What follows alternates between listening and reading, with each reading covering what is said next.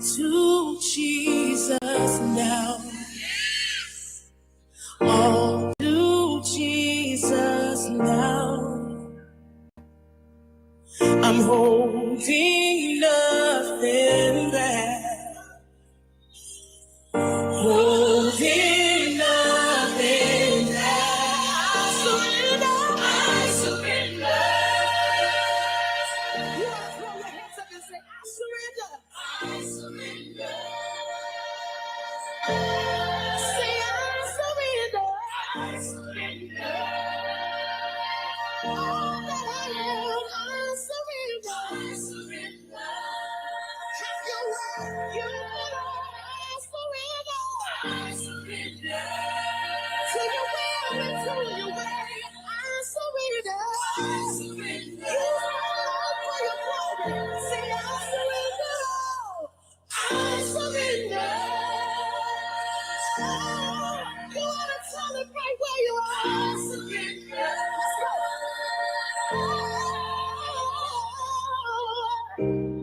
Your power at work in me. I'm broken gracefully. I'm strong when I am weak. I will be free. Your power at work in me. I'm broken gracefully. I'm strong when I am weak. I will be free. Your power at work in me. I'm broken gracefully. I'm strong when I am weak. I will be free. Your power at work in me. I'm broken gracefully. I'm strong.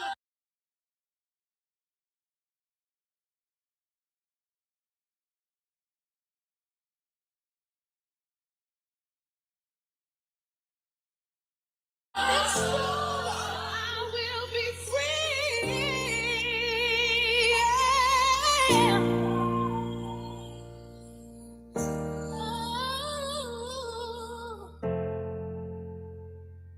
So here I am, God, arms wide open. I'm right here, pouring out my life gracefully broken. And I'm walking in power. Say I'm working miracles. Give somebody a high five. Say I live a life. I live a life of favor. Say I know who I am. Lakewood, are you ready to celebrate? Come on, put your hands together.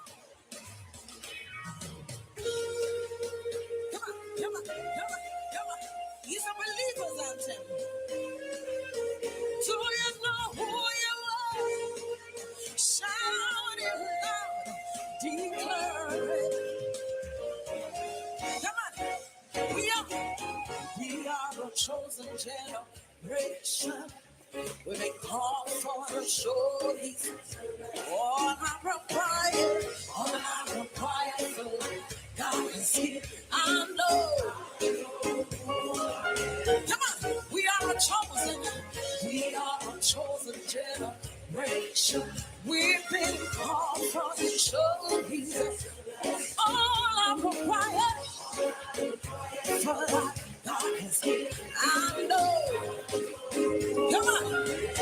I know who God says I am, what He says I am, where He says I'm at.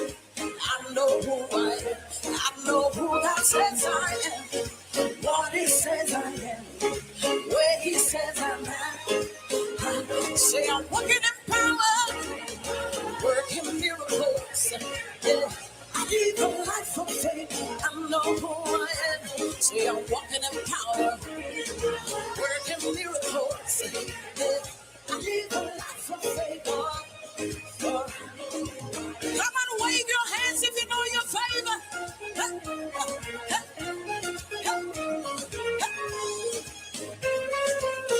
Everybody, one more time, wave your hands.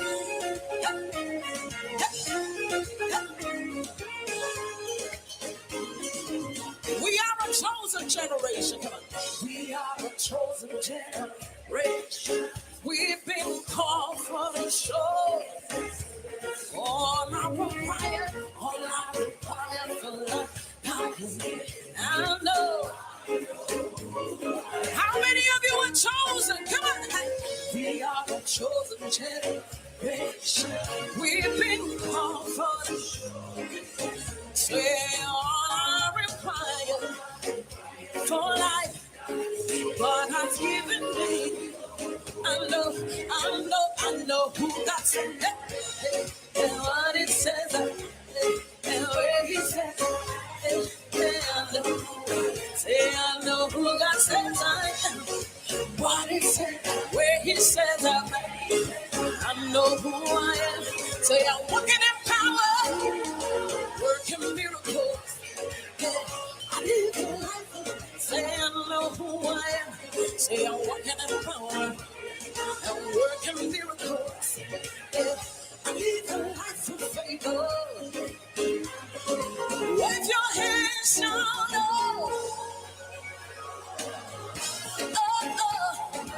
I know who I am. Lift your voice, shout I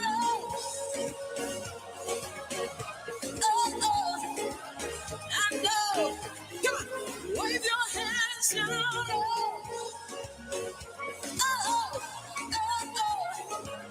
know who I am. One more time, shout I know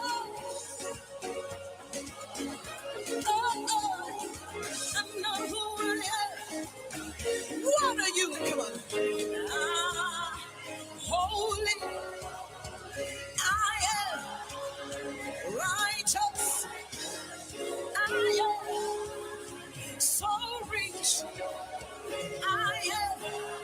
How many beautiful people do we have here? Yeah. Say I'm working in power. I'm working miracles. Say I know who I am, and I'm walking in power, working miracles. Good morning, colleagues. I just want to let you know, I know that it's after 9, and I just wanted to let you know that we're going to begin momentarily. So just give us 2 more minutes, and then we will get our day 2 of this Early Childhood Development Symposium started. Thank you.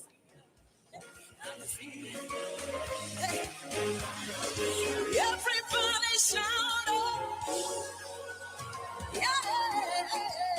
Oh, I know. Wave your hands, shout, oh.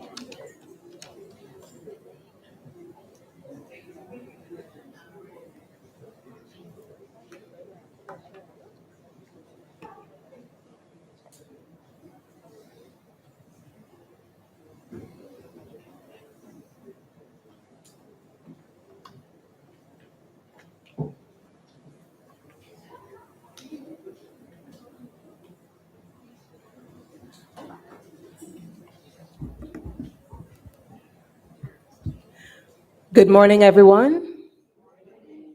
It is a pleasure to be here in this capacity this morning to chair and moderate day 2 of this very important symposium under the theme Ready, Set, Go. The future is at our fingertips. And for any of us who have been blessed and privileged to engage with youth and with children, we are very cognizant of the very significant role they play and will play in the future development of our nation. And it is very important that we set the correct stage, that we engage with them in the correct way, that we parent them in the correct way, that we engage with them as teachers and educators in a way that enables them to grow and develop and thrive so that they can be of benefit to the nation, to the region, and to the wider world. So any symposium which is designed to equip us, to engage with us, to strengthen or resolve, to develop our knowledge and cause us to interact and grow and develop as a consequence of what we are learning is very worth its while. So welcome all. Having seen some of the footage in the media, I was unable to be here yesterday, but I did see some of the media footage. I heard some of the comments that were made by the officials, and I know that that you did have a very good day yesterday and that you will continue to do so today. At this point in time, well, for those of you who may not know, I am Denise Charles from the Ministry of Education, Technological and Vocational Training. At this time, I'm going to invite Mrs. Gail Carter from the Child Care Board, and she will give you her own welcome and a review. Let's welcome her.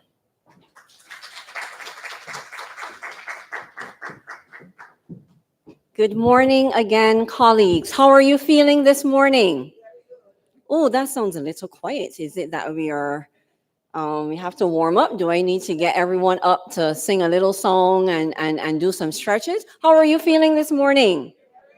Good, good. And I want to especially thank those teachers who are here. I know it's midterm break and some of you would rather be home in your beds. I do understand. I was a teacher before being at the Child Care Board. So I especially thank all of you who are here. Welcome again. Now, our review this morning, if you were thinking that I would come and recap what happened yesterday, I apologize to those who had that expectation, because you are going to do our review this morning. So I want to ask you, what are some of the takeaways for you from yesterday's session? We had a full day, and I know that this is what we do in the classroom as well. You go in and you ask your students, what did you remember? What was exciting for you? Because you want to know that they're engaging and you want to make sure that you are meeting their needs. So my question to you, we have our mics on the floor. What were some of your key takeaways from yesterday? There was lots of discussion, lots of topics that are pertinent to early childhood. So I open the floor to you. Let's get some feedback and some reviews. And I know some persons in the audience, so don't let me have to call on you. No takers? I have to call some names? Okay, we have a few. Good morning, ladies and gentlemen. My takeaway from yesterday, one of the issues that was stressed yesterday was from our speaker, our honorable minister, where she emphasized for all of us who work in care for children in relation to loving the children and showing unconditional love, because in every situation, every day is going to be different. We're going to be dealing with parents, we're going to be dealing with children, and it's going to be challenging. And sometimes you might not even feel like getting up to go to work. But you have to remember your focus, why you were here, why you came to do the job. Everybody say, because they love children, they want to work with children. So remember that you, no matter what the situation you're doing, to always remember love comes first. Thank you for that. That was very, very pertinent. So thank you for getting us started. We had this side of the room, the table down in the corner with the lady in the blue shirt and the one gentleman. We don't generally find gentlemen in early childhood. So how about you tell us, sir, what were your key takeaways from yesterday? Were you here yesterday? You weren't here yesterday. So someone else from your table will have to take that role now. What were your key takeaways from yesterday? And that would give everybody else the idea that somebody from your table has to speak. So we're coming. Get your thoughts together. Good morning, everyone. Good morning. I particularly like Dr. Boyce, Shelley Boyce's presentation. I liked her passion, and I felt reinvigorated to go back into school, especially working with the younger children, to help them to be, what was the word that she used? Stimulated, yes. So I particularly enjoyed that presentation. Wonderful, wonderful. Back over here, down in the back. And when she's finished, we're coming over here, the table down just in front of the caterers with Miss Tiandra, yes. It doesn't necessarily have to be you, but somebody at that table. Good morning, everyone. Pertaining to yesterday, Miss, hold on, what's her name now? Anyway, the one that with special needs, right? When she mentioned about the roving caregivers, I used to work as a roving caregiver in St. Vincent. And next thing is Mr. Brian with nutrition. Personally, I hate, when I say hate, I know hate is a strong word, but I hate to see a child with chips. I believe in fruits and water. That is my thing. I have nieces, and when I was with them, I give them fruit. I know they used to complain and say, Mommy, Daddy, Auntie, give me no chips, but I don't like to see children. I am big on nutrition, big on manners. That is just me. So my take was the roving caregivers program and the nutrition. And the nutrition. Thank you. Yes, moving along swiftly. And once that table is finished, we're going to come here at the table with Caroline. You know, when a teacher knows somebody's name, it is, y'all can relate. Good morning, everybody. My takeaway yesterday was that 3/4 of children in the world have been abused that in one way or another. That was a big takeaway for me yesterday. Well, for our table, we talked about it extensively after. So that's our takeaway from yesterday. And so we know we have lots of work to do. Yes, please, coming back on this side of the room. And when we're back over here, we're coming to the table with Miss Bryan. Good morning, everyone. Caroline Clark. My takeaway from yesterday was the importance of early intervention for children with special needs. And yesterday we spoke about the resources and the lack of resources and working together with the different entities to make things better for the children. So that is one of my passions, and that was my takeaway from yesterday. Thank you. Next table. And then we're coming here in the middle with Miss Maskell, so you guys can get your thoughts. Good morning. I had a lot of takeaways. Share us So- one with us.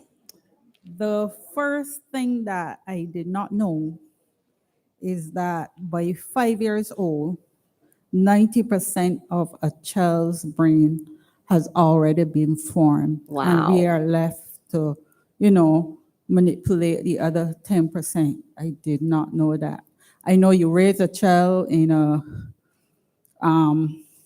what should I say?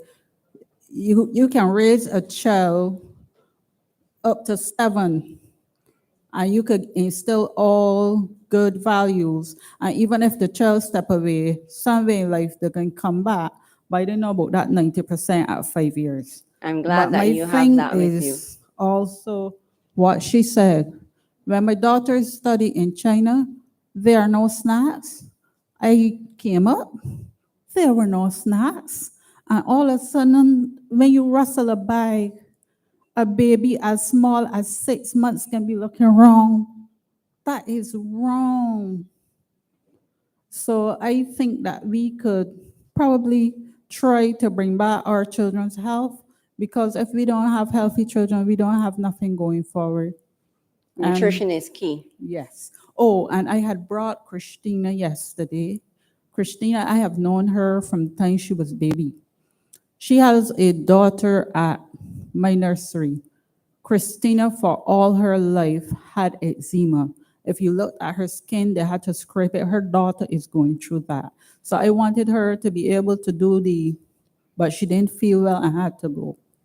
Well, you have lots of eczema information. goes longer than, Dr. St. John said that they tend to grow to it in childhood. Christina past childhood, and now her daughter is going through it. It affects our bodies in different ways. So you have lots of information that you can share with Christina from what she missed. Yes. Thank you and so I just much. want to let y'all know that be kind to children that come into school with eczema, because sometimes the skin don't look as you would expect it to look, but that child is gifted and worth well.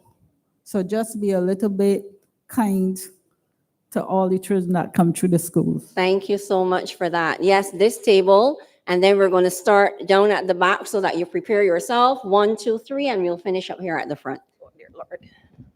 All right, good morning, everybody. Good morning. All right, so I had a takeaway from Miss Marie yesterday when she introduced her topic and she talked about the whole idea of cornering. And I just want to remind us, we have to be cognizant that children are going through so much, and we are not to add to that whole idea of cornering students. The next takeaway that I had was also when she introduced the whole idea of how we came to know what we know. And I reflected and I thought about it, and I said, children come with so many different experiences, and we have to be cognizant of that when we're trying to teach them, when we're trying to instruct them. So those were two things I took away. Thank you. Well, then we're going to be here all morning. Quite quickly. Okay. Yes, ma'am. Giving all students an opportunity. So my takeaway yesterday was with regards to persons who were traumatized and the way how it affects them in the classroom. So I find that sometimes we as teachers give children labels, and when we see children who behave badly, we say, oh, don't mind, he will behave. And I find sometimes because of that stigma that is attached to them, and because that stigma is attached to them and they are not being given that attention that is needed, or we are not looking to see what is happening with them otherwise, because I find that sometimes we just look at children and we want them to learn, and we say, okay, so we want these children to get straight A's, whatever, but we don't look at what might be inhibiting them from learning. And I find that was my main takeaway, looking deeper to see what's really happening with the children in front of me to make sure that I'm not missing anything that might be inhibiting them from learning. Looking at the child and not the behavior. Thank you so much for that. Moving swiftly along. 1, 2, 3. Yes.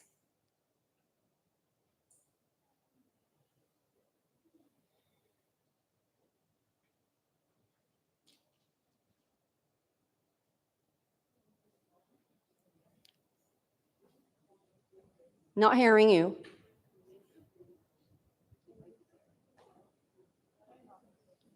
Good morning, everyone. I am Jennifer Peters, and I have two simple takeaways.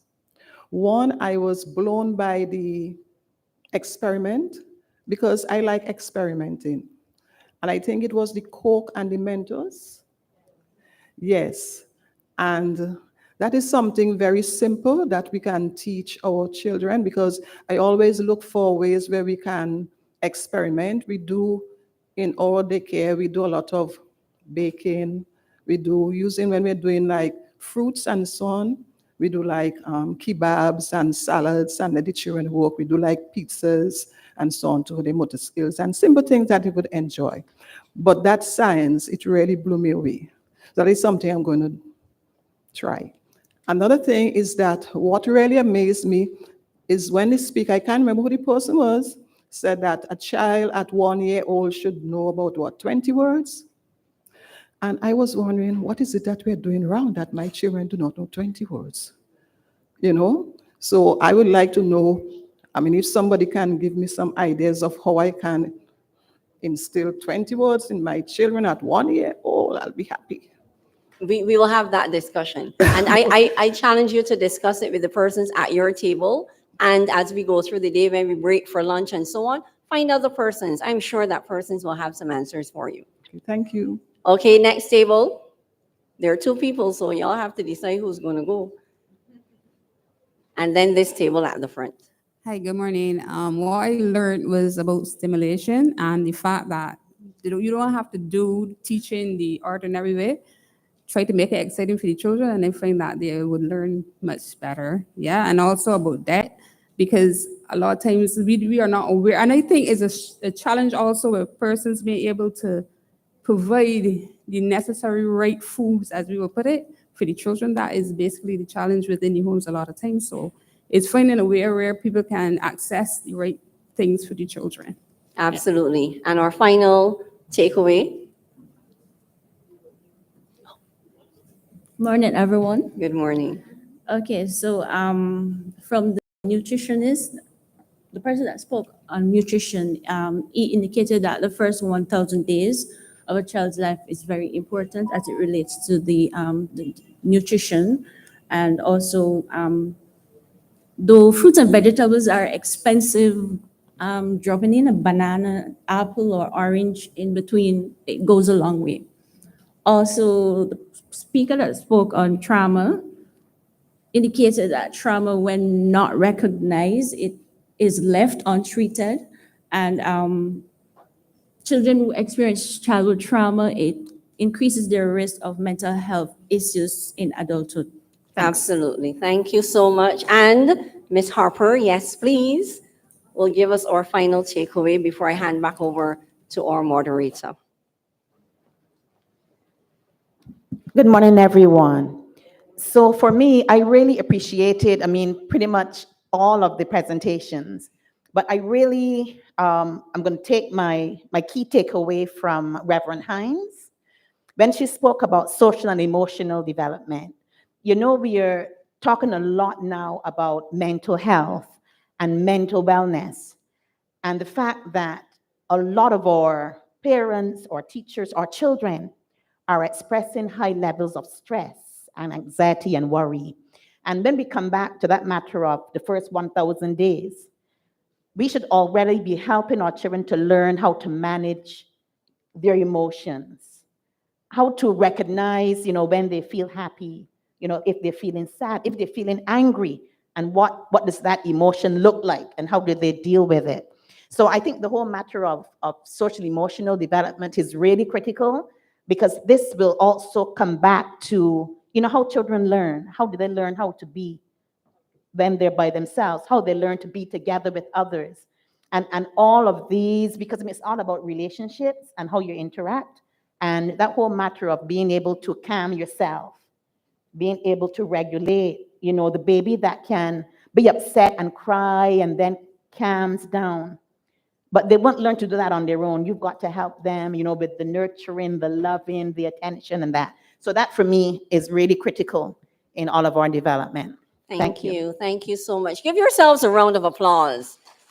Great job. Great job. Thank you. And I'll hand back over to our moderator.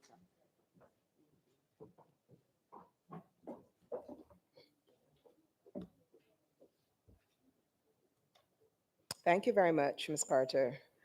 What that interaction proved was definitely that there was growth from your engagement yesterday at this symposium, and I'm confident that there will be even more growth from the information that will be shared with you today and from the feedback that you will be giving. Because one thing we always say, one thing that I always say when I engage, even with adults, is that learning takes place in community. Repeat that. Learning takes place in community. So no one person, no one expert knows it all. As we engage with each other, that is how learning really happens. It's dynamic and it's beautiful. At this time, we are going to be looking at a very critical topic, one that I particularly am always very interested in because of my own research in the area of digital literacy and digital development.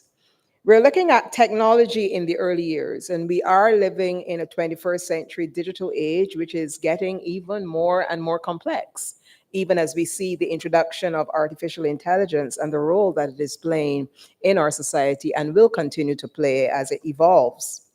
And certainly, as we're dealing with our children and our young children and early childhood education, how they engage with technology and how we lead them in this process is going to be critical to their well-being and to their digital development, because that is actually a term. So we're going to be looking at this topic, screen time and its impact. And we have to make this presentation Miss Faith Bascom. She is a rehabilitation therapy technician at the Child Care Board. Mrs. Faith Bascom is an experienced rehabilitation therapy technician and qualified social worker with 23 years of dedicated service in the field of rehabilitation. She specializes in pediatric physiotherapy. She's trained in the renowned British Bobath therapy approach and also has extensive expertise in speech therapy and occupational therapy. Her multifaceted skill set and compassionate approach have contributed to her effectiveness in the field. Let's warmly welcome her to the podium as she makes her presentation.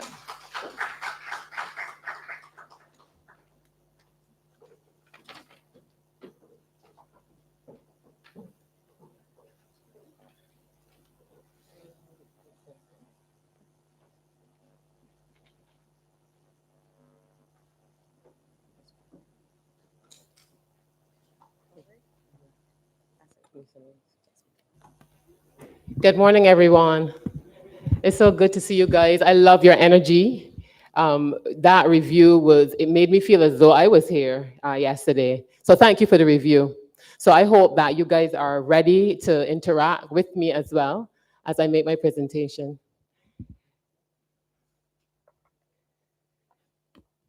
So the use of screens, and we're going to jump right into it. The use of screens has become a critical aspect of children's everyday routines and our routine as well. And although it provides education, although it provides educational and entertainment benefits, too much screen time can negatively affect children's physical health, as well as their speech and language development and overall functional abilities. So before we go any further, let's do a quick exercise. It is called Guess the Screen Time, and I want you to interact with me. Yeah? Yeah? I want you to guess the average daily time that children spend on each of these. So the first one is playing outside. So I'm going to list them. I want you to think about it and tell me what you think, right? Is the average daily time that children spend on these areas. So playing outside, watching television, reading, and using a tablet.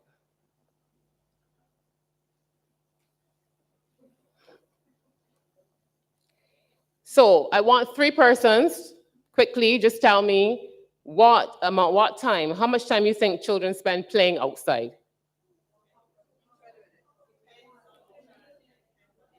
Okay, 20 minutes. Depends on the child, half an hour. 20 minutes or half an hour? Okay. All right. So the answer to that really, and I agree, somebody said to me, it depends on the child. That's correct too.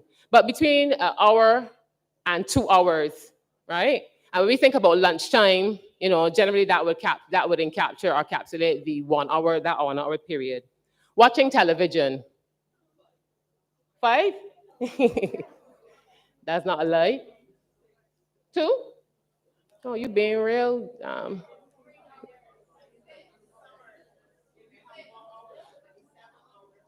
Who's saying 6?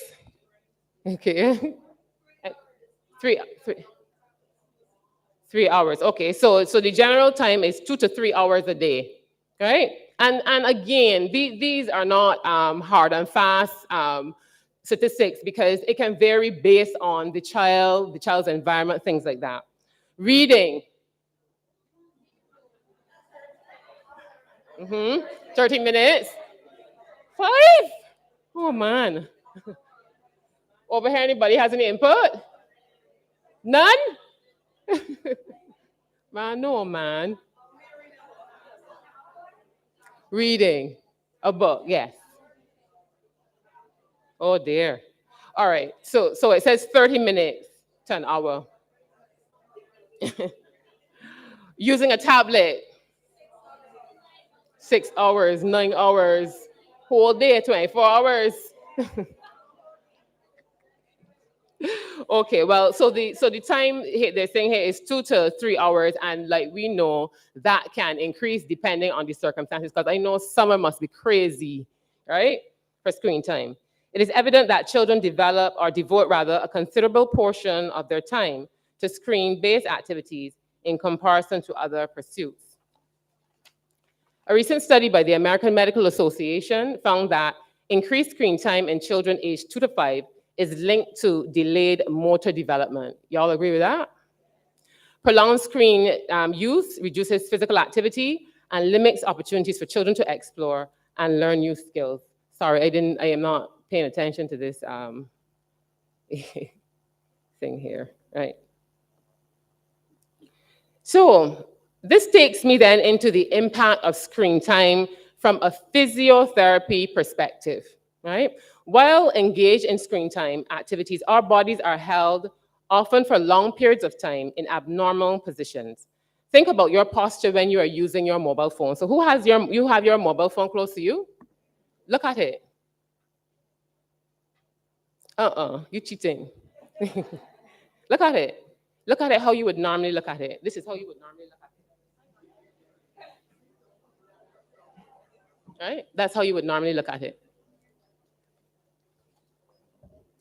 Your head is slightly bent forward and your shoulders are rounded. And this too depends on where you are, because if you're home in your front house chair, you bend up. All kind of positions looking at this phone. Okay, your head is slightly bent forward, your shoulders rounded, and your spine is slouched.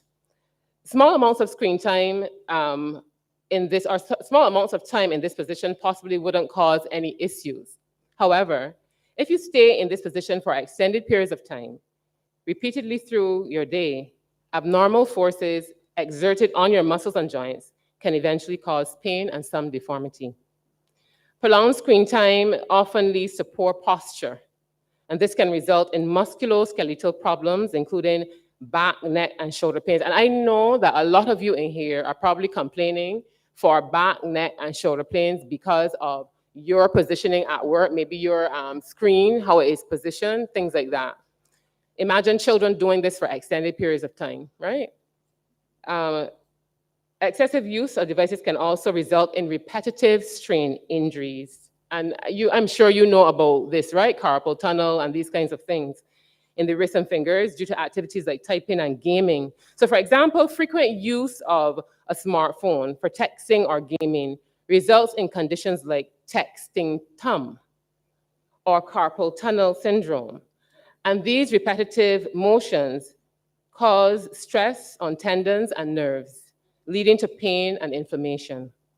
Another example that I want to give is and it's pretty much what I said before. A teenager might spend several hours each day texting friends or playing mobile games. And over time, the repetitive thumb movements can lead to inflammation and pain in the tendons, making it difficult to perform everyday tasks that require thumb use. Try to take out your bottle without using your thumb or cup. No, like this. Like this. Like this. All right, one tricky, but generally, there aren't a lot of things you can do. If that thumb was hurting, you wouldn't be able to hold it like that. All the antics and techniques that you'll be crying. Okay. So, sorry.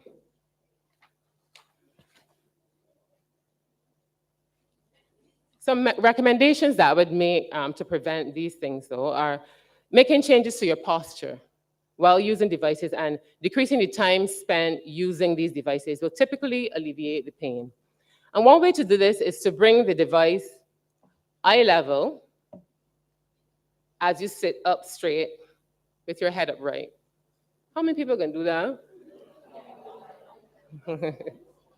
But if you do it, right, if you were experiencing pain in your neck and you did it, you actually feel the relief in your neck. You would. We generally tend to develop a lot of bad postural habits that we don't even think about. And some of you sitting in your chairs right now might be sitting very poorly. And sitting poorly too impacts your vertebrae. It impacts your hips, it impacts your knees and your ankles, right?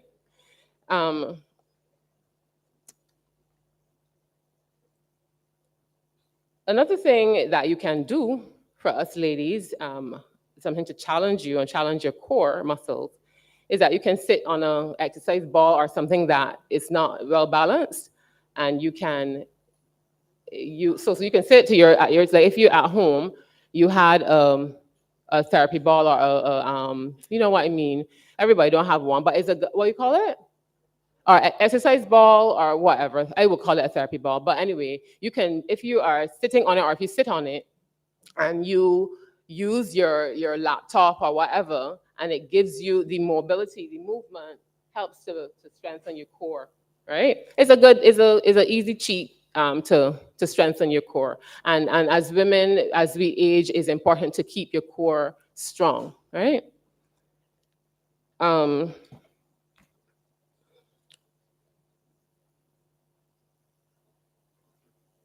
So encouraging movement, implement regular breaks during screen time for physical activities such as stretching, jumping jacks, or a quick walk. Ergonomic setups, quite important. Ensure that children's workspaces are ergonomically friendly with screens at eye level and proper seating support and good posture.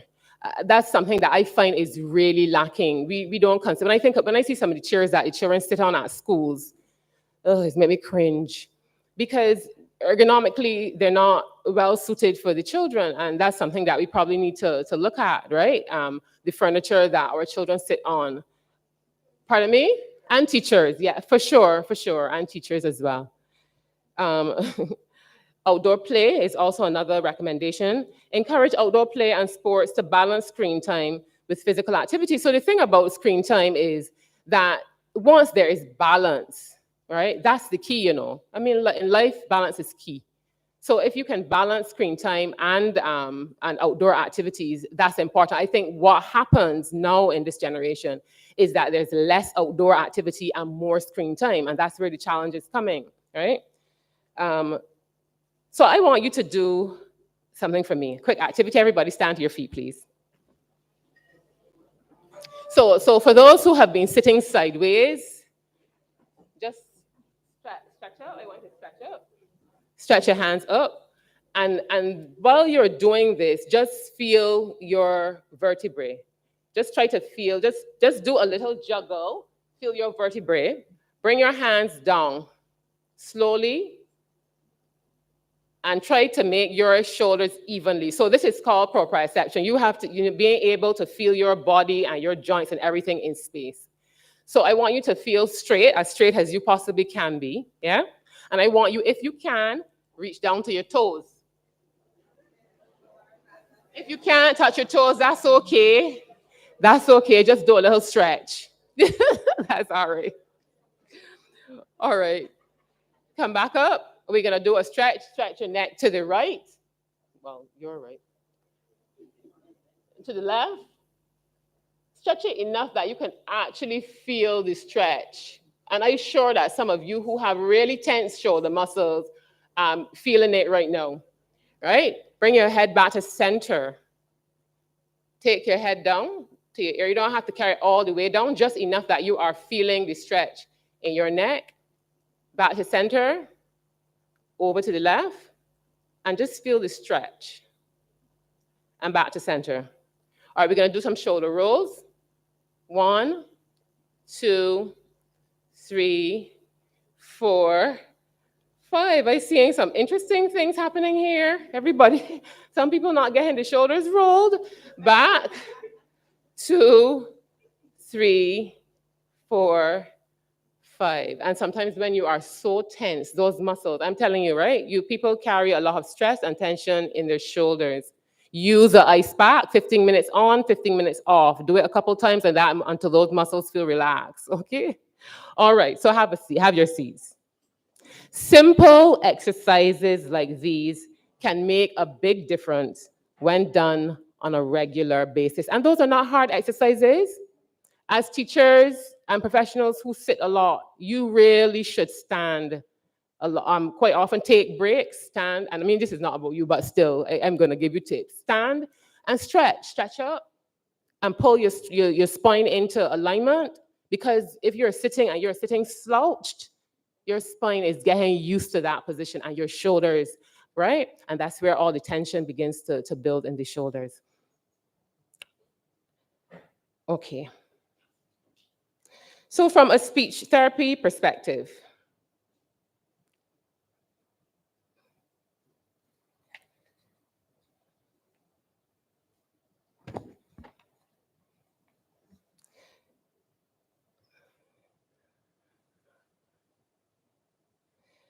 there are a lot of foundational skills that are being built during the early years of communication. Some foundational skills of language that must be in place to ensure successful communication, including eye contact, joint attention, cause and effect skills, using gestures, understanding turn taking, imitating skills, engaging in pretend play, and making facial expressions. Each of these skills is complex in nature, contributing to all areas of communication, such as understanding language, expressing language, and the use of language, right? And this is I don't want to get ahead of myself, but what I find interesting is persons speaking to children, not making eye contact, or just, like you're speaking at them and being very dismissive. The thing about communication is that right now everybody's looking at me, so we're engaging in eye contact. This setting here, this is joint attention. We are all focusing on one similar activity, and we are locked into what's happening here. When you're speaking to a child, have a similar concept. If you want to make eye contact with the child, you want to speak to them, letting them know, I'm interested in you, right? And sometimes, so what I do is I get down to their level, because it makes them feel like you're interested in talking to me, right? Communication is not just words. It's so much more. Like I can look at your face and I can see what you are communicating to me by your facial expressions, right? And children learn that way. So babies, I don't know if you've ever noticed that young babies tear a lot. They are enamored with the face, right? And while you have them captivated, that is when the most language and learning will occur. So you should capitalize on those times. Parents should capitalize on those young formative years where the children are because that's where they are soaking in everything. They're looking at your lips because they're learning how to pronounce the words. They're looking at your facial expression, if you're happy, if you're sad, if you're angry, right? And they are learning how to communicate that way. So some of the resultant issues from excessive screen time are things like delayed language acquisition. So limited interaction with others can delay language development. For example, a child who spends excessive time watching videos instead of engaging in conversation with family members may struggle to develop vocabulary and grammar skills. And so we have teachers here, we have social workers here. What are the other professionals that we have here? So I know we have psychologists here, caregivers, right? So it's so crucial for us to interact meaningfully with our children, because it's not just about taking care of their everyday, but it's also how we communicate. We are teaching them how to interact with other people. We're teaching them how to communicate, right? So things like reduced social interaction. The screen time impacts these things, delayed language acquisition. It delays it because if you are not engaging with another human being and learning how to communicate, it's gonna delay your language. So reduced social interaction. Social skills are essential for effective communication, and face-to-face interaction helps children learn these skills. A child who primarily interacts with screens may miss out on understanding body language, eye contact, and conversational cues, which are critical for social communication. So for example, when I interact with the babies at the Nightingale home, I go to their level, I go down to their level, and I make eye contact with them. And my facial expression says to them, I am glad to see you. How are you? And my tone of voice tells them, this woman interested in me, right? And then, you see a happy response. Some of them might be tentative if they don't know you, but then eventually you can elicit a smile, or a little giggle from them. And I would sing to them sometimes. And that's one of the things that we need to do too. Sing some more, sing songs. I find that children not, all the little nursery rhymes and things that we used to come out on, some of the children don't know. And that's crucial for language development. Articulation issues. Children may mimic improper speech patterns they hear on media. I don't know how many of you have ever experienced this, leading to articulation problems. For instance, a child who frequently watches cartoons with exaggerated or incorrect speech may adopt similar speech patterns, making it difficult for others to understand. My first year as an RTT, working at the AC Graham Development Center, I encountered a child who had an official diagnosis of autism. And this child spent lots of time in front of the television. He did not have a Barbadian accent, nor did he speak, his speech was like a cartoon character. And my supervisor then said to me, she wanted us to have the experience. She said, come, I want you all to experience this. And we went into the room. I tell you, for me, that was so, I don't know, it was like shocking. I didn't think that these things happen in Barbados. I mean, that might sound naive, right? But honestly, that's something that I did not expect. So it's so important to not use devices to babysit children. I find that is a trend, that is trending. All right, so I have an activity for you, but I don't know how long it'll take. I'll try. It is, and we can probably do it quick, probably just one person. So what I want you to do is to tell maybe one person at your table, tell a story about your favorite childhood game. Y'all remember your favorite childhood game? All right, so let's do it quickly. But people looking like, you don't remember your favorite childhood game? My favorite childhood game was rounders. I lick off so many toe heads playing rounders. Pardon me? Okay, so I want you to look at people on your table. Explain to them, look at them with all your passion and explain to them your favorite childhood game. Just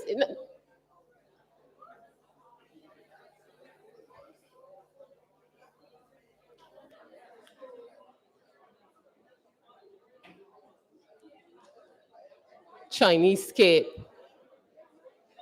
Nobody hear nothing about Chinese skate? Chinese skate? Hopscotch. Yes. Hopscotch with toilet paper. All right.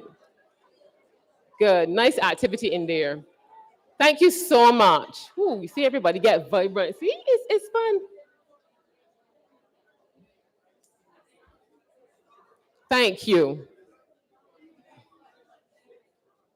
They don't want to stop now. See? All right, thank you. I see all the hand clapping. I didn't see nobody get up and do a hopscotch, but anyway. So activities, things like this. When you explain to someone, or when you're explaining to someone something that you're passionate about, right? You become emotive. Your voice is excited. Your tone's raised. You're communicating to this person how you feel, so the person don't have to guess if this is something that you really like, right? So activities such as this, when you engage in activities like this for children, it enhances vocabulary and descriptive skills, because that's what you were doing. You were describing to your colleagues the game and what you did and if you liked it and how you used to do it and all this. You're engaging in descriptive skills. It encourages creative thinking and imagination, promotes narrative skills and understanding of story structure, and it provides opportunities for participating in conversational, turn-taking, and social communication skills. Have you ever had a conversation with somebody who didn't seem to understand turn-taking skills? Have you? Yeah? Yeah. And it's kind of annoying, right?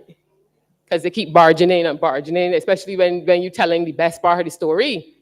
Right. So when we do things like that, when we teach children skills like these, you are teaching, those are lifelong skills that that person will learn. And maybe it isn't that those persons don't or hadn't acquired those skills. They probably just didn't want to, probably like to just dominate the conversations. But anyway, you get what I mean. So some recommendations would be interactive screen time, to use apps and games that require verbal responses. Sorry, I am not moving my...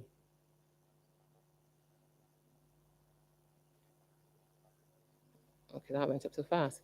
Use apps and games that require verbal responses and engagement. So for example, a language learning app that prompts the children to speak and respond can help improve their verbal skills. So they're not all bad. If you can find an app, a quality app that can teach language skills, you can work with it, right? You can say, so the thing about it is that there's mindless scrolling on the internet, and you're not learning anything, right?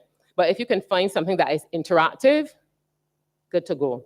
Balance activities. So complement screen time with activities that promote speech and language development, reading aloud to children, encouraging them to tell stories, and having regular conversations are effective ways to enhance language skills.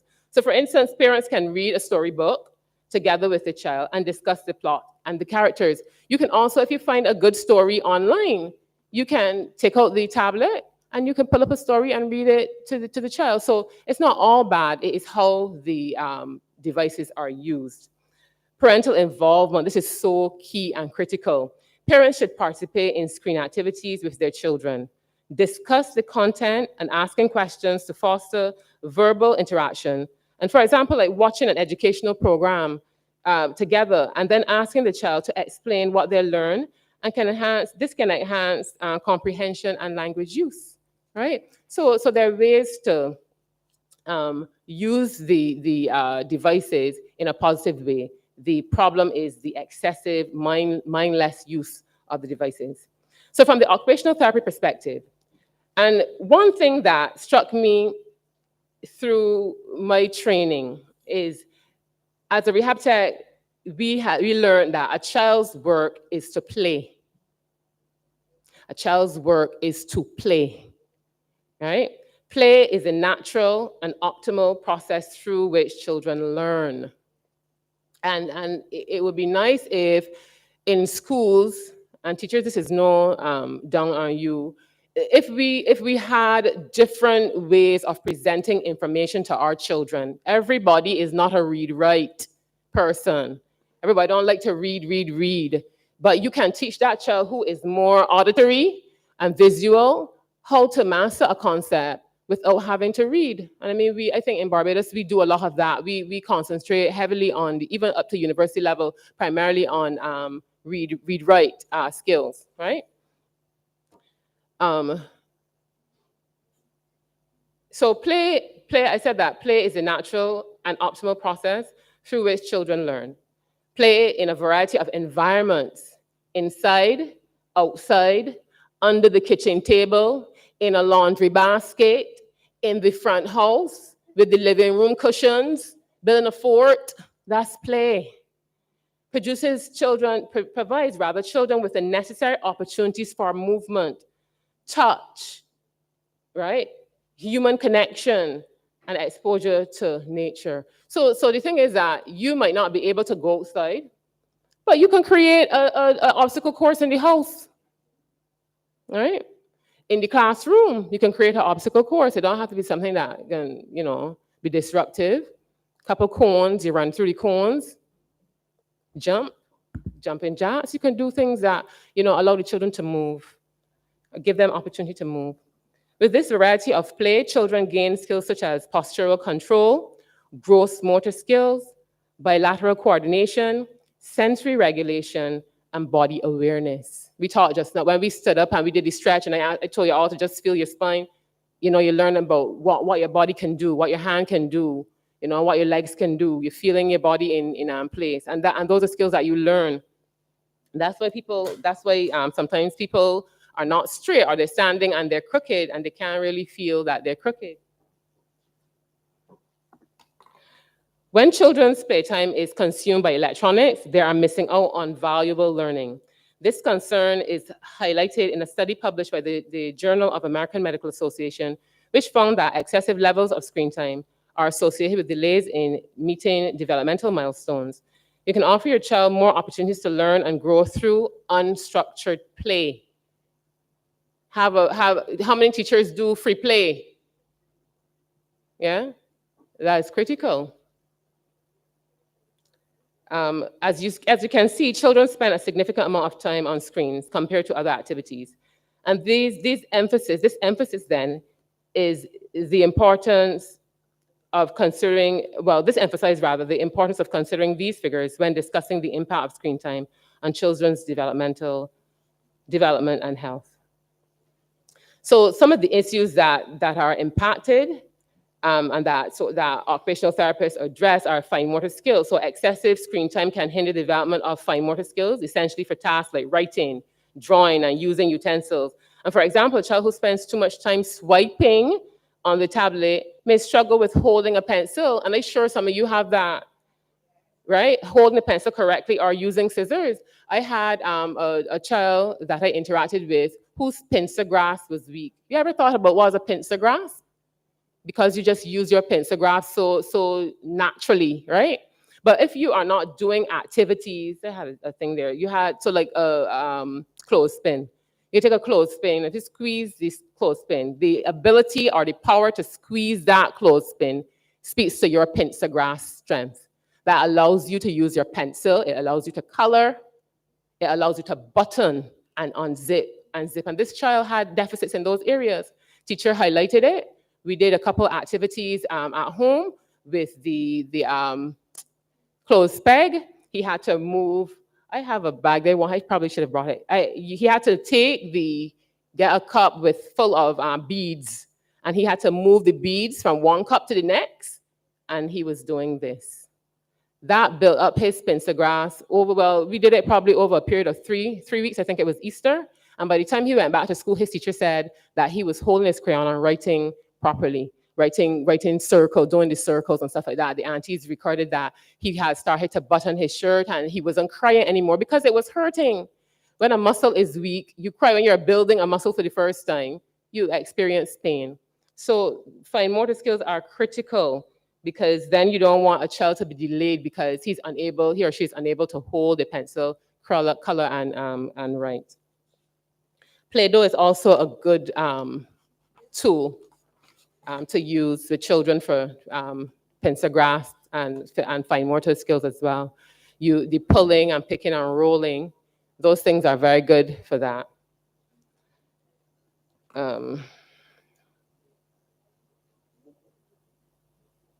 Right, so the Play-Doh, it actually strengthens your hand muscles and improves dexterity and enhances your hand-eye coordination as well.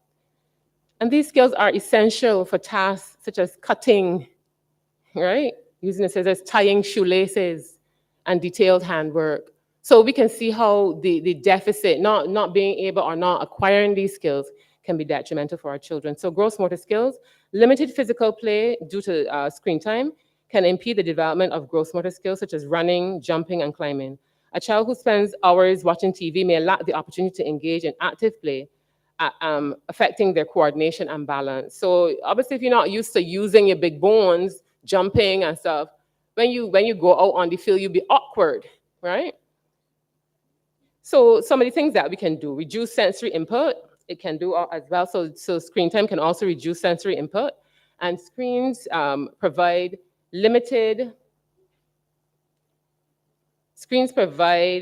sensory experiences compared to hands-on activities. So for instance, touching a screen does not offer the same tactile feedback as play with sand or Play-Doh, impacting sensory processing and integration.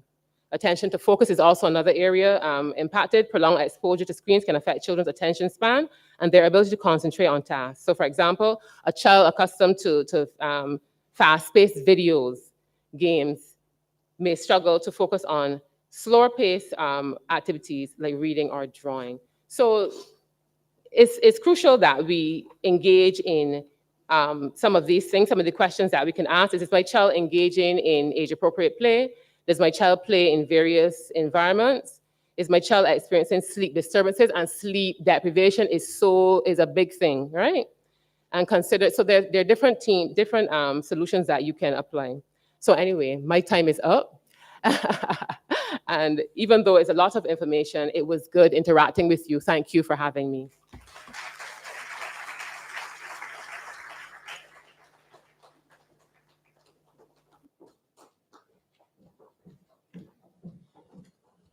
Thank you, Ms. Bascom. I know that information, which doesn't have a cap on it, is definitely worth the while. And I'm sure from much of what she has shared, we can gather further fodder for discussion and rumination.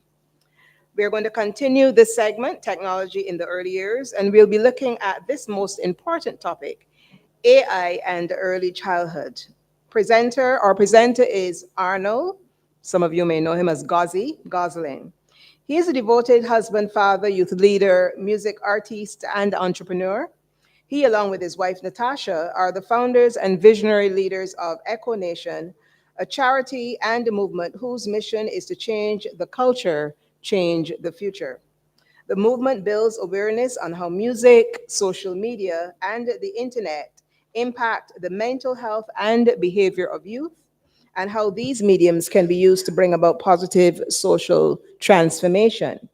Arnold has 20 years experience in the field of technology, designing and developing solutions for governments, businesses, and international enterprises. He also has a passion for music and is a multi-award winning Christian artist, performing in several countries as well as cities in the United States of America. His vision is to influence positive social transformation through his creativity, music, and lifestyle. Let's warmly welcome Gazi.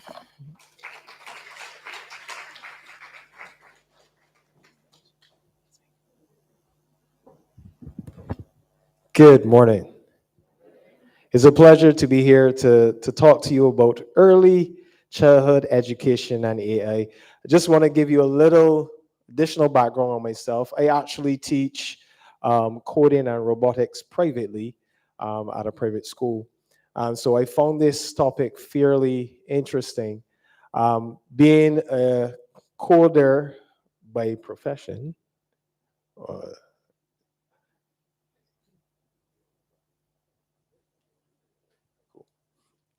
right. I build apps and websites and different types of systems for companies. And I'm really excited about it because I am a creative and I love creating solutions. Now,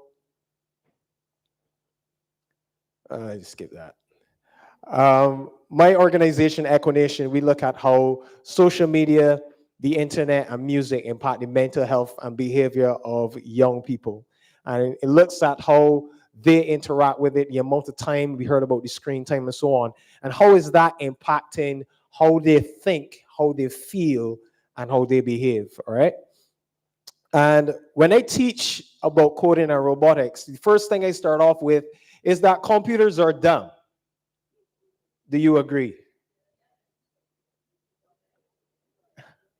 Computers are dumb.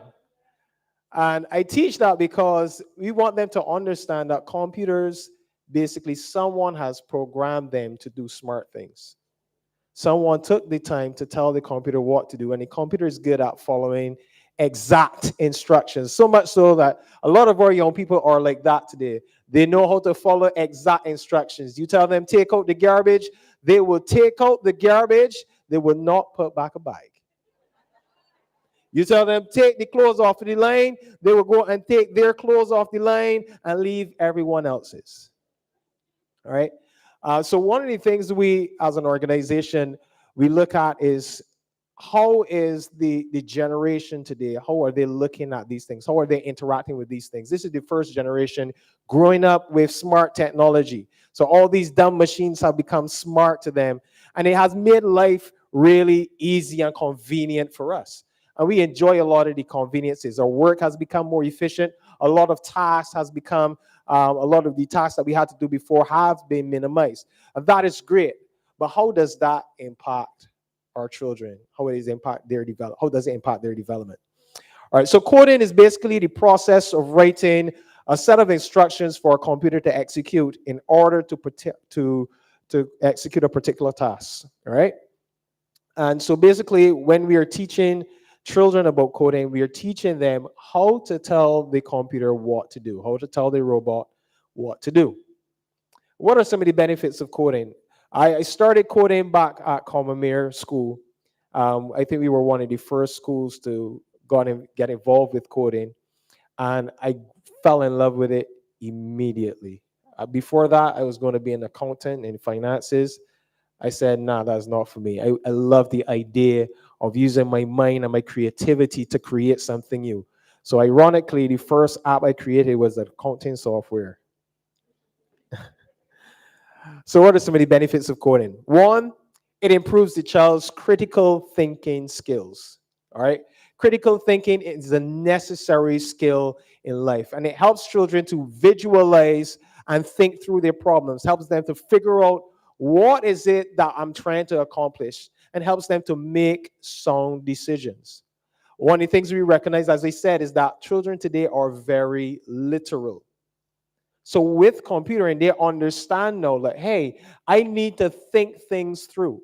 So we teach them all about what is problem solving, what's the 4 steps of problem solving, which is identify the problem, create a plan, execute that plan, and review the results.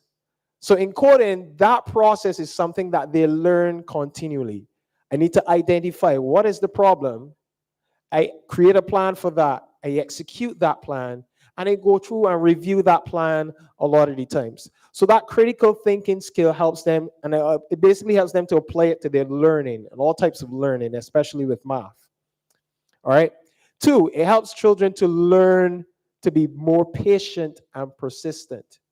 So when you're dealing with problem solving and in those skills, you learn that sometimes you don't always get it right the first time. And that is something that sometimes when you're in a school environment, you think that if you are wrong, you'll never get it right. But in coding, you learn that being wrong is not a problem. Being wrong is just a stepping stone to how can I improve on what I'm doing. So it teaches them that persistence. It teaches them patience, because sometimes you have to execute the code and wait to see what is happening. So coding requires evaluation, problem solving, developing, testing, and retesting to get the desired results. Patience and persistence are fundamental qualities in the process. And this is so fundamental for children who are growing in an impatient world. There are society, we have children now who everything is instant this, instant gratification, instant everything on the phone, instant cuckoo, instant all types of things. Right? No more do we don't stir cuckoo no more. I just put it in microwave. Right? And having the skill, understanding the skill set of being persistent. So when something does not work the first time, being persistent in, okay, what can I do differently? And having the patience is so necessary for the development of our children today, especially in today's world. Number 3, learning to code improves creativity for kids. All right. One of the things that I do is that after teaching them about all the whole opportunities and the different things that computers can do, and when you program it, is to see how we can apply it. And we look at natural things that we do today. There is a computer that is sensing that you're walking up to the supermarket door and says, hey, someone is coming, open the door. And when the person is gone, I close it back. So we show them all these things. There's the whole creative culture behind it. So coding encourages children to be more creative and innovative in order to create something better than what they already know. All right. And I know there's a concern that as the years go by, the generations will get less innovative and creative. We had the baby boomers and the generation millennium millennials that came afterwards, that there's so much wonderful work in terms of creativity. And the question is asked, what's next? And if we go in a society where everything is so convenient, it does not push us anymore to be creative or to be innovative. But coding helps you to look at things differently. It doesn't mean that you have to create something completely new, but find new ways of doing things. All right. Number 4, learning to code, improve math skills for kids. Coding helps children to learn math by applying logic to the program and performing tasks such as calculating distances, angles, speeds, adjustment, scales, and so on. Especially when we're working with robotics, we have a robot that we would teach the children to program that robot to do particular things. And we would set down the robot, we would create sometimes a community or a map that they have to map out and measure how far the robot has to travel. They have to understand what are the limitations of this robot. And then using that knowledge, program the robot to complete those tasks. So the math skills are there, the angles that the robot has to turn in order to do certain things, speed calculations, all these things are there. So it really helps with them developing their math skills and seeing how math can be quickly applied to something that they like. A lot of the times you hear people say, I don't like math, I would never use it. But when they see math now in that light, hey, I'm trying to do something, there's something exciting, there's something creative, they pay more attention to that. All right? Learning to code improves confidence in kids and teamwork. One of the fundamental things I do with code or school or our students is encourage them to code in groups. The reason why it helps to build their social skills. It helps practice that same patience and persistence that we talked about earlier. A lot of the times with their devices, when children are just gaming, they don't, as you heard just now, the social skills are limited. The ability to communicate is limited. Our organization, we recognize that after COVID, a lot of the students in secondary schools became more reserved. They were less social when they came back into school, less interactive in classes and so on. And a lot of this, in my opinion, is tied to the fact that during COVID, few schools encouraged children to turn on the mics, encouraged children to participate through the cameras and so on. There were some schools, like I know one private school where they had to go to school in their school uniform, had mics and cameras on all the time because they recognized that their education was not an option and they ought to take it seriously. And that was the discipline of the school. But with COVID and children not being interactive, not having to turn on the mics, most of the time they weren't even in class. They learned that, you know what, sometimes I don't want to say something and then people think what I said is dumb or whatever. And that whole idea now of trying to communicate socially in public has dropped. And a lot of them have confessed this. So coding teaches students to experiment with new ideas and to share them with others. We heard about that just now. Students will learn to work in groups and collaborate towards solving problems. And this is so critical, being able to work in groups and towards solving problems. And it's a skill that we really should set with them from a very young age. Coding is a critical skill for the future. We all see where the world is heading. Everything is getting smart. And if we don't equip our children with the understanding of these type of things, we're going to limit their ability to participate in the world in the future. Learning to code at a young age will provide good insurance in terms of supporting and preparing kids for the massive growth and development of technology in the future. And I'm going to state here that there's a difference between using technology for entertainment and using technology for your personal benefit. So we talk about digital literacy skills, which is being able to use technology for your benefit. What we realize as we go into secondary schools and we talk to students and we connect with teachers is that many of our children are digitally illiterate. They know how to use it simply to gratify or to get the dopamine from playing games or from going on social media. But you ask them to do it for research. You tell them to send an email, Sometimes they will send the whole body of their school assignment in the subject of the email because they didn't know that you had to put it in the body. Sometimes they didn't know how an email is structured. They don't know how to identify what is real or what is fake online. So we recognize that even though they have access to technology, they do not know how to use it for their personal benefit. They don't know how to use it for creating assignments. And when I say creating assignments, I'm not talking about plagiarism. I'm talking about being able to build an assignment, use different fonts, use pictures and those type of things. They don't know how to do it. But they do know how to use filters for selfies. All right.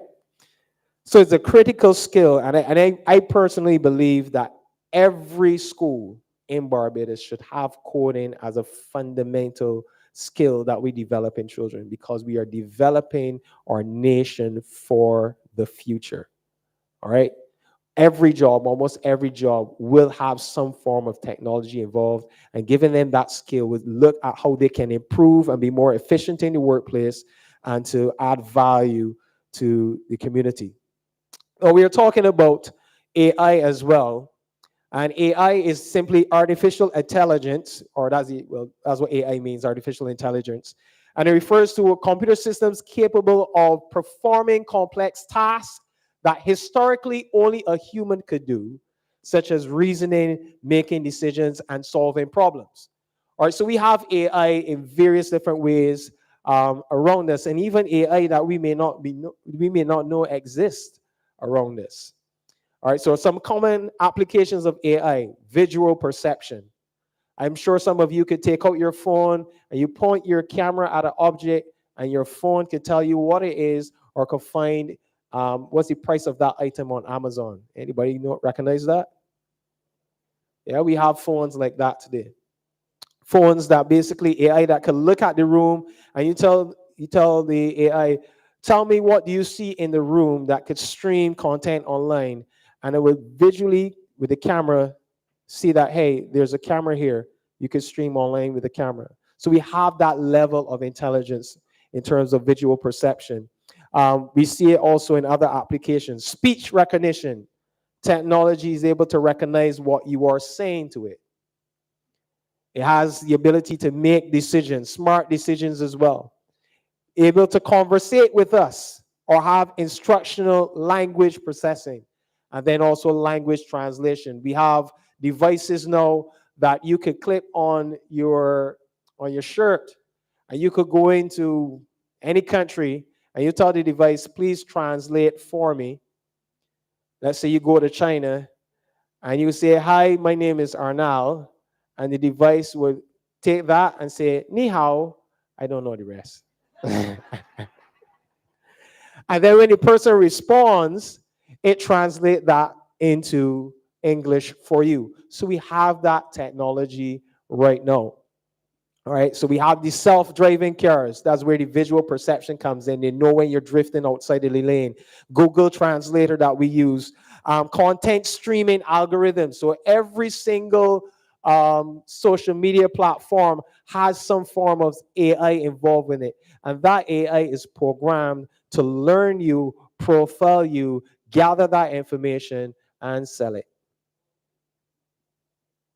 So it learns from what you swipe, what you like, how much time you spend on a particular post, what your friends like, and they recommend or suggest things to you based on what your friends like. And if you like it, then they continue to send more content like that, because that algorithm is programmed in order to make you spend lots of time on that device. So when we talk about screen time, when I look at it, screen time, our children spend a lot of screen time on the phones. It is an intentional act based on what they know about human psychology and sociology, and using those techniques, manipulating those techniques, that we will spend lots of time. So as parents, we need to step in. All right. We have ChatGPT and Microsoft Copilot. So right now in our browsers, we have AI in our browsers that you could ask the browser any question and it could give you answers. Smart assistants like Alexa and Siri. You have them at home. You could just say, Alexa, play Western or whatever it is, or Alexa, put a notification. It might remind me at 12 o'clock to have lunch. We have image generation. All these AI know that you could simply, by telling the AI, create a picture of a cow in blue in the snowfield, and it will take what you type and create an image of that within seconds. So we don't even need graphic artists anymore with this artificial intelligence. And then automated finance investing, AI that tells you where to invest, how to invest, and so on. So what are the benefits of AI, especially in the teaching environment? It helps you, it assists in learning. So a lot of teachers can use it to create learning platforms and to create different learning applications for their students. It can limit human error. A lot of the times we may make several errors, or there's things that we may do wrongfully, or we may not detect the error. AI can help you with that. It improves efficiency of repeated tasks, and it saves a lot of time. All right. But as it relates to early childhood, should children be exposed to AI early? And we heard the whole aspect just now about developing motor skills, fine motor skills, social skills, and all these things. And when we look at artificial intelligence, as I said, especially with children, we are not just looking at something that is bringing convenience. It is also something that's collecting information and doing certain things. So we have privacy and security concerns. So, for instance, how many of you know what is well, let me not say that. Let me rephrase that. What age are you allowed to have social media online? 18, I hear 18. 13. So the age is 13. You are not allowed to have a social media account before the age of 13. And the reason why social media companies tell you this is because of privacy and security concerns. All these companies have said, in essence, that the type of information that is collected on the persons that have these social media accounts, it is something that we don't want adults to have on children, because they can be manipulated, or that information could be used against them. So we have a situation where our children, when they use social media, are exposed a lot of the times to content that they are not ready for. A lot of content that is inappropriate for them. And you're exposing them to AI that will look at them and say, well, I'm going to serve you this type of content all the time. I'm going to keep on sending it. I'm going to learn from you. I'm going to take that information. I'm going to sell it to advertisers. I'm going to sell it to other people who are interested in it. So we are basically, when they interact with that level of AI, depending on the type of platform, we are creating serious privacy and security concerns. Then we have this social isolation. Because of the convenience of AI, and a lot of the AI right now are basically isolating our society. And I mean, if I could tell the camera stop, it would tell them pause on this, because this is personally my issue with a lot of the things I see today. We are becoming a society where there's no longer about community in a natural sense, where we have virtual reality, where everybody is logging in to an online situation where there's no direct connection. Long-term memory skills, connection skills, social skills, all those go through the door for something that is virtual. And what happens when you have that is that you have a society now where no longer the village raise our children, but whoever is behind the device. All right? Poor social skills, we mentioned that before. It limits critical thinking and problem-solving skills, and it can fuel digital addiction, which is a serious mental health concern that we're seeing across the world right now. It is said the more time children spend on devices, on social media, the more likelihood of them suffering from depression and other mental health issues. And AI, because of how smart it is, it can stifle creativity. So the creativity that you can get from coding, which is you creating the code to develop certain things, will be stifled if we have artificial intelligence always doing everything for us. Because the day that the AI goes, children won't know how to function. They won't have the skills to say, how can I do this differently? It's the same way where I tell children today, let's go on a social media fast. And they say, I cannot live without my phone. I say to them, all it is that we're faster from social media and gaming. You could watch TV, you could go on the internet, you could do research, listen to music, play games, go outside. All of those things go through the door because I can't go on my phone. So they focus more on what they lose rather than everything else that is available to them. All right. So we'll close with this. A 2003 UNESCO report says this: education systems should always ensure that learners' interests are placed at the center and that digital technologies are used to support an education based on human interaction rather than aiming at substituting it. Because the way how technology is going today, AI could replace our teachers. It will learn from children interaction and know where their skill deficits are and could be basically pattern teaching for them to cater to that child. Large-scale international assessment data suggests a negative link between excessive ICT use and student performance. This is something we also recognize coming out of COVID. There had schools that actually called us and said we had a whole year where almost all the children failed coming out of COVID. And most of them said this was because of their screen time and their interaction on devices. Mere proximity to a mobile device was found to distract students and to have a negative impact on learning in over 14 countries. So even though children have access to more information that should fuel their education, we're realizing that the distraction that comes from that device is actually prohibiting them from learning well. All right, so what we would say is the key skills today: teach our children media balance, teach them digital literacy skills, and I would encourage teaching them basic coding skills. I believe my time is up. Yes? So I'm going to stop here. Thank you very much. I hope you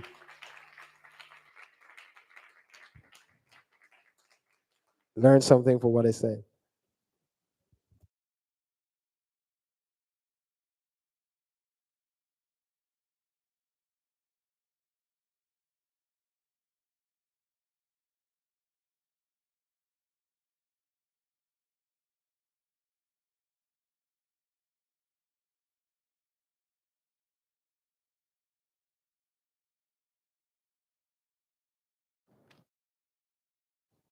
We want to thank Mr. Goslin for that very interesting presentation.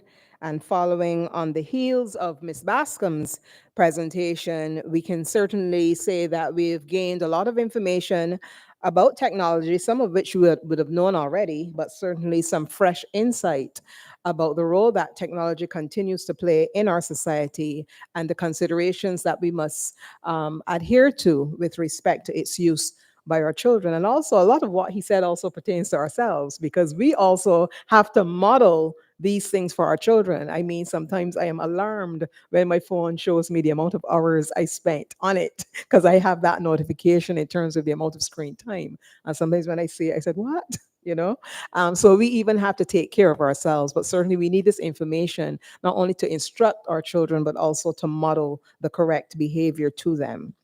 So as I said at the beginning, learning takes place in what? What was the word I used?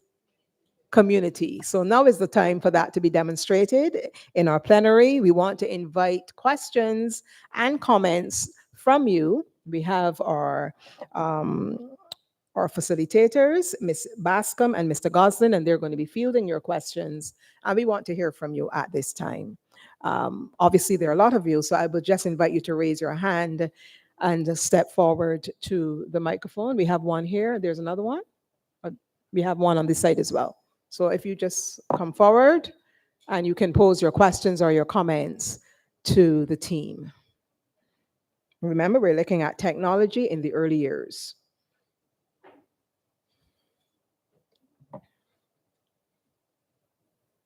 Questions?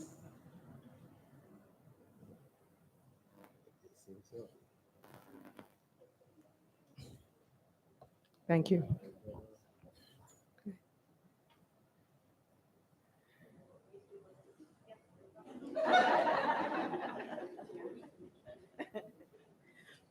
Good morning. Thank you very much. I just wanted to direct my question first to you, ma'am. in terms of screen time for children under 2, is there guidance for children under 2 in terms of the amount of time? Should they be on the tablet at all? What is the guidance around that? Thanks. That's something that I had not gotten to, and I'll give you that information now. So 18 months to 24 months, no screen time, right?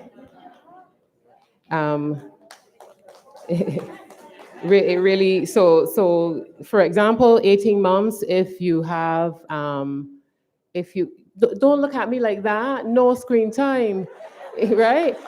Because like, for example, 18 months, if you're gonna have a child, like maybe if you do FaceTiming, because then FaceTime, what happens is you get the facial interaction engagement.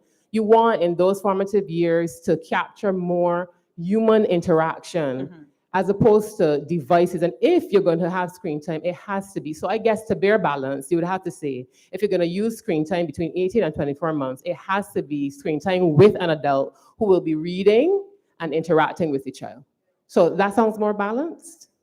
Yes. But for me personally, my son never had screen time until he was about 3 years old. I immersed him in books, and to be honest with you, it has benefited him throughout his life, right? I regretted the day that I bought him a Wii U because then he became more engaged in the thing, and then I had to be asking him to read more. But screen time should be limited, very limited at those ages. I guess just to add that, often you see, as you say, the babies looking on the phone. Again, they're being entertained by it, but I guess there are concerns about vision and how the eyesight is developing and things like that. Not only that, the images on, you might be able to confirm this, the images on computers, on phones move very fast. The issue with that is regulation, because once a child becomes used to that information going very fast, it's difficult for the child to come down.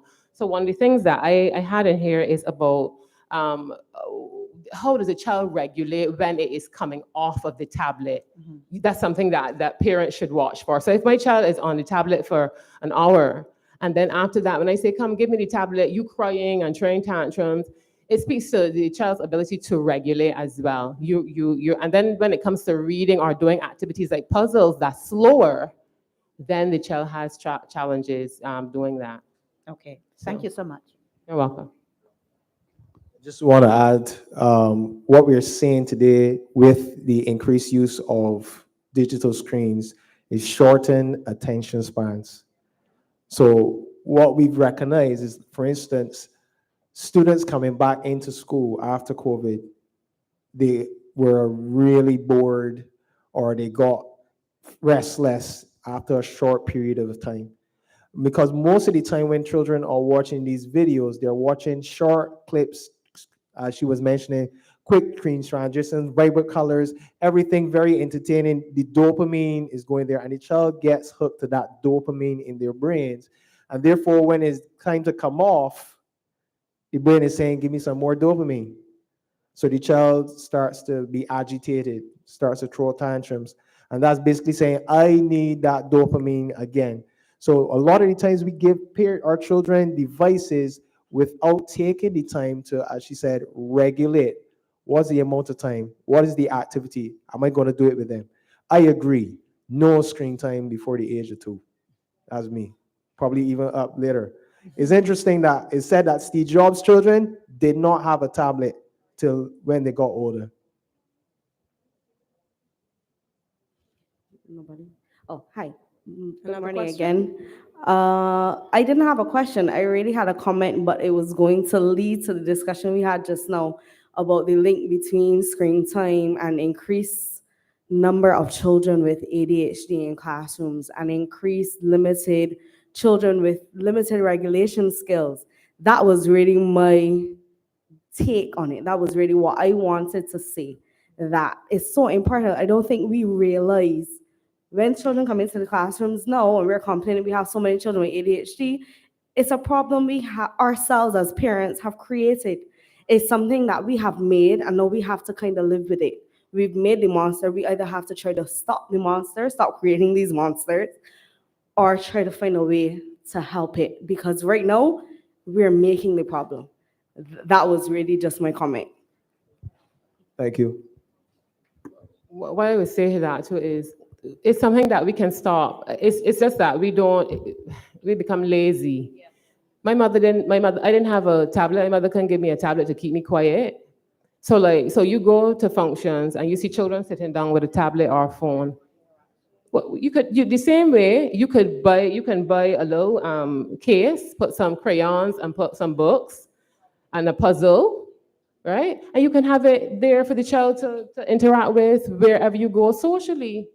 A lot of parents are using tablets and as babysitters. Good morning. Following on from this lady's question, I have my own question. Is there a way that you can lock an app or lock, not just the device, but lock it in a way that the children cannot access it? So Yes, there are several ways you could do that, but I would say to parents, if you've gotten to the point, I mean, there are different home situations, because I know sometimes where you have a home where the parents don't live together, we have situations where one parent might buy a device and give the child and say, I bought that, you shouldn't stop them from using it, or whatever the case may be. So we understand there are those situations. But at the end of the day, you are the parent in your home, and you have to take responsibility for their mental health. The reason why we started our organization is because we saw the serious nature in how these devices are reshaping the mental health of our children. I will give you a simple example. I know of a particular situation of a young man, a very loving young man, a quiet young gentleman, very loving and respectful to his mother. During COVID, he did not attend school, even though he was on his device every day. He would pretend he's logging into school, but his friends introduced him to gaming online and other inappropriate activities. For a whole school term, he was reported as absent because when the teacher would ask, he wouldn't respond. When his report came at the end of that term that he did not attend school, his mother went to him and said, look, what happened? And he explained to her, he confessed to her what he did. He had a second screen and he was doing all these things. He said, I have to take away your device and I'm going to stop you from doing that because this is not beneficial for your development.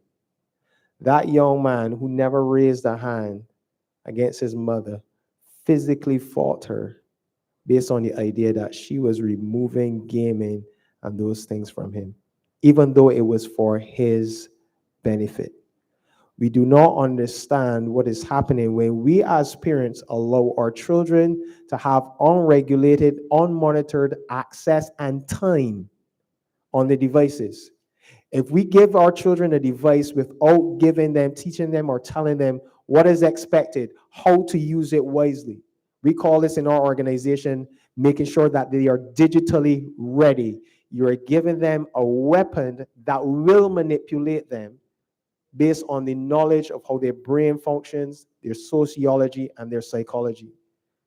The main challenges, one of the main challenges and concerns internationally we're seeing is the permanent damage that is happening to children's brains now because of excessive time on devices. We're talking about permanent brain fragmentation, attention span deficit, the shortened attention spans, brain easily distracted, can't multitask, long-term memory degradation. All these things you're seeing. And with the addiction, we're saying that the brain, the white matter in the brain is similar to that, the same type of brain activity you will see with someone who's a drug addict. You're seeing that same type of activity with persons who are digital addicts. So as parents, if we allow our devices to parent our children, and we allow the culture to dictate what we should do and what we can't do, we're going to end up with a child that we do not know.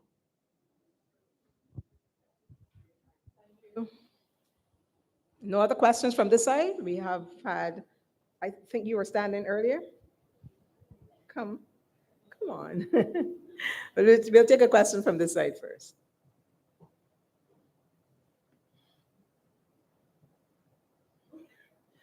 I just wanted to make a comment, really. I just found that the information this morning was very juicy. And I was trying to ensure that I can have access to your slides so that I can embody the information and act on it. Because some of what we are hearing may be alarming, but the reality is that when you have to deal with it in schools, it affects you because you have a passion to go into schools every day, but then you have to go into another mode where it's not just serving, but you have to go into self-care because some of these kids come with so many different, I'm gonna use a slight word, energy, right? Because they're coming to you with these different behaviors, but you still have to be that composed person who is smiling, who's ready to meet them at wherever they're at. And it could be very hard, yeah? So hearing what you're saying only confirms, but it also means now that we as educators have to find a way to self-care and protect ourselves because it is one thing when it leaves the home, but they're spending 5 days with us. And it's just not 5 days, but we have to also take all of that information that they're bringing at us, and we have to be the ones now trying to teach parents what you're saying, and it's not very easy at times. So thank you for your information. Thank you. Over here. Go ahead. Okay, so I'll bring it up a little bit. All right, good morning, everyone. Mine is a comment on consideration of a perspective, and I want to give a little lead in. I was doing an activity with my class, and usually when we're doing vocabulary, we draw a picture or representation, and I decided, let me try something, and I drew the TikTok symbol. And I thought I had to go into this big explanation of what TikTok was, and it was like, TikTok! These were infants, 8 children. So this is to put us in the reality of the balance of the students that we are dealing with. And they are coming into the classrooms, a much higher percentage of neurodivergent children. And everything that has been said before is very true. But if you ask the average child, what do you want to do when you grow up? YouTuber. However, influencer. May God save us if any of them say Dubai Millie. If you know, you know. However, we as teachers have to be in a place of understanding that even though we remove and we want them to have a balance with screen time, this is their reality. So we have to get them to understand that if you want to be a YouTuber, these are the things that you need to do, and it's not on screen. If you want to be a gamer, and you want to be or Twitch streamer like Kyson at, these are the things that you need to do. So you don't have to be on the screen to do this, because I think that for many of our children, in my experience, they know the product, they don't know the process. So they're doom scrolling, they're watching these people, but they don't understand what happens or what they did to get there, what schooling they did, what understandings they came to. So they think by consuming as much as possible, that's the way to go. So I think that we as educators have to understand for ourselves the bridges and how to show them this is the way to get there. That's my belief, because I was more surprised that my emphasis students knew what TikTok was. However, then I had to humble myself. I mean, they humble me when they tell me that my drawings don't really look up to par, but I had to humble myself and understand that they knew more about it than I did. So when we're taking them from the known, sometimes I tell them about gaming, and they know about the games more than I do. So they have to, and some of them have to understand what the balance is, and the parents as well. Right, so that's Thank you.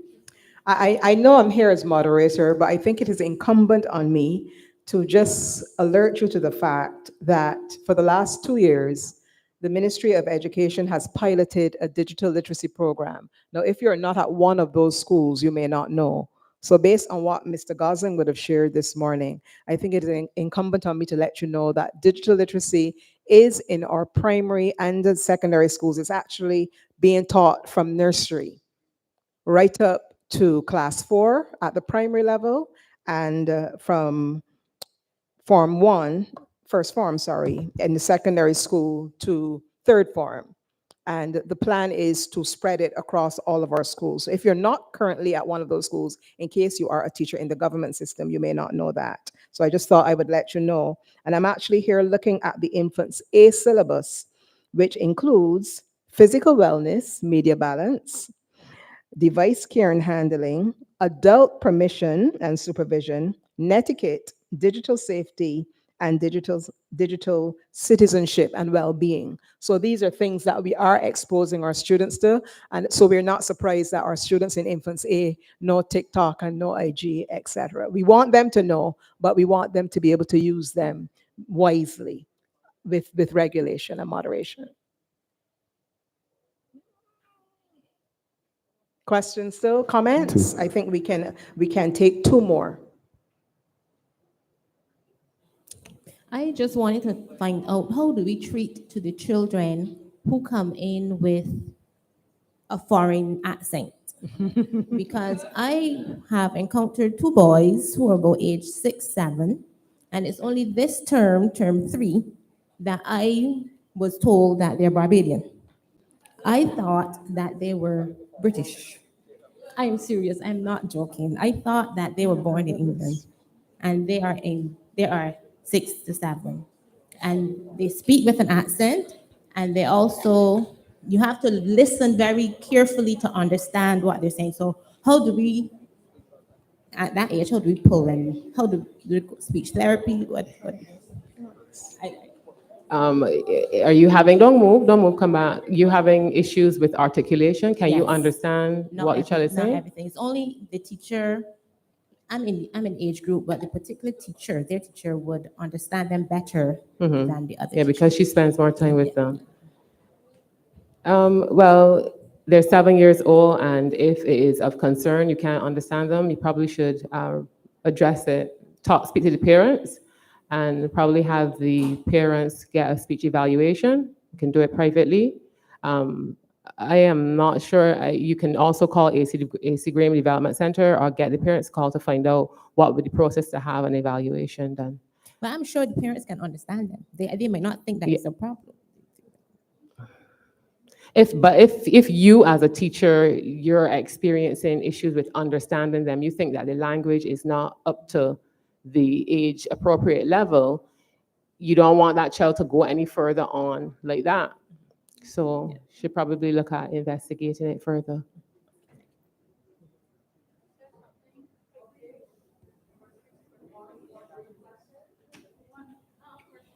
Comment? Very brief. Yes, very brief. Coming from the nursery perspective, me and my colleagues know that we've been dealing with this for 5 years. 5 years. We are sending children into schools with no speech ability at all, that you can talk about social skills, poor. But I can remember from as young as 9 months, I had my phone on the ground, and a baby that was creeping do so. I went into YouTube. The child went into a school and was not talking. We have like 5 and 6 per year that don't have speech, social skills, poor, and we don't know how to help them. There's not a organization that we could.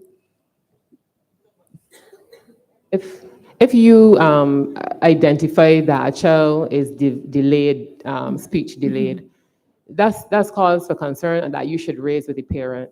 You might not be able to go and take the child, but you talk to the parent, tell the parent, this is what I am. You have class, I don't know, parent meetings? We do that, but in society nowadays, parents tend to think when you give a child a tablet or a phone from early, that it shows that they are,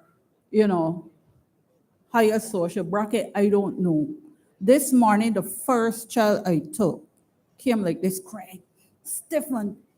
He is 1 year old. His 5-year-old was in the car, she said.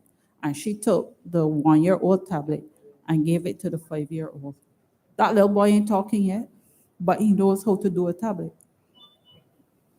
That's why screen and- time should be reduced Yeah, significantly and from we so are young. sending these children to teachers that's supposed to have a curriculum to roll with. And they can't roll with it because they have all these children from as young as nursery. I'm not sure, I'm not aware of what the evaluation process is, but I really believe that at that level, at nursery level, there should be some measure of evaluation done so that children who are developmentally delayed, whether it's physically, whether it is speech delayed, those children should be assessed before they go on to primary school. Well, maybe they need to do more. You do parent-teacher workshops and things like that. I guess you can't force. I don't know if there's a way. You can't force people to take their children somewhere. But I think that if you express to them how serious this thing is and the impact that it can have, maybe give some examples. I don't know. Okay, thank you. We're going to have to cut it there. Thank you so much for your engagement. Learning continues to take place in community. I'm sure these are areas that we can discuss at our table, at lunch, at break, and afterwards. We can continue to do our own individual research and express and get some more information in these areas. So this has been the area we've been looking at, technology in the early years, screen time and its impacts, and AI and early childhood. We're going to have a presentation at this point to the presenters.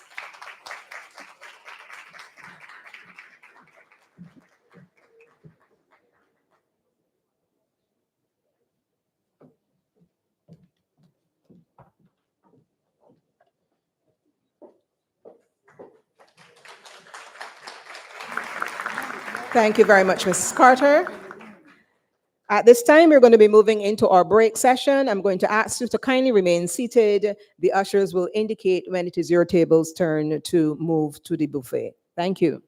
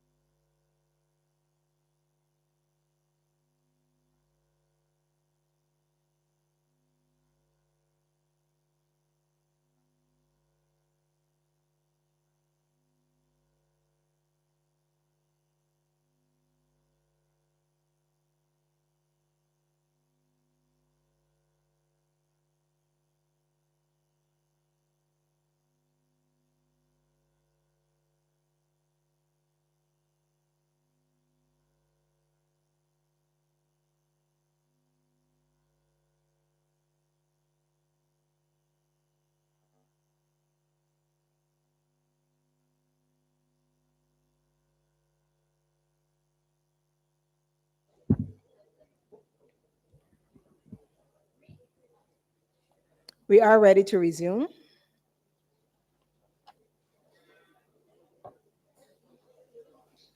In this segment, we are looking at working hand in hand. Working hand in hand.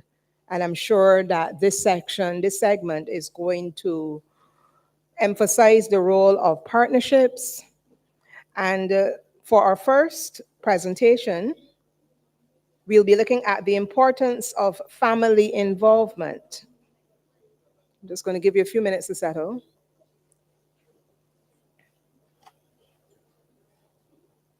We're looking at the importance of family involvement.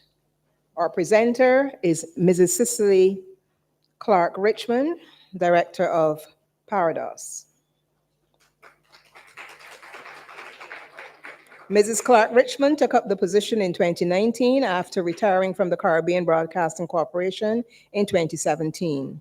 She joined the CBC in 1996 as an assistant program manager and was promoted to head of television in 2006. She was also an information officer at the Government Information Service from 1981 to 1995. She sees herself as a producer at heart who loves working with and helping people. She is committed to changing communities one family at a time. She has 2 sons and is the grandmother of 3. She also loves to travel and to sing. Mrs. Clark Richmond. Welcome. Thank you very much. It's still morning. Good morning, everyone. I know that what happens to us after we eat, but you just had a little snack, so I just beg your indulgence for a few minutes. Don't fall asleep yet.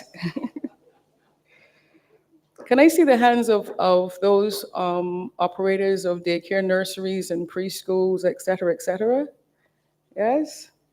Okay, great, because my presentation this morning is directly towards you, everybody else as well, but particularly those who are in the same boat that I am in, which is operating a preschool nursery daycare. Now, I've been asked to speak on the importance of family involvement, and I have entitled my presentation, "For the Sake of the Child." I begin by commending the organizers for including the family as they seek to make early childhood environment safe, inclusive, and ready to deliver quality learning foundation skills, among other things. Let me just say to my fellow stakeholders, as operators of daycares, etc., I do not stand here as one with the answers to all of the problems that we face. We at Parados currently have an enrollment of 154 children. So you can therefore understand the issues with parents and families that are brought to my attention on a daily basis. Seems like a daily basis. Is it easy? Is it easy dealing with families and parents? No, it isn't. I'm sure many of you can identify, testify even, to the many times you have tried to help families resolve their issues. The many times you have told parents what is expected of them regarding their children, regarding payments of fees, regarding taking their child out of school, regarding getting their child tested, and we talked about that this morning. I say to you this morning, try again and again for the sake of our children. No one can deny or question the importance of family in the life of a child. According to Oprah Winfrey, and I quote, "Family should be the place where you can be your most complete self, where you're accepted and appreciated, seen and valued, even in moments of disagreement. It should be a soft place to fall, the place where you are reminded that no matter what happens to you, in the face of the deepest challenges, you are loved," end of quote. I would add that it doesn't matter if you're 2 or 82. The most important thing in the life of a child, in the life of a human being, is the family. It doesn't matter if, as the old people would say, you were born with a gold spoon in your mouth. What that gold spoon represents will depend on how well you fit in or do not fit in that family. As stakeholders, we know that the family plays multifaceted roles in a child's development. It serves as the primary source of emotional support, moral guidance, and cultural transmission. Family dynamics significantly influence cognitive and behavioral patterns, shaping the individual's worldview and interpersonal skills from an early age. The family is indeed a child's first social group, impacting their understanding of themselves and others. One can therefore understand that growing up without the love, care, and support of a family can have a lasting impact on a person. It's like trying to sail a boat without a compass. I don't have to tell you what will eventually happen to that boat. As stakeholders, we can provide the best physical environment inside and out. We can have the best curriculum, the most expensive toys and gadgets, and the best staff. However, any child coming into our facilities on a daily basis who is coming from an environment where that child does not feel loved and cared for, it's highly unlikely that all of our efforts will achieve the desired effect. But we cannot give up for the sake of our children. We therefore cannot be just about collecting money and getting children in and out of our facilities safely. We must, for the sake of our children, go and continue to go the extra mile and help those parents who we can see are struggling. There's a saying, people don't care how much you know until they know how much you care. We must help parents understand and feel that when they bring their children to our facilities, we are now part of their family, part of their village that is raising their child. I tell my parents at Pardas, whenever something happens that affects that child, your child, in any way, we at Pardas, we need to know, the aunties need to know, the daycare operators need to know what is happening to your child, what happened to your child last night. We need to know because we are now part of your family. We must therefore ensure that we establish and maintain open communication with parents about the child's progress and concerns. We must encourage parents to put their differences aside and work together in the best interests of their child. We must help them to understand that when they expose their children to violence, indecent language, illegal drugs, pornography, they are laying a shaky foundation for that child to build on. Some of the most important things a family can do for its children, such as encouraging them, teaching them to believe in themselves, and just being present in their lives, do not require money, but time and interest. I would also suggest to the Association of Private Daycare Operators that you conduct seminars and workshops that will help to strengthen and empower families. Or if you can't, if you know of any, make sure that the parents that are bringing their children to your establishment, help them to go, encourage them to go, let them know what is happening. I must put a plug here right now that Pardas conducts parenting classes, and we also offer free counseling. Thank you. The theme of this early childhood development symposium is Ready, Set, Go. The future is at our fingertips. We've heard it said time and time again, children are our future. Our children need supportive parents who will encourage their abilities. Our children need supportive families. Our children need supportive stakeholders. Our children need supportive governments, all working together for the sake of our children and their future. Ladies and gentlemen, thank you.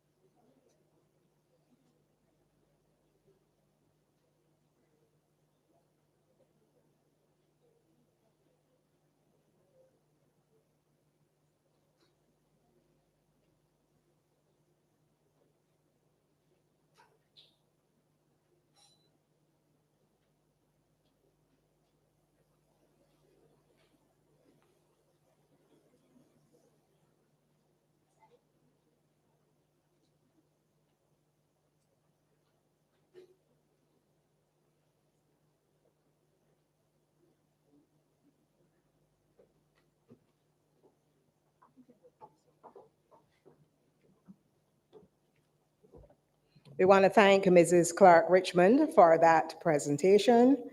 We'll invite Mrs. Caroline Clark, President of the Early Childhood Association of Barbados, to come and make her presentation. And after this presentation, we'll be inviting a brief discussion.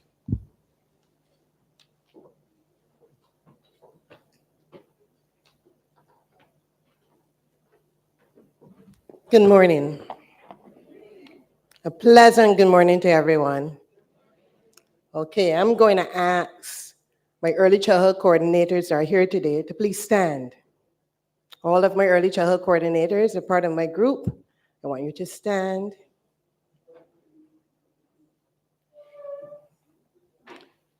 Now, this is just some. We are 55 and growing. And today, I am here to introduce our group to you. You can sit. Give them a round of applause, please. I am Caroline Clark, the Early Childhood Coordinator attached to the Wesley Hall Infant School and the interim president of the Early Childhood Association of Barbados. I am here to present information about this organization.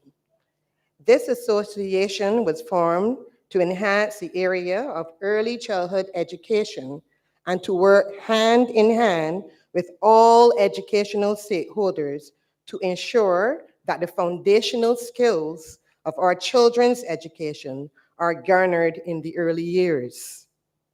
The genesis for this organization started on the 12th of July, 2018, when early childhood coordinators from over 50 primary schools gathered together at the Savannah Beach Club Hotel and Spa, St. Michael, with the purpose of reviving the curriculum of the early childhood department in our primary schools and to revisit strategies and pedagogies for the new challenging times.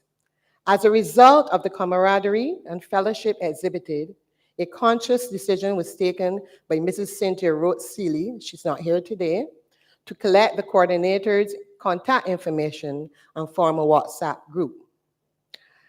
In this group, teachers were able to continue to share ideas and discuss any problems they may be experiencing. This proved very critical with the onset of COVID-19 in 2020, as we were able to support each other as we navigate the online technology and were able to share pertinent information. Further initiatives to achieve even greater strides was the opening of a Google Classroom for teachers to post work and documents, retrieve pertinent information, be engaged in online workshops, which assisted in gaining knowledge of how to interface with technology in new and creative ways. Hence, learning for us and our students became more engaging and fun. On the 11th of May, 2022, an interim committee was formed with the intention of reviving the Early Childhood Association, which had been dormant for some time. Our meetings are held every second Monday in the month in the online or face-to-face forum. We would like to take this opportunity to express our appreciation and gratitude to Mrs. Shelley Boyce, who presented yesterday, who was a former president, and Miss Lucille Goddard, executive member. Ms. Goddard, would like you to stand so everybody can see you. Give her a round of applause, please. These two were the founding members, some of the founding members of the dormant group, for leading and supporting and committing to this new group. We have therefore made them honorary members. Give us a clap there. All right. The members of our interim committee, some of them are here. President, Mrs. Caroline Clark. First Vice President, Mrs. Cheryl Small. Second Vice President, Ms. Lasanta Bayer. Lasanta, can you please stand? Public Relations Officer, Mrs. Tracia Phillips. Please stand, Tracia.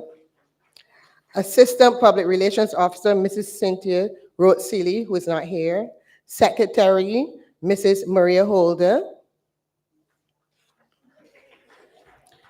Treasurer, Mrs. Karen Worrell. Secretary Treasurer, Miss Jenna Paris. Our floor members are Miss Ann Rudder, Miss Eudine Bourne, Miss Caroline Jackman Walters, Mrs. Karen Lynch, and our very own Mrs. Gail Carter. So we have a committee committed, well-rounded. We have persons in the committee who are from different backgrounds, who have different experiences, early childhood, special needs, and other areas. Our membership is open to individuals who are involved in the care and education of young children. The vision of this organization is to form a collaborative, professional community, building the early foundation for the holistic development of children. Therefore, it's necessary to plan, organize, and facilitate so that we can stimulate and nurture young minds, bodies, and spirits. Through training and development, we want our early childhood educators to exemplify these qualities of patience, love, which we spoke about, love for our young children, care and compassion, flexibility, empathy, creativity, excellent communication skills, and enthusiasm. It is hoped that our young children will emulate these qualities so that this year's theme for Child Month, Our Children, Building Hope and Resilience for Tomorrow, will be relevant.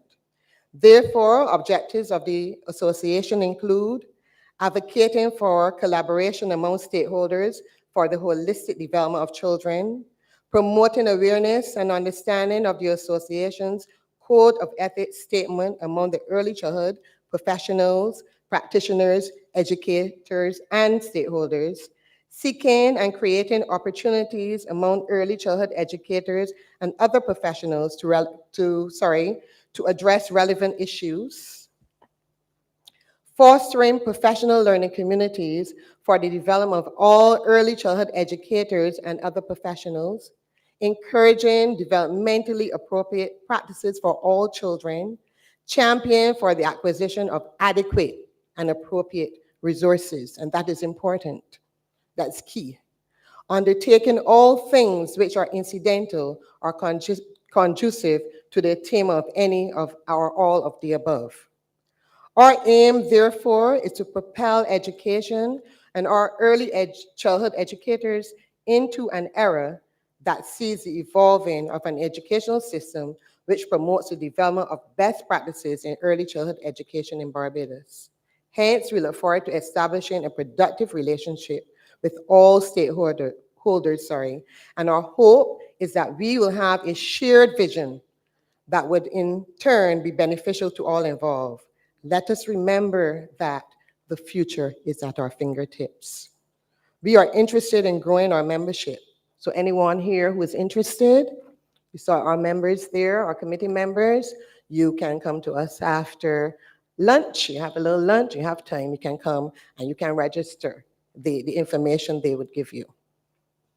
On behalf of the group, I take this opportunity to express my sincerest gratitude to the Child Care Board, to Mrs. Gail Carter, Early Childhood Educator of the Child Care Board, to Ms. Jenna Paris, Early Childhood Tutor of Urson Teachers Training College, for organizing this symposium and for allowing us to participate and introduce our group, the Early Childhood Association Barbados, at today's symposium. I thank you.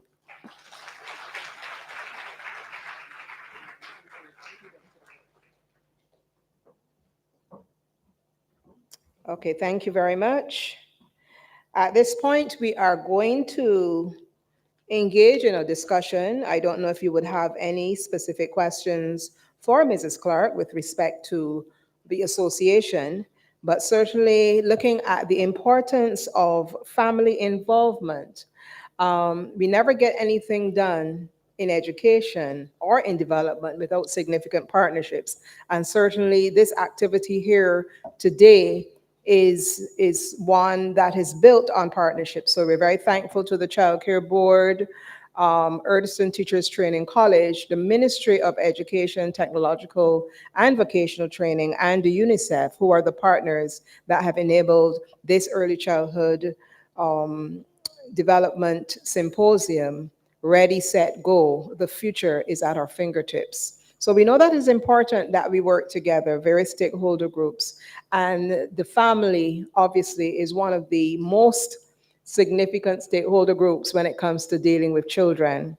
And I'm sure there are some of you who may have some questions that you would want our two facilitators to field at this time. So we invite your questions, looking at the whole question of working together, working hand in hand, and the importance of involving the family. We invite your questions or your comments at this time.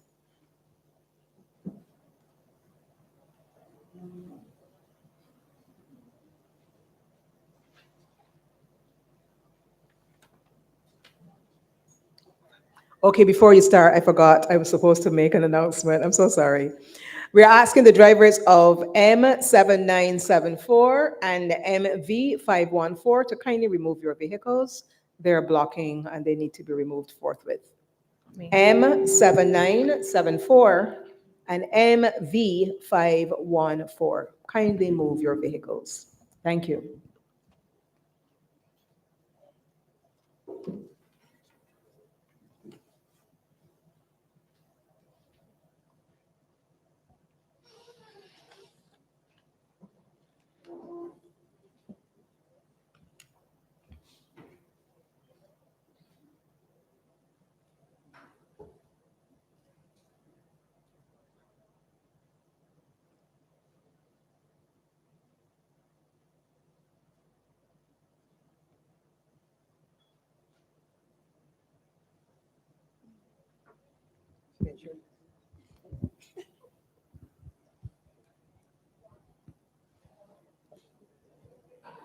Okay, right. For Paradox question, can you tell me what type of workshops you conduct in regards to whether they're for educators, teachers? Primarily for parents, and we cover the whole gamut of issues relating to parents. How to parent in a blended family, co-parenting, conflict resolution, how to recognize if your child is being bullied, how to recognize if your child is sick and needs to go to the hospital immediately. We cover the whole gamut of issues relating. We also have IT. Mr. Goslin is one of our facilitators as well. So we cover the whole gamut of issues that parents would have, who are teachers, et cetera, et cetera. Yeah, so our program is geared, to help parents. Okay. And the other question, in regards to the membership, is there a fee attached to that? Yes, it's a registration fee of $25, and then it's $10 per month or $100 per year. Thank you. You're welcome.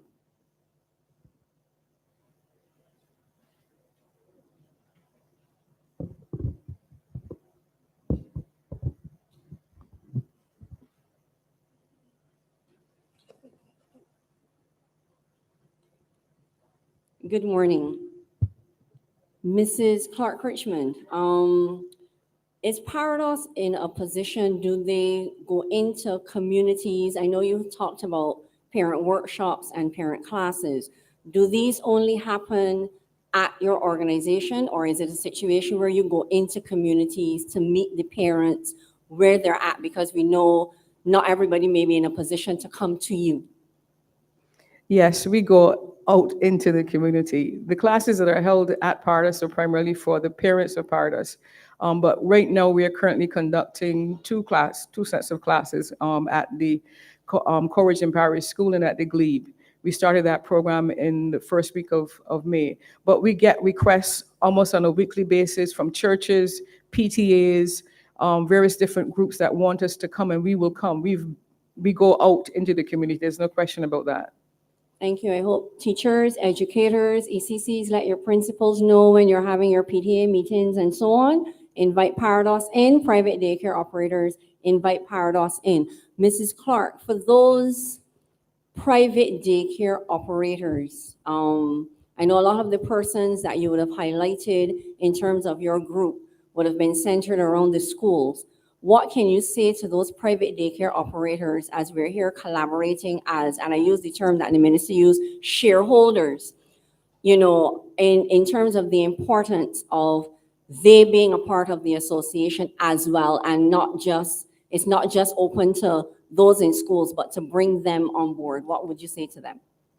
You're welcome. We are opening our group right now to social workers because it's needed, because as we were told yesterday, our children are in crisis, and we need all on board to assist the children of tomorrow, children in our society. So we need social workers, we need the persons within the nursery school setting. We need, once you have an interest in early childhood and the foundational skills of the young ones, we welcome you to our group. So it's not limited just to the teachers or the early childhood educators, but those who have an invested interest and committed, not only invested, but committed interest, and who are willing to work hard for our children of tomorrow. Thank you. Any other comments or questions? I have one particularly. I noticed that you spoke about the programs that Parados has on offering for individuals to access. And generally speaking, for example, in the school setting, we know that the parents who come to the school to see the principals and the teachers are usually the parents that are very interested and involved, right? What is your strategy for targeting communities of parents who are not interested and involved but need the information? How do you get through to them, those ones who aren't going to contact you?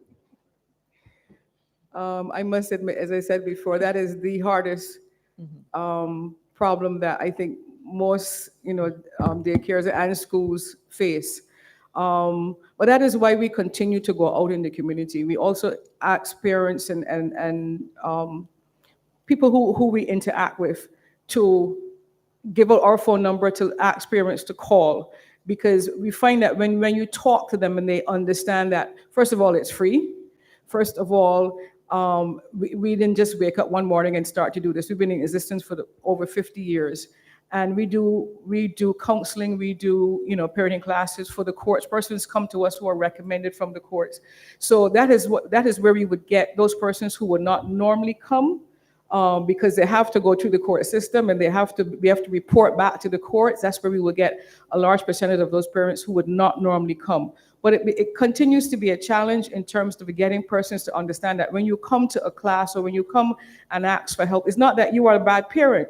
It is just that you will need some help at some point in your life. Anybody is, if you're honest as a parent, then many times when you scratch your head, you have to walk outside and come back because you want to throw this child outside, or you know what I mean? You want to do something that would get yourself in trouble. So all of us at some point will need help. And the thing is to try to get persons to understand, because you reaching out for help, there's nothing necessarily wrong with what you are doing. Maybe you're doing it the wrong way, you're doing the right thing, but the wrong way, the wrong time. So we're here to help you.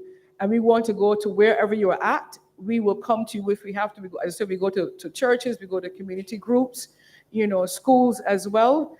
But it continues to be a challenge to get those persons who we know should be there. But as I said, the one lining for us is that because a lot of parents have to go to court and they don't necessarily want to come to counseling, they have to come to us. So that's where we will reach that particular group. But it continues to be a challenge, if you're honest, in terms of getting those parents who we know should be there, who need to be there, to get out there. Thank you so much. Okay, we have time for one more question. One more question or comment. None? Okay, so thank you very much. Thank you. Okay, I think there's a presentation for you, so walk slowly.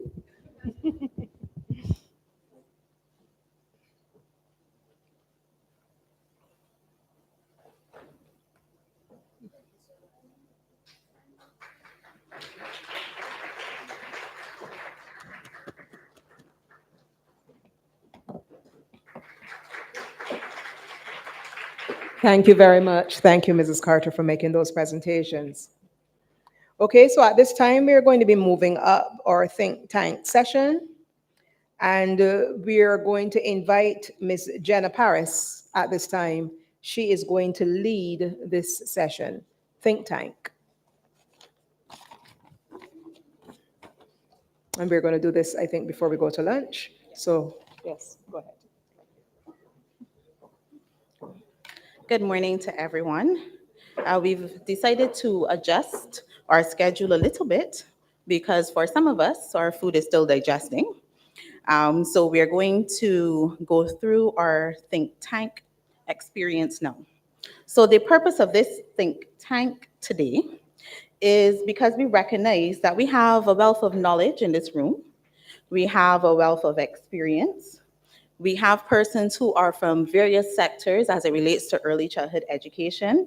And we have persons who have ideas of what is happening and where things need to go. So one of the things we want to make sure that is covered here is that we capture some of that information, that experience, that knowledge, those ideas, so that we can move early childhood education in Barbados and the whole sector forward. So we're going to do that with your help. So my lovely assistant is going to come around and we're going to have a group activity, hence why we're sitting at these lovely round tables. And each table is going to be given a particular topic. We have 4 areas that we are going to discuss. Your topic may be health, education, social care, or parenting and family. So one person from your table will have the opportunity to pick on behalf of the table what you're going to discuss. And then the other document you're going to get is a SWOT analysis sheet.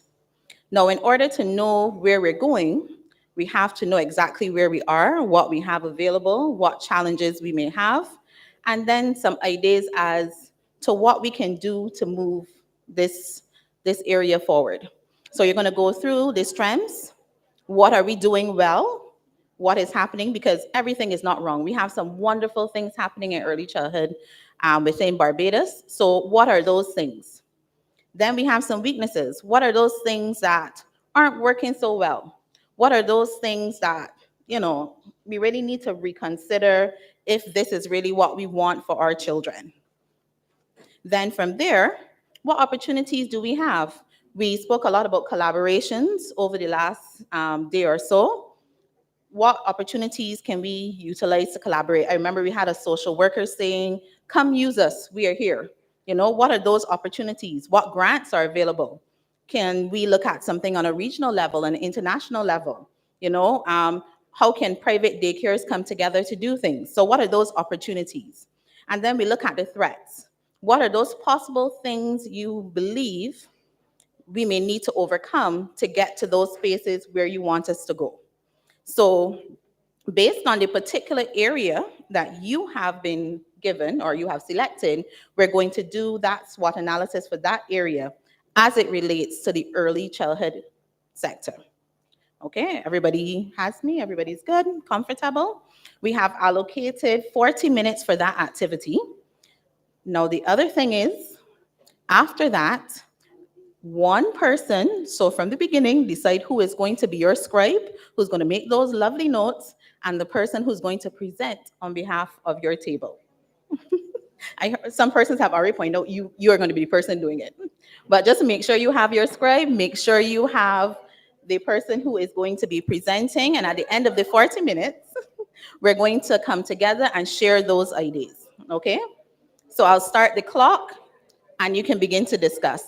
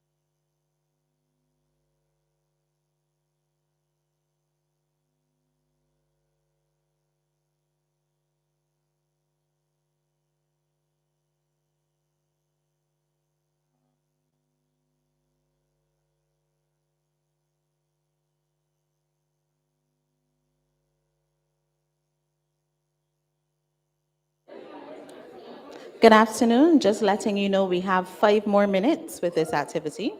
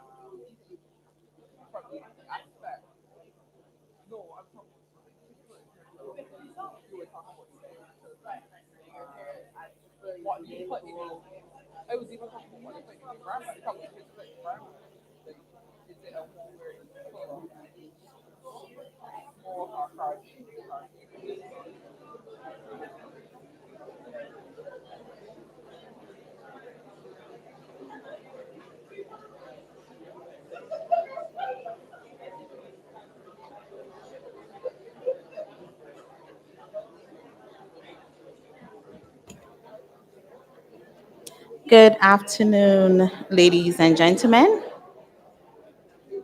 Loving the conversation that is happening around the room. Are we ready? I'm seeing some nods, so we are ready. So what I'm going to do, we're going to start with a topic, and I'll have all those tables who have that same topic all to present, so we can kind of have conversation around that area one time, and then we'll move on to the next topic. So I'm going to start with health. I know I remember seeing about 3 tables with the area of health. So who wants to go first? And you can use the microphones on the floor. So as the Lasanta approaches, we can make sure that we listen and we can share, give our feedback. And as the following group goes, if there's anything, comes, if there is anything that may have been mentioned, you just need to add as opposed to us going over something that was mentioned before. So Lasanta, the floor is yours. Good afternoon, everyone. Our topic, health, strengths. Our strengths include free healthcare. When you're under 18, you get free dental, sight, and hearing. We have an immunization schedule that everyone has access to. Polyclinics are located across the island for easy access. You have access to the Albert Graham Center for any academic assistance. You have access to the psychiatric hospital and the Brantford Tate Polyclinic for any mental assistance. School meals is available to every child in school. Healthy food is widely available. In schools and at daycares, you have height day, watch day, fruit days, and the school's nutrition policy is a good idea. The Sports Council also has several programs for your physical health located, which are implemented in schools related to netball, football, volleyball, cricket, and several others. On to weaknesses. Referrals take too long. Referrals take too long. Just one more time in case you didn't hear. Referrals take too long. Polyclinics, although easy and accessible, is quite time consuming. And for those persons who their pay is docked, if they're absent, it may not be feasible. School meals. Though available, school meals is not aesthetically pleasing to the eye. They do not address allergies, and I will stop there for now. With relevance to the school nutrition policy, I find that they address the end product, which is what is bought, and we were thinking that they need to address importers, manufacturers, and the education of parents, teachers, and all stakeholders to ensure that everybody follows and understands exactly what is required. Healthy food is expensive. This one point is one everyone didn't agree with at the table, but I'm going to mention it here.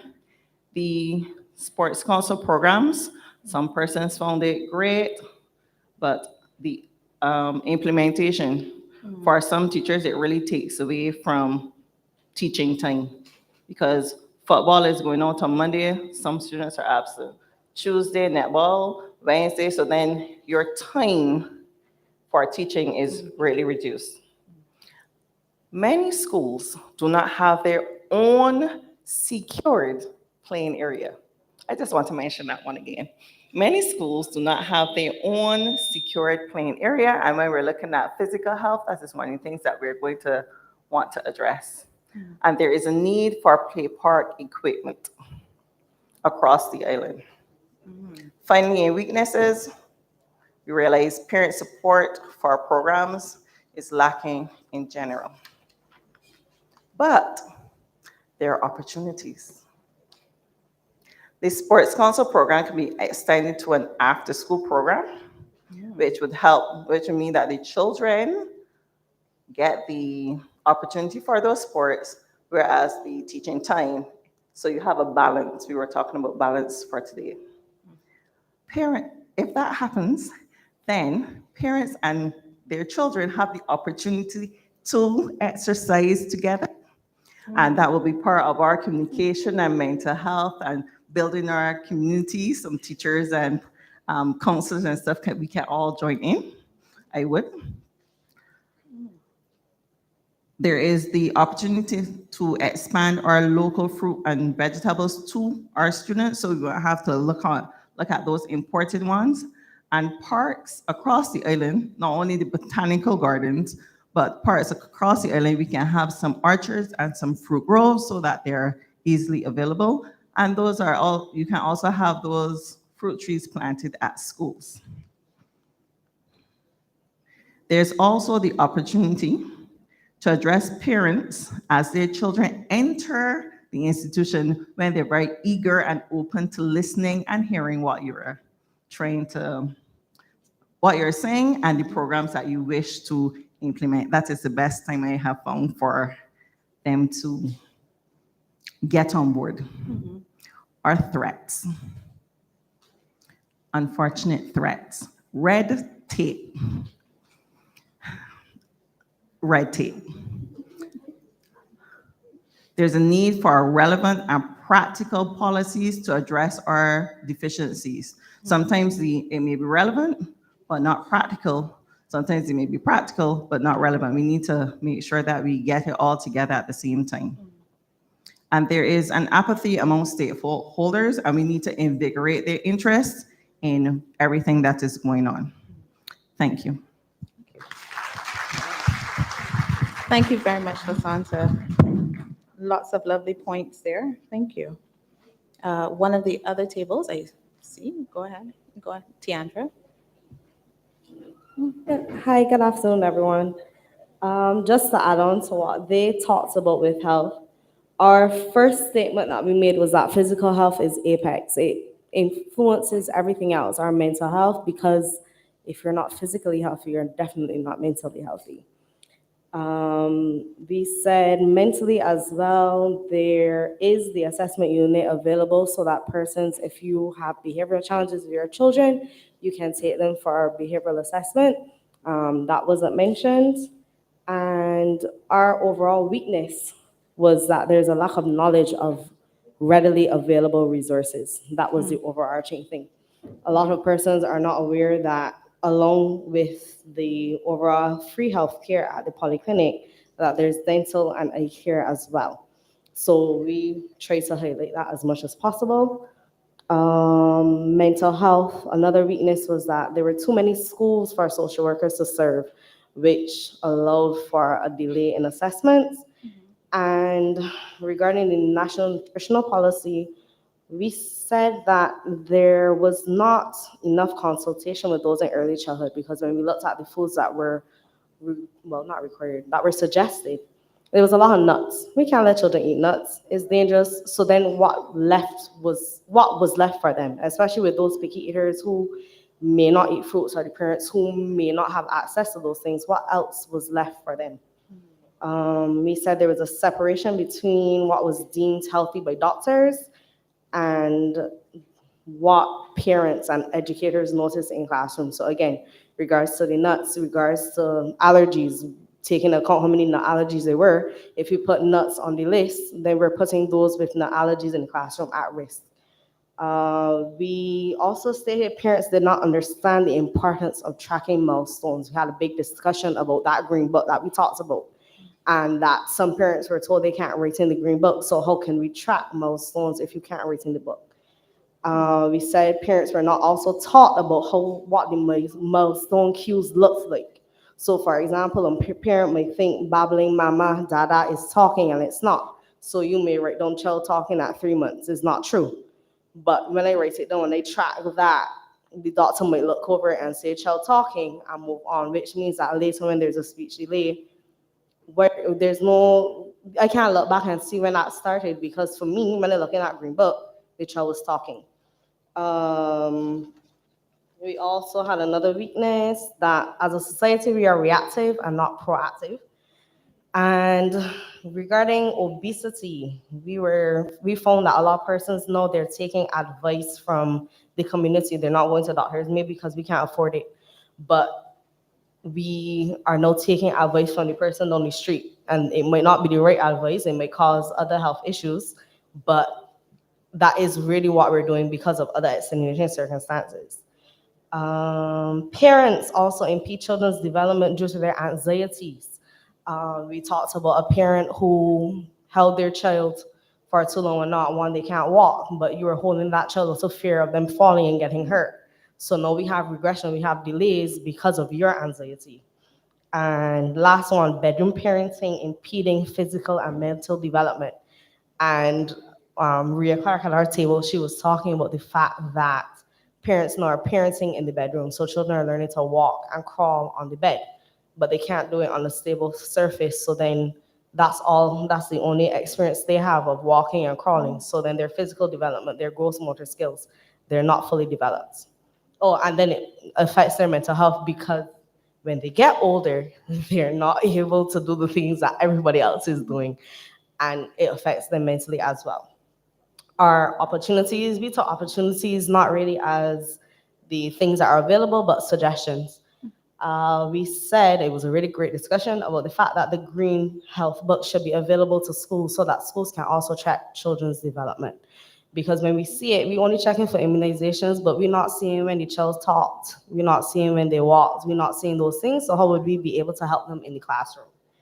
More information should be given to parents using various forms of social media so that when I'm doom scrolling, I might pass by something from UNICEF, I might pass by something from Childcare Board telling me what these different things, the different milestones that we're looking for, what they actually look like, and not what my brain interprets it as.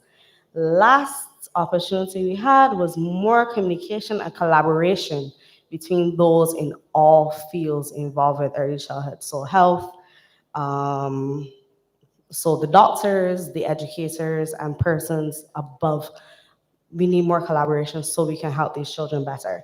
The last section was threats. We had social disconnect. There's no generational support. Before, your grandmother was home helping with the baby, but now your grandmother is at work. Your great grandmother is also at work. Who's helping you? Who can help that parent to know what they need to do? Social economic divide for those interested in taking care of the children, but they don't know how. They can't access it. Third last one. Not consulting professionals for advice regarding their children's care, which is what we talked about before. Societally, we have a big stigma attached to mental and health issues overall. So we need to remove that stigma so that we can get better help. And the last one, we need to look at the chemicals or other harmful substances within the home. Those also have a negative impact on children's health at early childhood level and beyond. Thank you. Thank you very much. Our last group. Good afternoon, everyone. Good afternoon. I didn't hear everything because I had stepped out. But when I came back, I heard you talking about the Green Book. So I want to zero in on that before I forget. That Green Book was introduced because the Green Card did not have all the information. That Green Book, which is the immunization record, is a legal document. So you cannot just hand it out to any and everybody. In fact, some parents say that they were told not to write in that book. But if your child has reached a particular milestone, it is okay to just tick it. Don't write a paragraph, just tick it, right? Most of the things that I heard, I almost thought that the person that was speaking was down here at our table. So I would not go over all of that, but just to remind people that sometimes we see things from our own perspective, but we have to look at things from a legal perspective. And I have been at the polyclinic for 20 years, over 20 years. So the problem with the children sometimes is not that you need a book. The parent don't need a book. The parent, we discuss the milestones with the parent, and as I said, she can just he or she can take what the child has, because it's a limited amount of, but we don't want to give you a book so tall, so thick.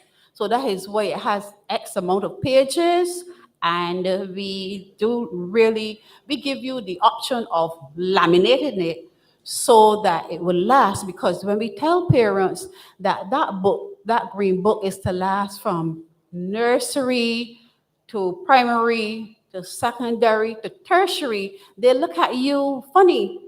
But when my son was going to university in Canada, he had to have his green card. He had to have his green card because the books were not implemented just yet.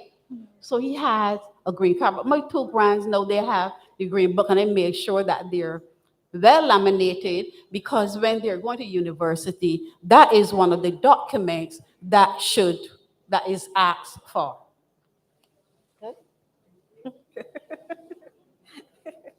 So we have to get parents to comply with the immunization schedule. Some of the strengths and the weaknesses, lots of things that were said. We had discussed that, so I won't go over all of those. You know that we have healthcare, free universal healthcare at our institutions, of our health institutions. And we also, one of the strengths that we were discussing is the introduction of the nutritional program. And therefore, I will skip over again to the weaknesses, the follow-up of immunization, and the lack of staff of compliance. Now, we know that your child is first immunized at 2 months, 4 months, 6 months, 1 year, 18 months, 4.5, 11 plus. Those are that is the schedule. Sometimes the parent does not bring the child, and that is one of the weaknesses. The parent does not bring the child. So when the child comes at 11 plus, because they cannot go into secondary school unless they have that follow-up immunization. So when they bring them, we give them both. The one that they get and the one that they did not get. They have 2 arms, they get one in one and one in the other. So that is on the. So we have, so we're getting the communication to parents development, at their development challenges with the children, and getting them to move toward getting assessment and treatment. Now, if we have a child that you know that is not meeting his milestones or her milestone, you know what the child should be doing at 2 months, 4 months, 6 months. And so if the child is a little behind, it might not be a problem, but we still discuss it with the parent, because the parent is the first person that should observe the child. And when the child comes, then we would zero in, because you're going to discuss the child with the parent, and then we zero in on the weaknesses that she might have seen or that she noticed, because some parents don't notice certain things, right? Okay. So we talk about the opportunities, and I heard all about Paradox and welfare, UNICEF. We want to eat what we grow and grow what we eat and stuff like that. Another thing that I want to zero in on is the lack of adequate staff. No, sometimes, COVID has changed everything. COVID has been a bummer. So therefore, the staff complement has changed, because we had to pull a lot of nurses from the hospital and the polyclinics down to the center in St. Lucie. So sometimes the staff is not adequate. And sometimes one of our colleagues here had spoken about nurses promising to come at a particular day to the nurseries, and they do not come. No, it's not courteous to promise someone something and don't go, don't zero in on your promise, because a promise made is a promise kept, and a promise that is not kept was never made. However, if we are supposed to be professional, we call and we say to you, well, I cannot come today, I'll come another day. And once something happens or some something turn up, we will be able to come. So I am going to, we also spoke about the change in the threats, or the changes in society, parenting styles, and parenting skills. And all parents have different parenting styles. And you cannot really zero in on the style that the parent, because you only see the child, you can discuss, of course, but you're only seeing the child for a limited time. And it's the parent that is there with the child 24/7, 366, Monday to Friday or whatever, that should be able to observe certain behaviors, certain inadequacies in the child, and once they bring it to our attention, we zero in on it. But sometimes you tell clients to, well, we will suggest that you take the child to such and such a place, and the parent don't even take you on. So we talk about proper nutrition, about breakfast stuff, snacks, the options that parents choose, because once your child get accustomed, I know from experience that once a child get accustomed to salt, you cannot give it anything without salt. But what we do, we taste things first, and we prepare according to our taste buds, and we give it to the child. But a child don't know salt, a child don't know sugar. So if you accustom giving the child salt and sugar, and you give it something that without the salt or without the sugar, they're not going to have it. Oh, nurse, you don't like that, you don't like that. But he's not accustomed to getting what he should be getting. And we talked about the limited time, the limited finances, the social obligations that we all face as parents, as caregivers. And I'm just grateful that we discussed some of these things, and that I could, let you know that how it goes with when you bring the child to the clinic and stuff like that. Thank you so very much.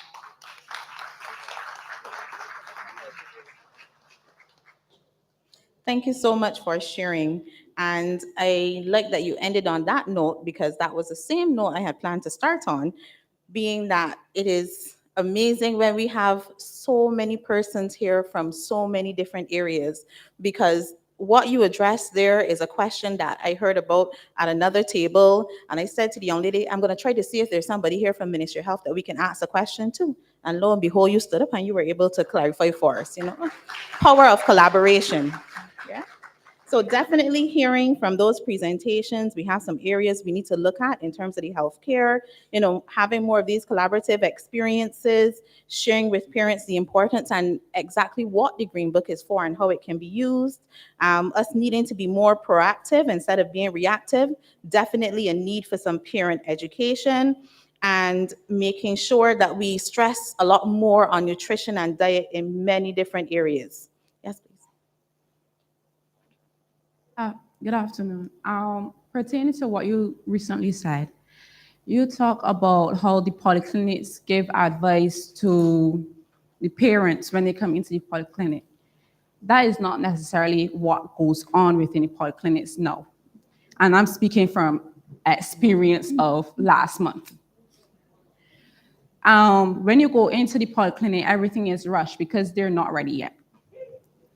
And what really and truly happens is that majority of the parents get up and leave because of the long waiting hours. So the coming in and going out, back and forth all the time. You're not going to spend a whole day there because, as someone said earlier, some people get they paid.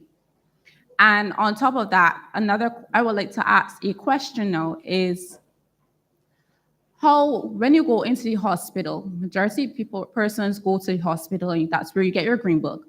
When you go into the hospital, can there be a mandatory parenting class set up for those parents that just had a baby, especially first-time parents? Because I am a first-time parent And I had to be calling my mom, like, Mom, can you help me? Because I'm not sure what is going on. I'm not sure what it's going to do. And I'm sitting at home crying. I have to go work and I'm crying because I don't know what's going on. So can there be mandatory parenting classes? Yeah. Thank you. Before you, no, stay. Just want to raise the point though, like in every other work sector, you have to be mindful that every institution is not equal. Every person, nurse, is not the same. So therefore, one person's experience is not another person's experience. So very unfortunate that that has been yours, but just remembering that it is not necessarily a blanket, but you can go ahead and please respond.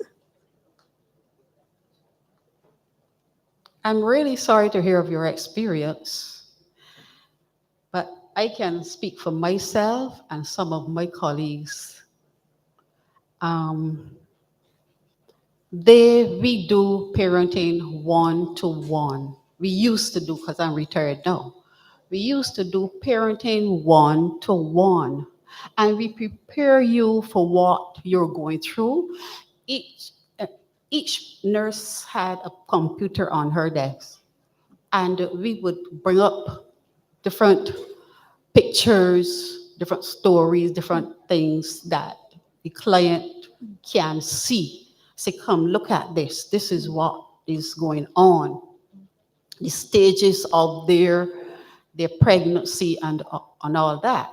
Now, we know that the hormones that sustain the pregnancy drops immediately after birth. So in giving antenatal care, we let them know that because of that sudden drop in hormones, obviously it creates a deficit. You're no longer pregnant, you don't need those hormones. So you tend to become a bit sad. Some people cry. We call it the blues. And we talk to them how to handle it, how to solicit help. We ask them, is there anyone that can help you? Mommy, auntie, daddy, whoever. We advocate me time, because you need time for yourself. Because as a new parent, and you are there, the baby is crying, and you don't know what the baby is crying for, and you start crying too. So it is very stressful. It is something that you need to be able to handle. Some of us don't handle things. Everybody don't handle things the same way. So because of that, we tell them what can happen, because everybody do not go through the blues. So we tell them what can happen and when to seek medical attention. Obviously, everybody is not the same. I cannot speak for everybody. I can only speak for myself, but that is what I used to do. Yeah, thank you.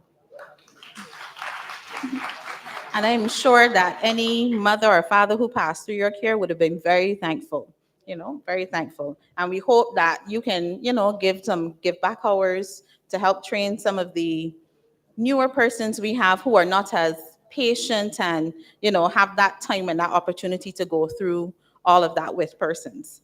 In the interest of time and tummies, because I don't want to rush our conversation along, what we're going to do is to break now and have lunch. And then we're going to come back and we're going to definitely finish our conversation, because I want us to have the opportunity to discuss and to share what we have written on our papers. So we're going to break now for lunch and come right back where we can start our sessions.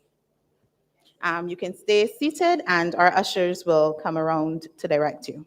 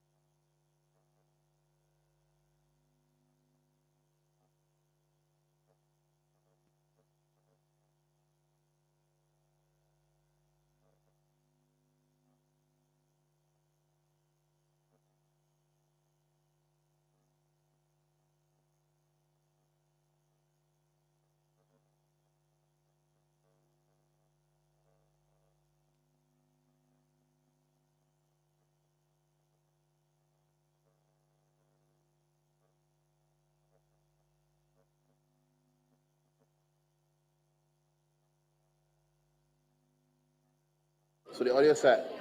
No, you told me. Daycare Board celebrates Child Month. And every year, it gives the opportunity during this time to allow parents to come into the nursery to see what their children are doing and be engaged with it.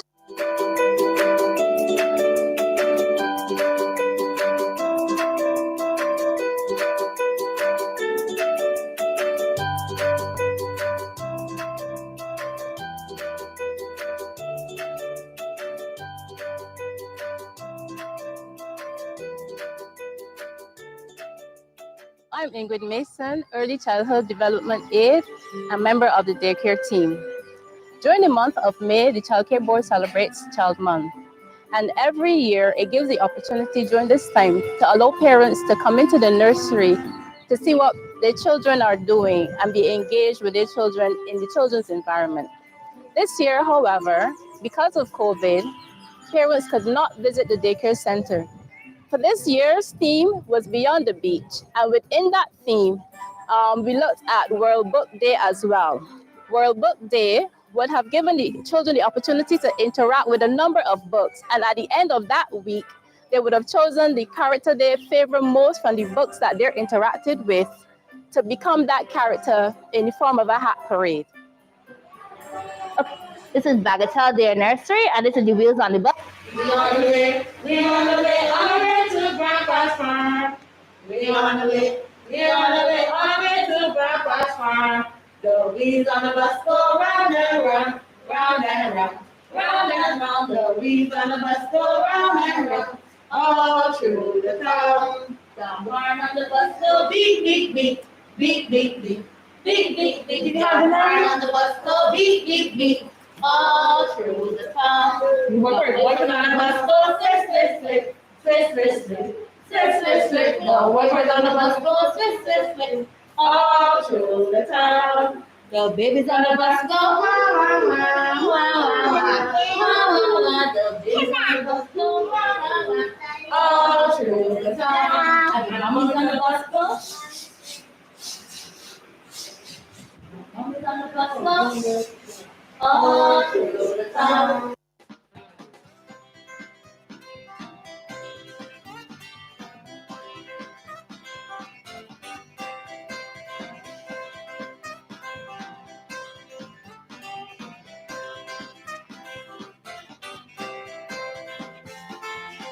A jervy is a straw hat with glitters and happy faces on it.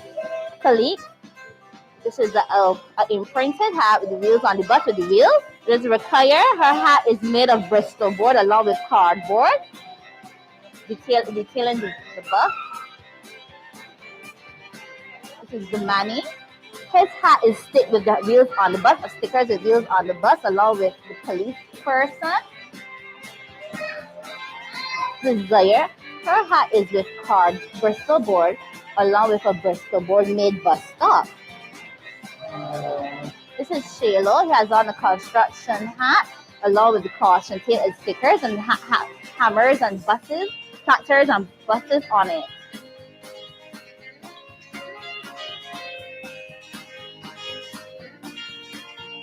This is for Manny. His hat is a straw hat along with the Bristol board with the name wheels on the bus along with the bus stop out of city.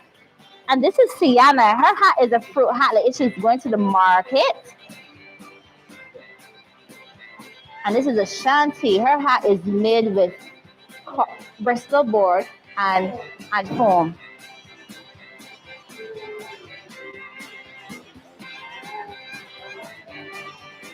And this is the Shay. He has a cowboy hat along with the wheels on the bus and stickers detailing the wipers, the horn, the people, the baby, the mummy, the driver, along with the door. We on the way, we on the way, on the way to Grandpa's farm. The wheels on the bus go round and round, round and round, round and round. The wheels on the bus go round and round, all through the town. This is Zalia. Her hat details the wheels on the bus as well, along with the bus stop children walking. flowers. Zara, her hat is also detailing the wheels on the bus, along with made with foam and Bristol board. Hi, this is Tyler. His hat is a straw hat made with felt, detailing the wheels on the bus and the letters in the alphabet, along with musical signs bag.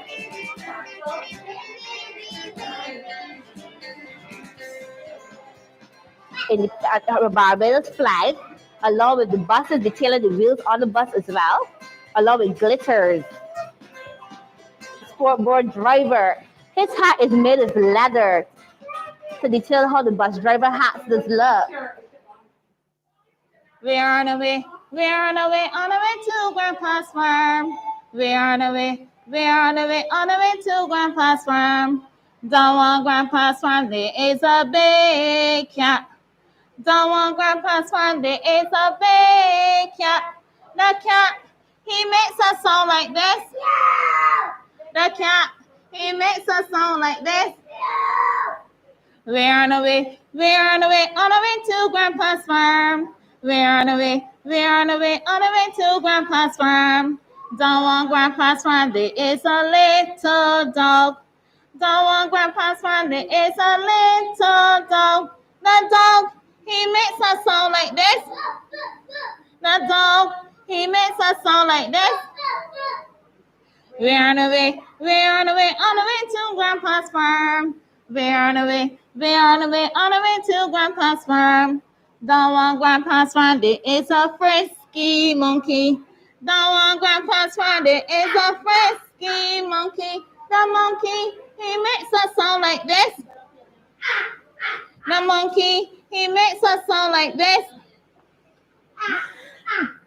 We're on our way, we're on our way, on our way to Grandpa's farm. We're on our way, we're on our way, on our way to Grandpa's farm. Sit down. Down on Grandpa's farm there is a yellow duck. Down on Grandpa's farm there is a yellow duck. The duck, he makes a sound like this. Quack, quack. The duck, he makes a sound like this. Quack. We're on our way, we're on our way, on our way to Grandpa's farm. We're on our way, we're on our way, on our way to Grandpa's farm. Sit down, Mateo. Down on Grandpa's farm there is a belly sheep. Down on Grandpa's farm there is a black belly sheep. The sheep, he makes a sound like this. The sheep, he makes a sound like this. I want to thank the staff of the daycare centers, especially the nursery assistants. They didn't think that it could happen, but we knew from the daycare team's perspective that these ladies can do anything if they put their minds to it. We said, let's try it, and we did. And this is exactly what you have today, the presentation by the parents and the staff. I want to thank the parents because a number of parents would have said, we've never done anything like this before. We don't do anything like this with our children, but we gave them the opportunity to engage.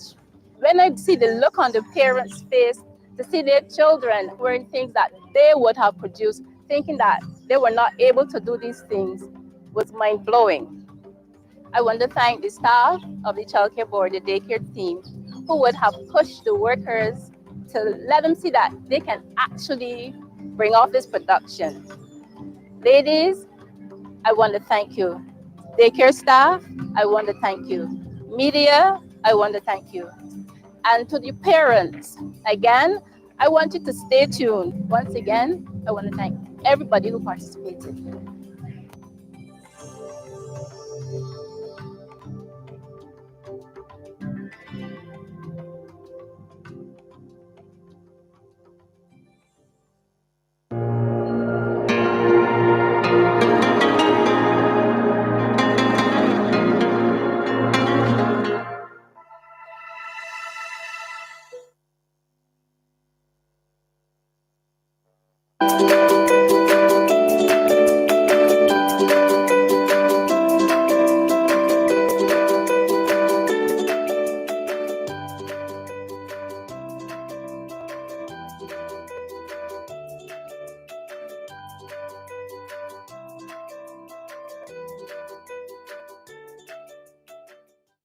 I'm Ingrid Mason, Early Childhood Development Aide, a member of the daycare team.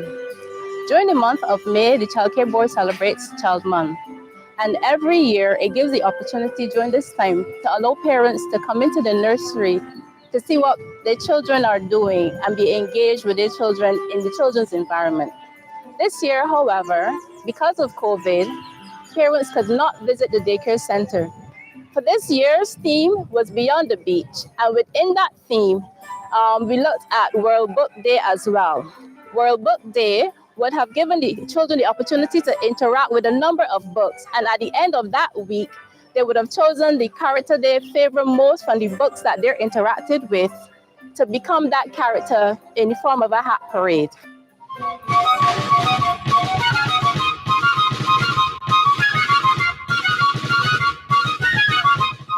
I want to thank the staff of the daycare centers, especially the nursery assistants. They didn't think that it could happen, but we knew from the daycare team's perspective that these ladies can do anything if they put their minds to it. We said, let's try it, and we did. And this is exactly what you have today, the presentation by the parents and the staff. I want to thank the parents because a number of parents would have said, we've never done anything like this before. We don't do anything like this with our children, but we gave them the opportunity to engage. When I see the look on the parents' face, to see their children wearing things that they would have produced, thinking that they were not able to do these things, was mind-blowing. I want to thank the staff of the Child Care Board, the daycare team, who would have pushed the workers to let them see that they can actually bring off this production. Ladies, I want to thank you. Daycare staff, I want to thank you. Media, I want to thank you. And to the parents, again, I want you to stay tuned. Once again, I want to thank everybody who participated.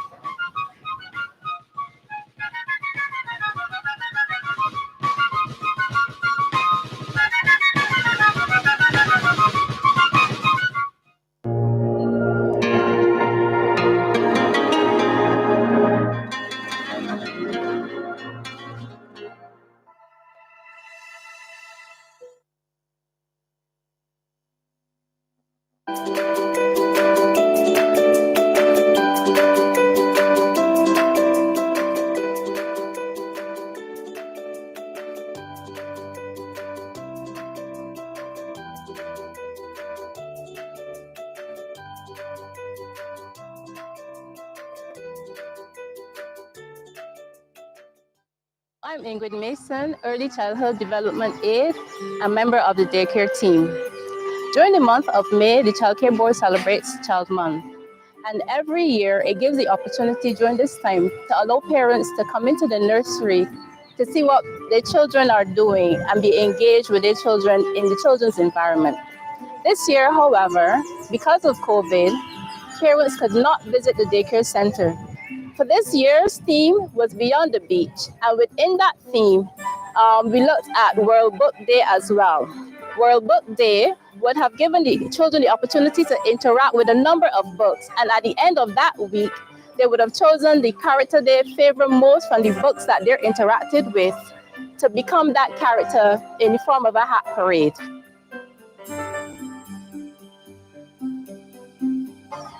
Out in the deep blue sea, there are treasures for you and me.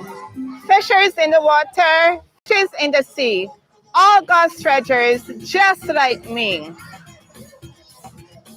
Sanaya, in her glimmering, shimmering blue skirt, out sparkles like the little mermaid out in the sea, filled with all the treasures of God's wonderful sea. Sharks, sea turtles, mermaids, treasures of the sea cover Sanaya's beautiful hat out in the deep blue sea. Shalia is adorned in her blue hat, covered in all kinds of fishes, sea treasures, and seaweeds decorated with the fine sea sand and coral stones of our beautiful sea treasures of our island Barbados. We want to say 3 cheers for Sanaya. Explore the sea with this bonnet that shows treasures both literally and figuratively. On this bonnet is a large treasure chest with gold and silver in abundance. Surrounding the monetary treasure are living treasures that sustain the seafloor and provide us with food. So remember, don't litter and protect our treasures of the sea. Leandro, our youngest sailor, with his top hat of shiny, glittering, deep blue sea treasures, seaweeds, sea turtles, and all that you can ever want in the deep blue sea with fishes and sparkles and all that we will adore from our treasures in the sea.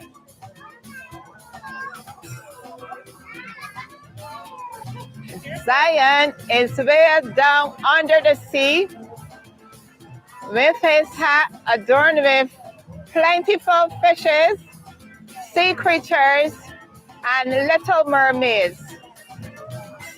Seashells also adorn this crown as he goes way down under the sea. The sea holds the true beauty of the world. Beautiful, colorful creatures and treasures, both past and present, creates an underwater rainbow. In order for us to have these treasures to last forever, we must not litter. Very light and easy to wear, Royale's hat is filled with wonders and treasures of our Caribbean Sea. Buried in the deep oceans are treasure chests. We also find starfish, dolphins, beautiful rainbow-colored fish, sea tortoises, and lots more. The sparkling sand is a beauty for all. Come, let's go explore the beautiful seas. Take a cruise on board the designing cruise liner and let us dive. I see a turtle. How many do you see? Nazir. Here you see the creatures of the sea. Crabs, starfish, jellyfish, and all kinds of fish. Deep in the ocean, as he explores the treasure box of pirate treasures. Noah, creatively made by his sisters, Noah's hat depicts a crab from toilet paper tissue rolls, starfish from cork, and his treasure chest filled with all kinds of treasures made from sea, sands, and shells. One day in the deep blue sea, Serena the mermaid found a treasure chest filled with lots of gold and pearls. So excited with her new discovery, she invited some of her fish friends, Timmy the turtle and Ollie the octopus, to come and see.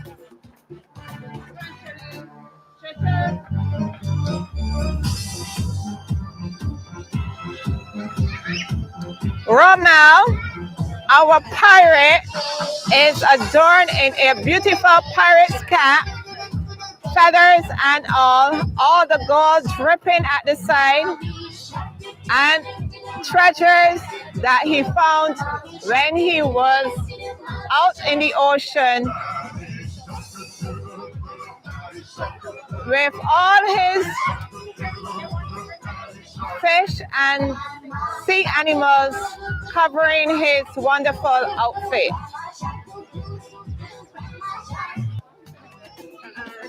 Yes. Amarissa, way beyond the shoreline, there is a princess of the sea called Amarissa. Watch as this little mermaid shows off her treasures, seashells, seahorses, and all that adorn the deep bottom floor of our beautiful ocean. We have Nico, adorned in his white and blue top hat with sea turtles and other creatures that you will find deep in the ocean, like a walrus. And way above are the birds high in the coconut trees. Nico is a happy boy as he shows us what treasures we can find in the sea.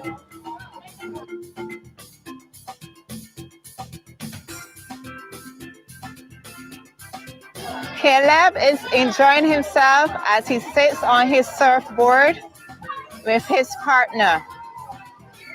He's enjoying the sands that we see on our seashores.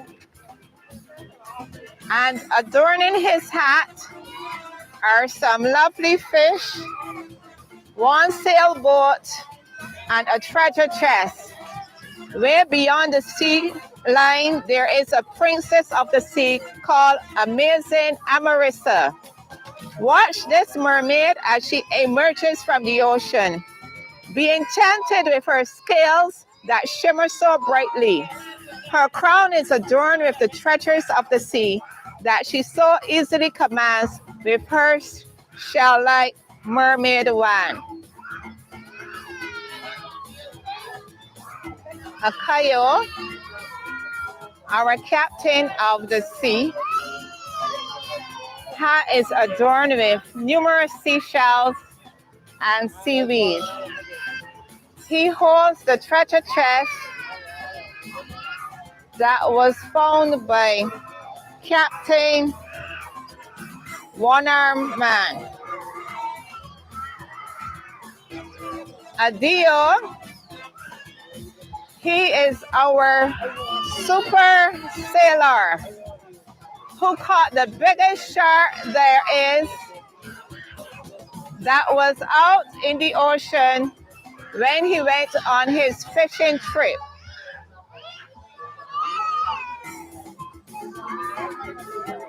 We have our three fishermen, Ashayan, Khalik, and Aiden.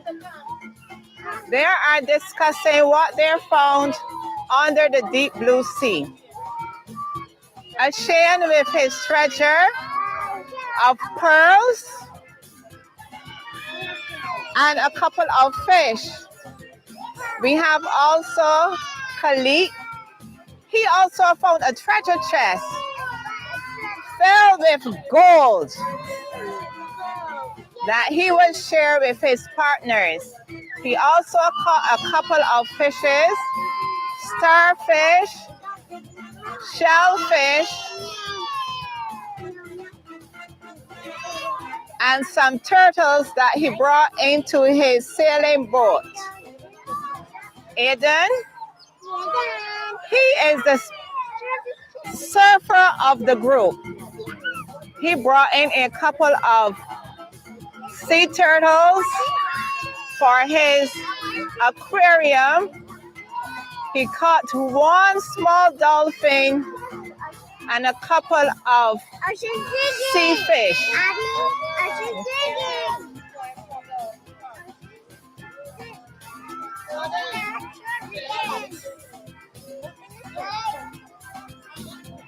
Every little girl loves the beach and dreams of being a mermaid.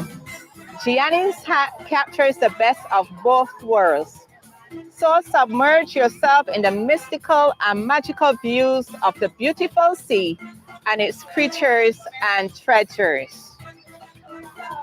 This hat captures a land crab and a greenback turtle. Octopus also adorns this hat with some sharks and flying fish swimming beneath the seaweeds out in the ocean.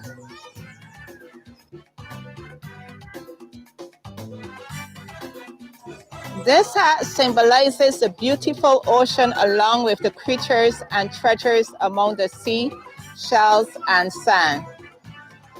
Izani holds it well on his head as we see beautiful octopus, turtles, seashells, and small sea fish.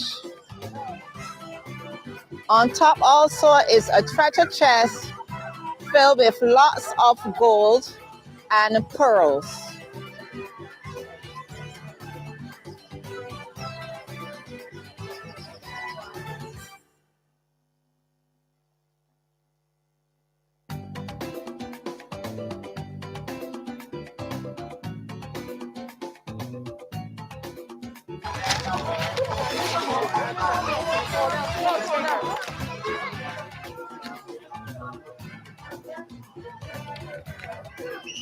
Naraj, the best of both worlds, the mystical mermaid, protector of the sea, surrounded by the actual wonders of marine life covering the ocean floor.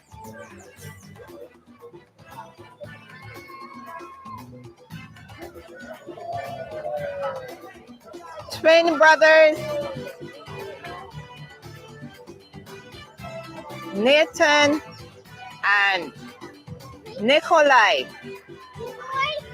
two fishermen together in their matching hats of beautiful corals, sea fish, and seaweeds, searching for a treasure that was lost beneath the deep blue sea.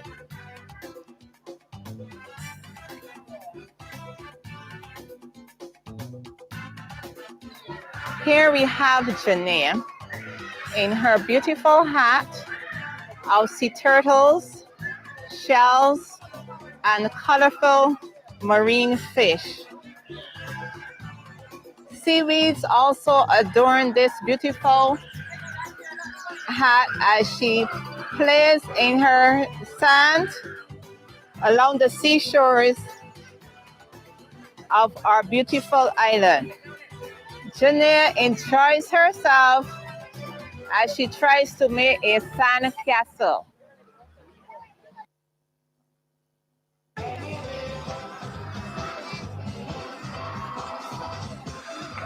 This hat symbolizes the beautiful ocean with its many coral fishes and ocean treasures among the seashells and sand.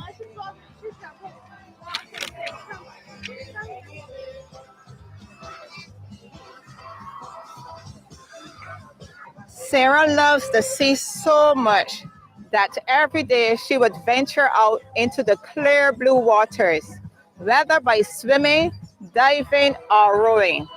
Today, she chooses to row in her favorite little boat called the Island Girl, and saw so many different coral fishes, even some she had never seen before.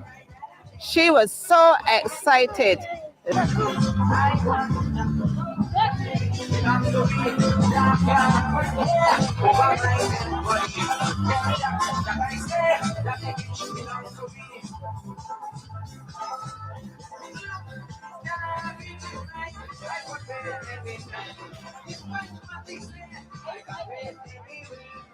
I want to thank the staff of the daycare centers, especially the nursery assistants. They didn't think that it could happen, But we knew from the daycare team's perspective that these ladies can do anything if they put their minds to it. We said, let's try it. And we did. And this is exactly what you have today. The presentation by the parents and the staff. I want to thank the parents because a number of parents would have said, we've never done anything like this before. We don't do anything like this with our children. But we gave them the opportunity to engage. When I see the look on the parents' face, to see their children wearing things that they would have produced, thinking that they were not able to do these things, was mind-blowing. I want to thank the staff of the childcare board, the daycare team, who would have pushed the workers to let them see that they can actually bring off this production. Ladies, I want to thank you. Daycare staff, I want to thank you. Media, I want to thank you. And to the parents, again, I want you to stay tuned. Once again, I want to thank everybody who participated.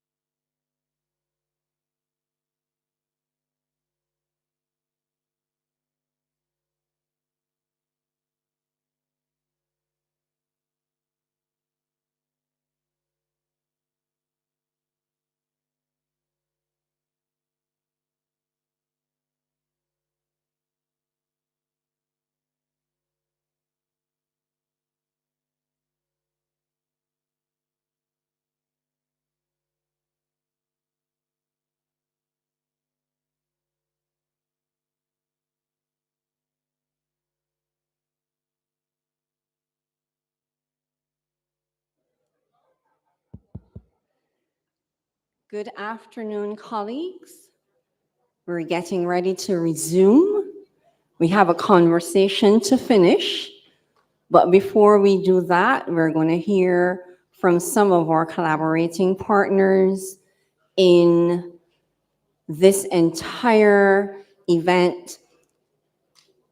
You know, as the shareholders, I love that term. How do you feel about being shareholders? We're not stakeholders anymore.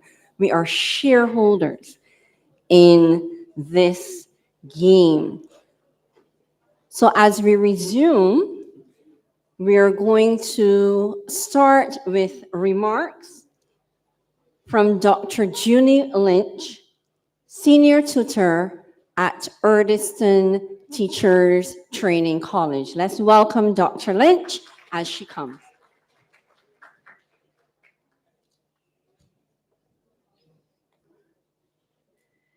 Thank you. Those of you who are eating, continue to eat your lunch.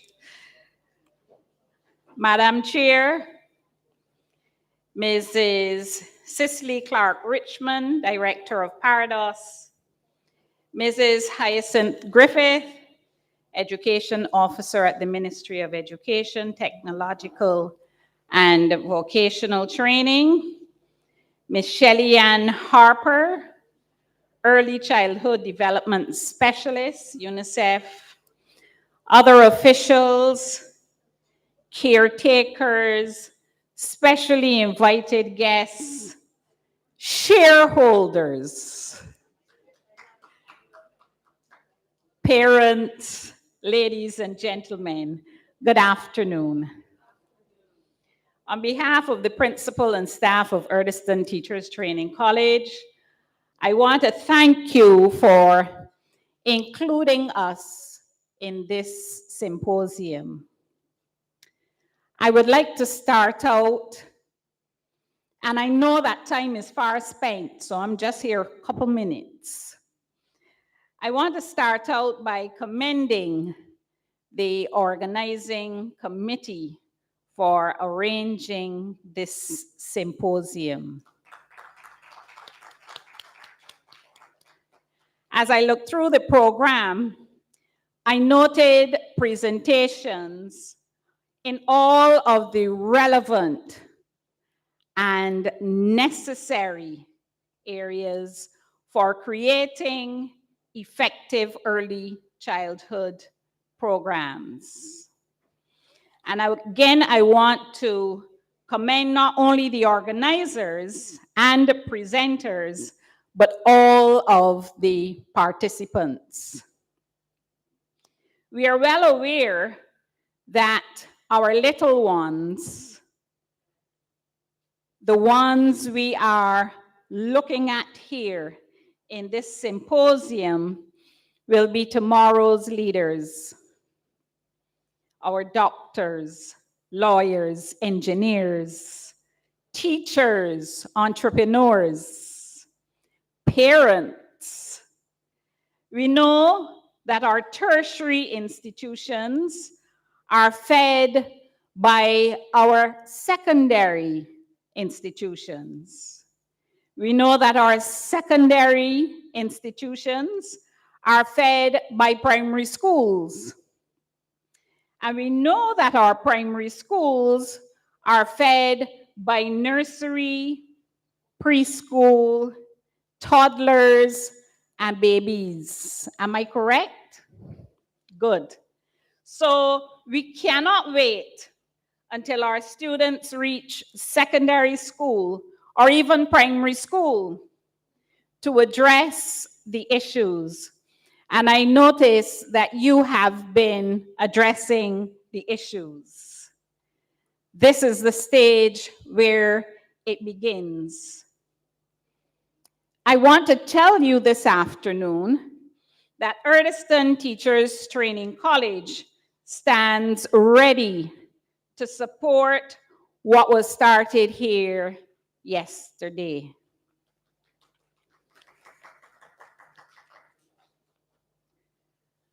Currently, just to let you know a little bit of what we're doing, currently we offer certificate courses in the education, care, and development in the early years. And we do that at 2 levels, levels 1 and 2.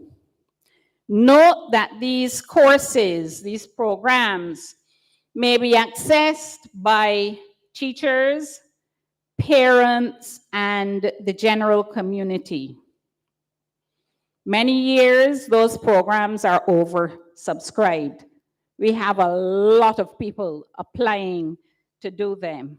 We also do child protection education tools for early learners.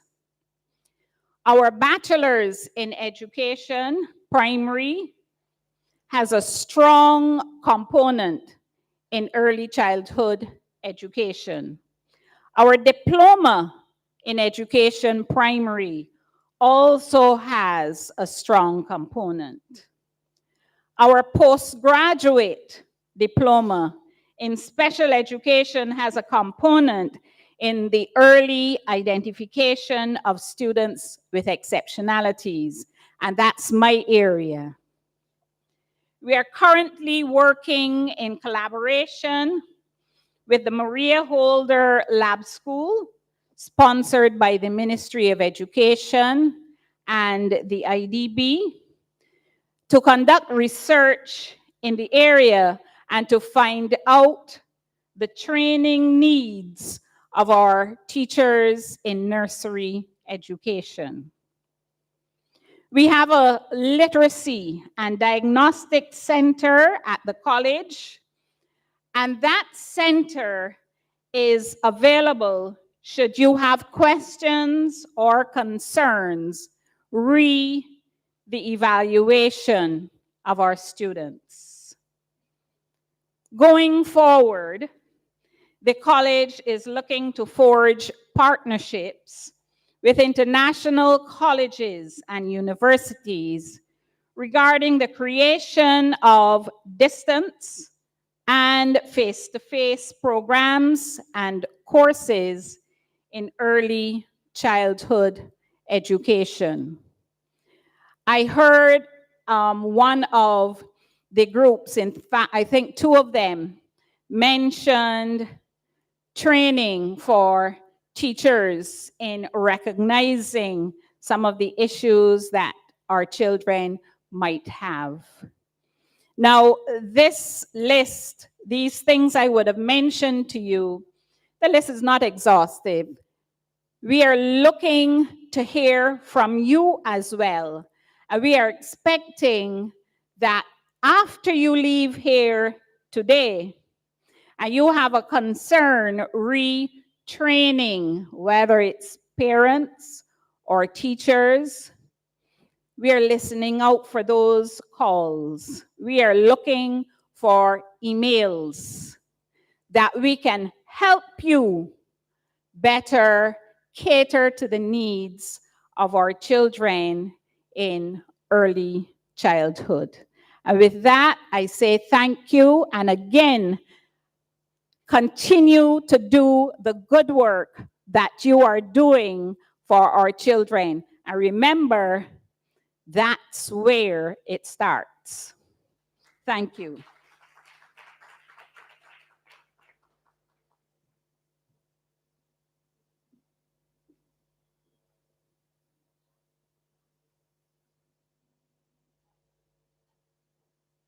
Thank you so very much, Dr. Lynch. That is a pertinent way to start off our moving forward segment and to continue with our partners in collaboration. We have Ms. Hyacinth Griffith, Education Officer with the Ministry of Education, Technological and Vocational Training, to make remarks on behalf of her ministry. Let us welcome Ms. Griffith as she comes.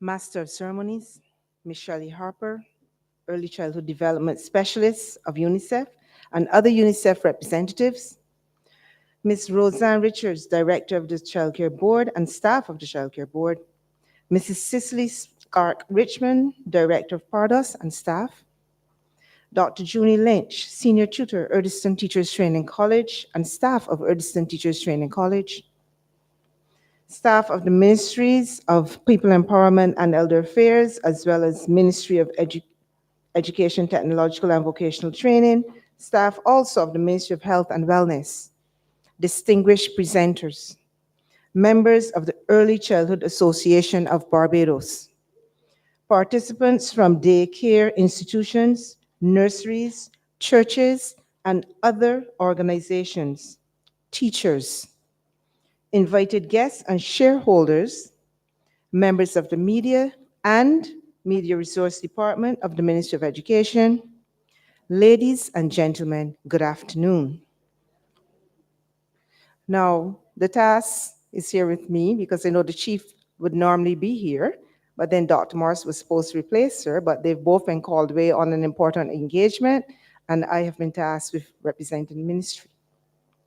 Now, as we bring down the curtain, so to speak, on what is, in my opinion, has been 2 glorious days of sharing of knowledge and on pertinent aspects of early childhood education and development, discussion, and collaboration, we are called upon to reflect on all the presentations with a view to synthesizing the main ideas.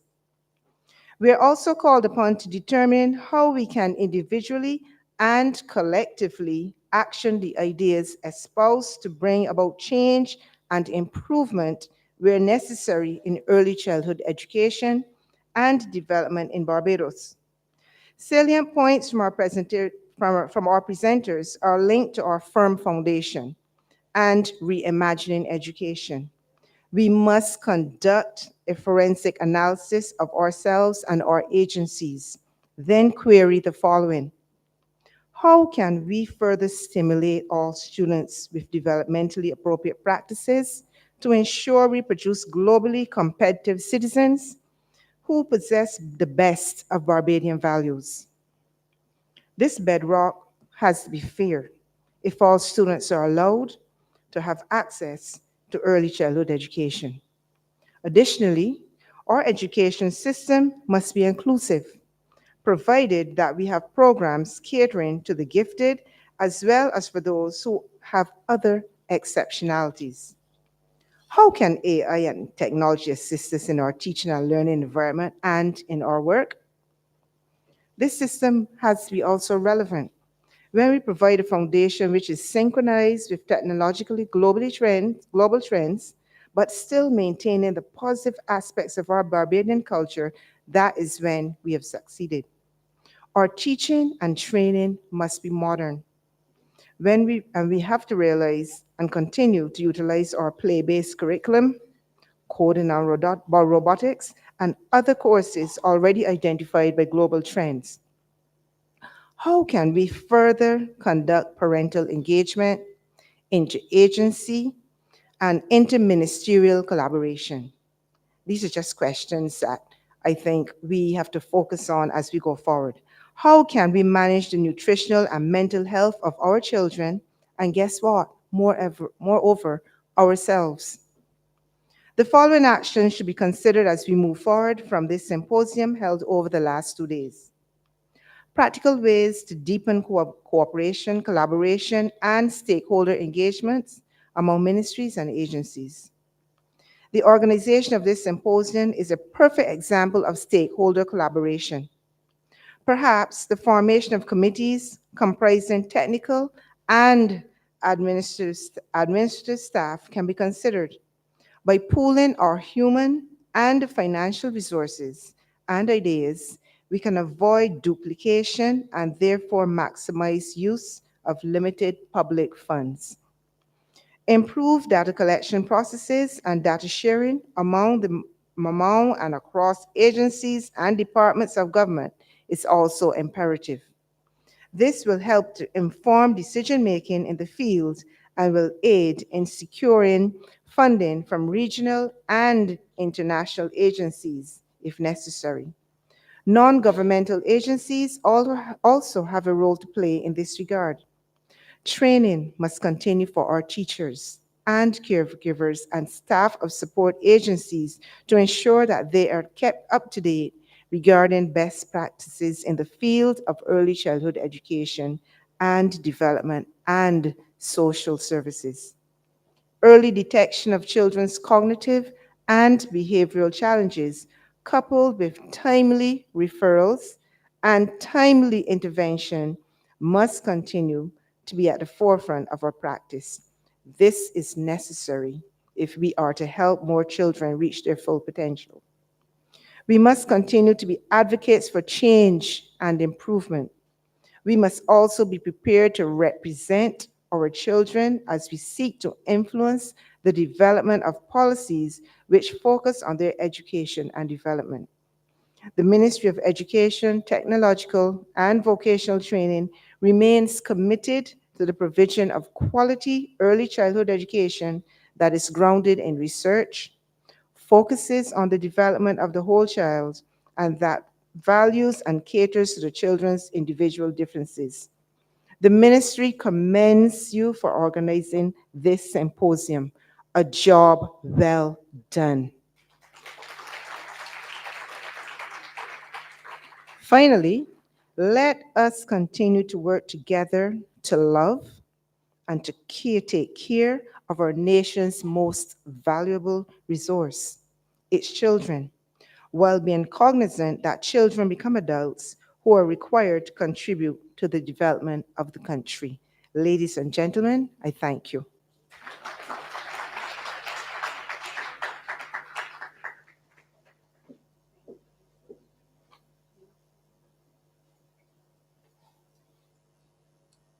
Thank you, Ms. Griffith. And are you ready now to resume your conversation? We have a conversation to complete and we cannot move forward without you. So Ms. Paris is back to take us through the other part of our think tank, and then we wrap up with partner remarks, and then we will be heading home to process all that we would have taken in over the last 2 days. Thank you, Ms. Carter. So we shall move on to our area of education. So our tables, who had the topic of education?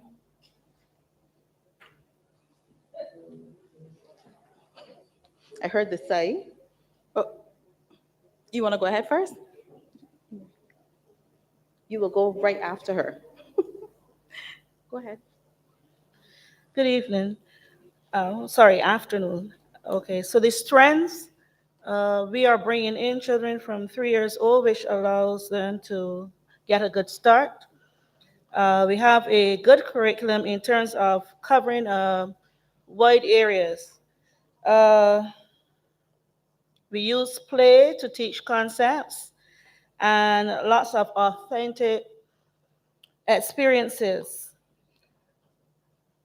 For the most part, we have parent-teacher collaborations, good parent-teacher collaborations, and certification of teachers.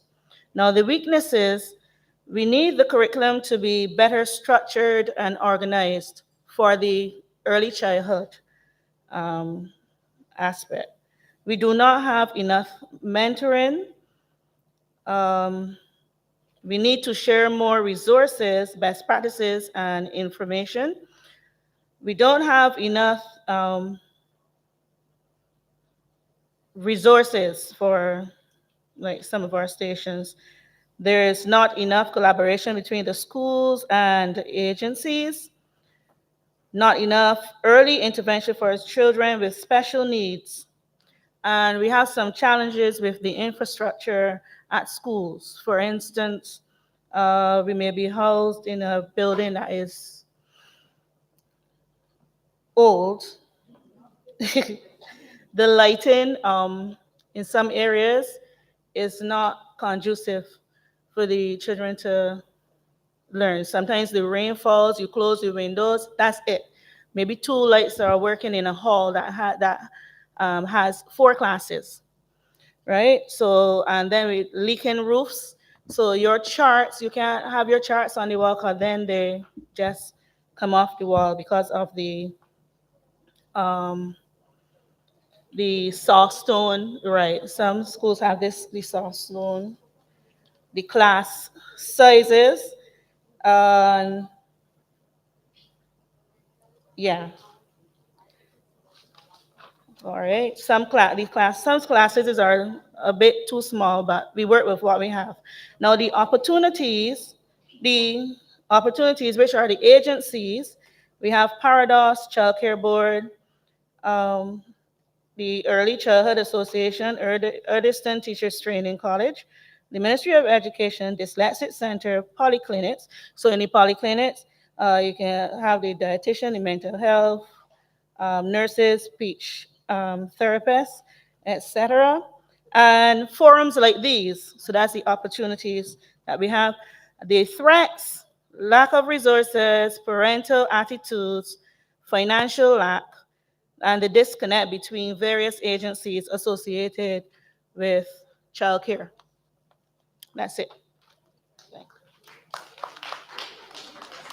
Yolanda? So we have a team effort here. I like it. Good afternoon. Good afternoon. Good afternoon. Basically, what we have here is what have already been said.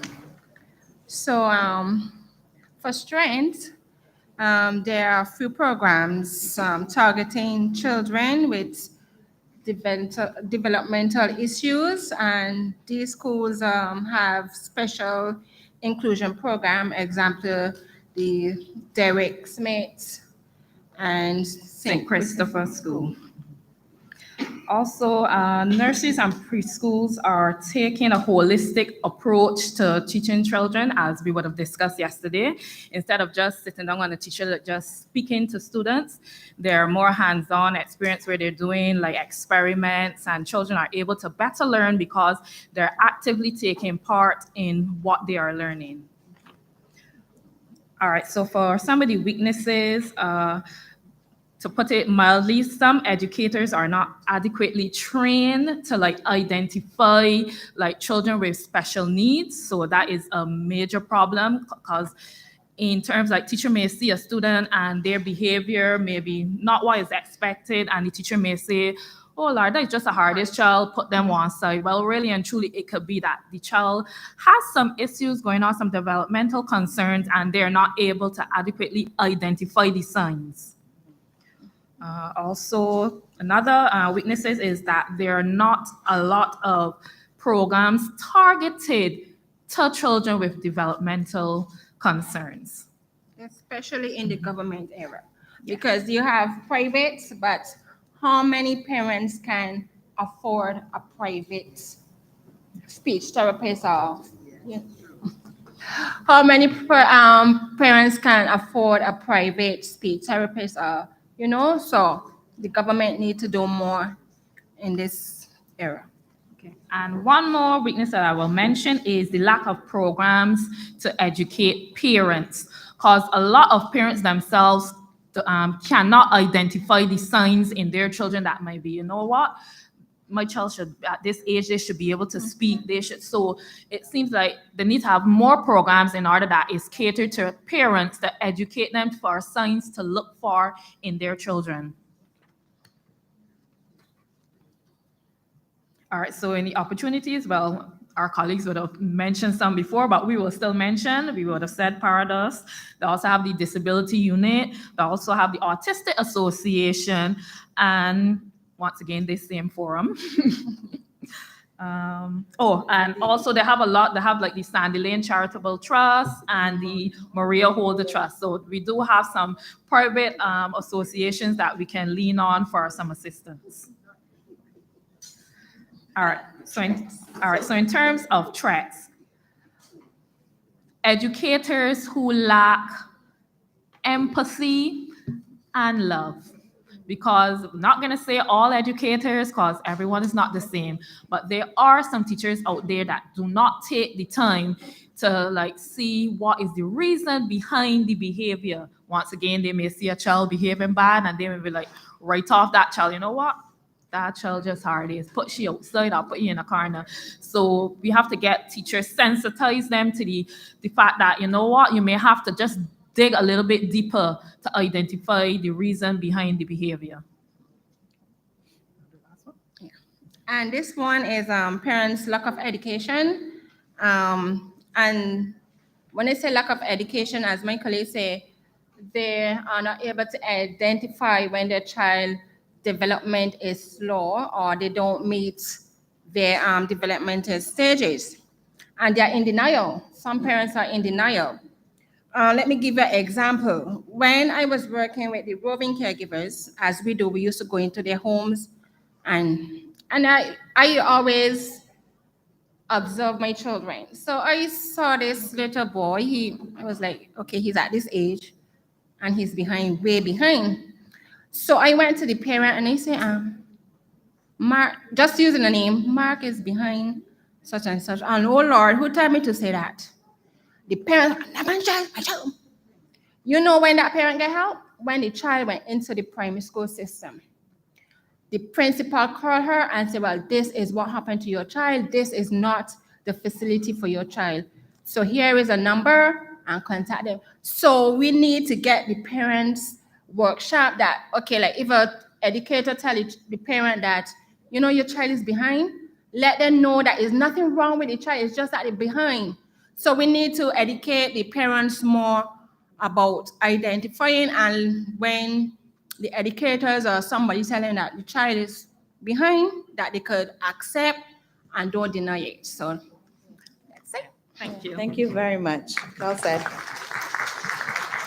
We have one more group. One more group with education. Yes, please.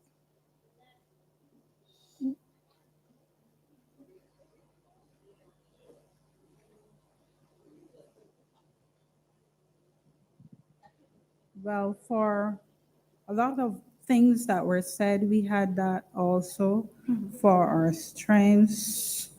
We even had Division of Mia Motley for our schools, because she even added in sports. Because if you look at what the giftedness of children, you know, it's supposed to cover a lot of ranges. It's visual, verbal, mathematic, kinesthetic, musical, interpersonal, and naturalistic. And for what I see in our programs right now, we are working towards that. And Obama, when he was here in the region for a symposium sometime back, he was kind of jealous of our 3-year program because the Americans were not as ahead as us. So we do have a lot of strengths. For weaknesses, well, you know, it's still evolving. The teachers are frustrated because sometimes 6 weeks into the term, children don't have books.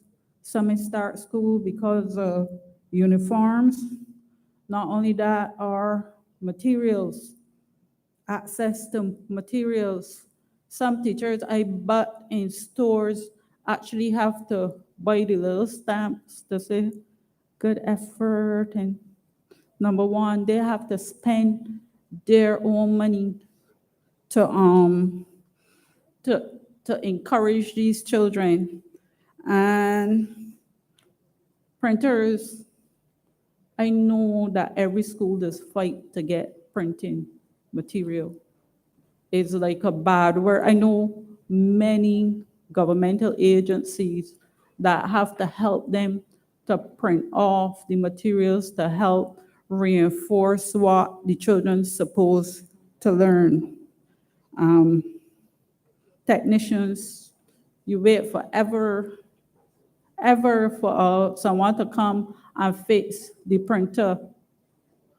So at the end of the day, we do have a lot of weaknesses. I think that by now we should be introducing music.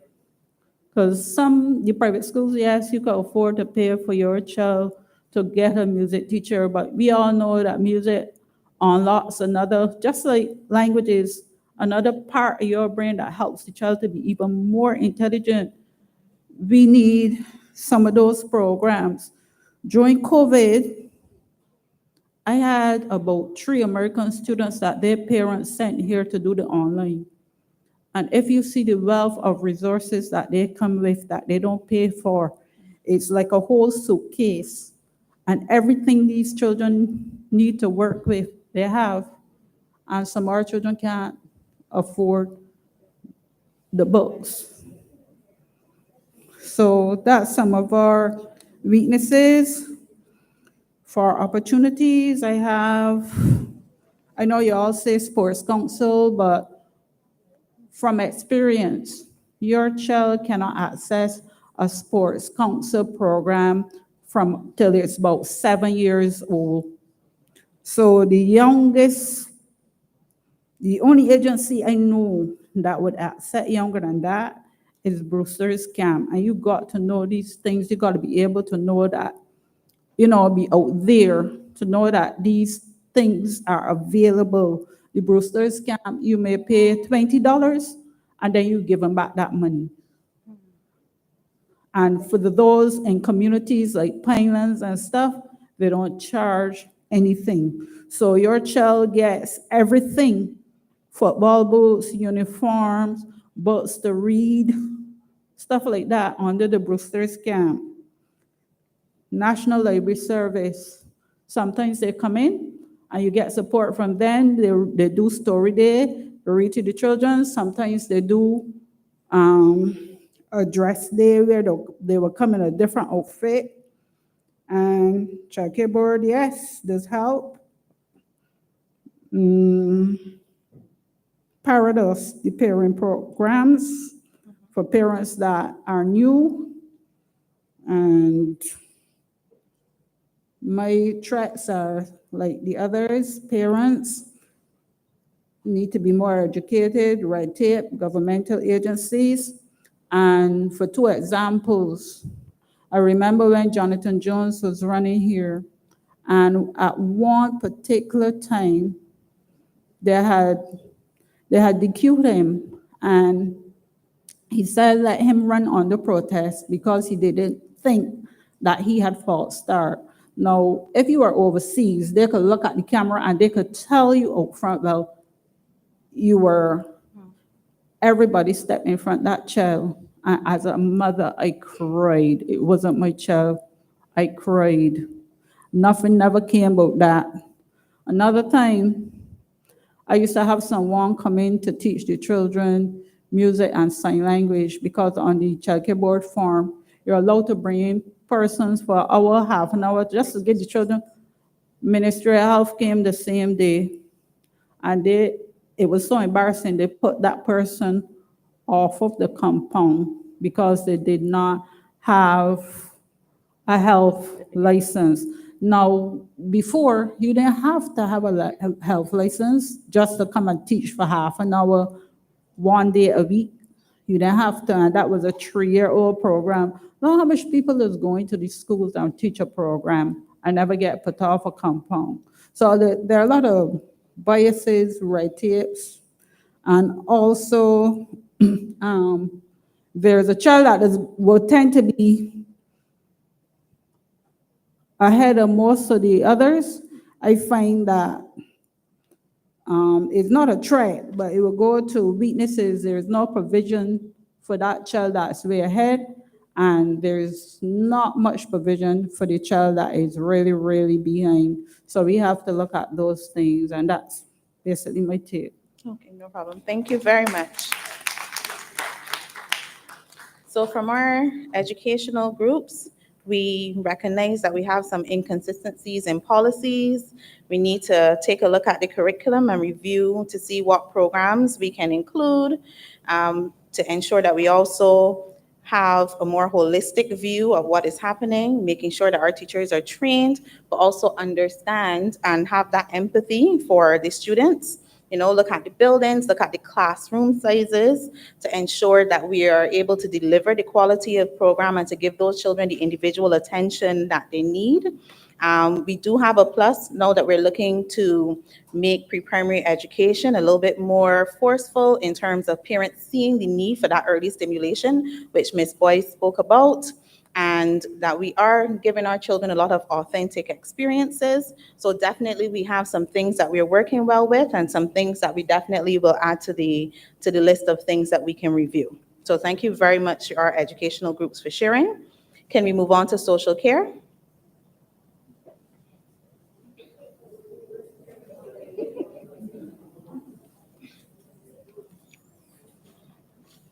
So for our group, we looked at first, what are we talking about when we talk social care? The ability of a child to communicate and interact, parent ability to meet the social needs of the child, the parent or the organization, because not every child may have a parent. So that's the school, the home, the church. The social needs of the child, playing, interacting, taking turns, going beyond the parent and looking at the ecosystem that surrounds the child. So in all, we're looking at best practices which give children the ability to develop holistically. Strengths, laws and policies. We have things in place such as the Convention of the Rights of a Child, the Child Protection Bill, the Child Justice Bill. And I'll do strengths and weaknesses together because we tend to. The weakness to that would be that we do have some outdated laws which need to be reformed. Some of them are being reformed currently. But then in addition to that, the reinforcement of these laws, the implementation and the monitoring and the evaluation of these laws and policies when they are put in place. Another strength, access to child care services. We have government and private care services. We have Parados, we have pre-primary education, we have Thrive, we have child guidance. However, one of the weaknesses is that we have a higher demand than we can supply. And we all know that for some services and childcare settings, there's a very long waiting list. And then, of course, lack of human resources. We have great support services, Parados, Barbados Family Planning, Student Support Services, social agencies and networks. We saw some today with Echo Nation. We heard of all the work they're doing. We have the I Am a Girl Barbados, Kiwanis Club, Lions Club, Blossoms, Brownies, Chums, Cubs. However, there's not enough financial support. So especially with the non-governmental, some of them, they try their best based on what they're taking in, but there's so much out there that needs to be done that we need, in essence, for the people with the purses to put their money where their mouths are. We have standardized education in terms of our national curriculum. We have free access to health care. So the persons who need access to these social services, they do have access to them. However, in some instances, there's a lack of input at the grassroots level and the practitioners in the field. So we hear lots of things happening, but the persons who are benefiting from these services may not necessarily have the opportunity to weigh in on what is happening to benefit them. Another weakness, collection of data and reporting and data sharing. We also have to look at the parent demographic that we have currently, the need for education of parents for the social care of their children, and someone mentioned the behavior of parents. We know many times when we see children behaving a certain way and then we meet the parents, we go, I understand.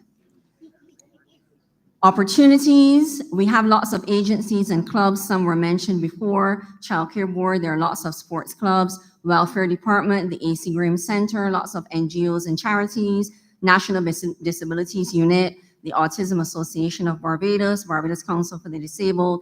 Another opportunity is we have the opportunity now to have updated and timely, correct data that we can collect, and we can examine the legal frameworks around data sharing to avoid duplication. So even in this setting where we are, the Ministry of Health collects data, education collects data, social care collects data. Now we're in a position, we have the opportunity to share that data so that what's happening, we have those persons, we know what's happening across the board, and using that data in an efficient way one of the things that I know that we do very well is that we can collect data, but then what do we do with the data that we collect?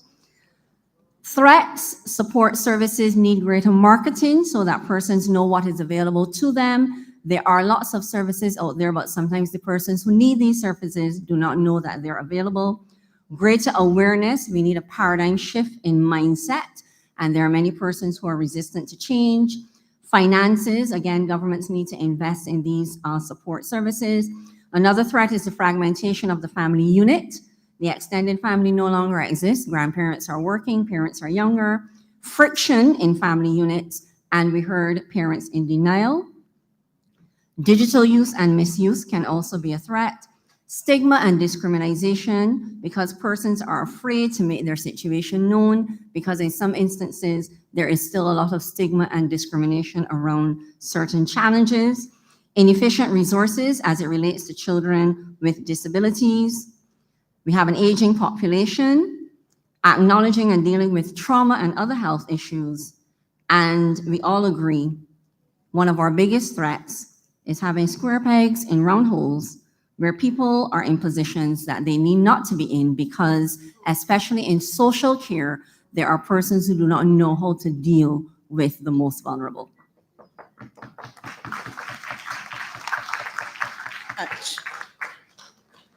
Our group number 2.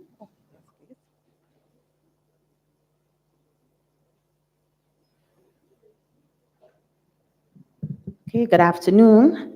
Well, I guess I'm the Lone Ranger left from my team. Well, actually, Gail was so comprehensive. I think I can say ditto and sit down. So I'll go really quickly for our strengths. We looked at the policies and frameworks available. We talked about the social safety nets in terms of our welfare system. We've got, agencies, like Child Care Board, Paradox, etc., working. What we thought was a big strength for us was the education at all levels, free education, all the way to university level. We also looked at the child and maternal health care services as another plus for us. And we do have the state-regulated early childhood programs. So those are some of the strengths. Weaknesses, we felt there was a lack of visibility of services. Sometimes parents are not aware of what's available and then how to access. So we felt that that could use some strengthening. We felt there's a limited diversity in the services available, especially for children with disabilities. We know that once children start to transition out of secondary school, there isn't a lot available for youth, adolescents and youth with disabilities. What are the after sort of programs that they can be involved in? Those can be strengthened. In terms of weaknesses, also, again, we talk special needs services. We need sort of more resources around that. We talked a bit about coordination of services. I think they need to speak to each other a lot more. I know, we hear people talking about trying to access a service and having to go to many different places, a little piece here, a piece there. Maybe there's a way to connect a lot better. So that coordination can be improved. Opportunities, well, we've got all these partners here. Gail listed a whole set. I'm not going to go through. And in terms of threats, again, as Gail mentioned, we do have the volume of the needs seem to be increasing. Limited finances in terms of the social assistance programs. So we've got to look at prioritizing, what do we prioritize? Balancing intervention and human parental rights. So here we were talking a bit about the fact, and I think somebody mentioned it, that sometimes a parent with a child with a disability is a bit maybe embarrassed or unsure as to how much to disclose. It's important to disclose because then you can get access to the services that you need. So how do we balance the fact that this child needs an intervention as opposed to the parent saying, well, it's my right to share or not to share. So these are some of the things that we can look at. And of course, we talked about bridge and reintegration.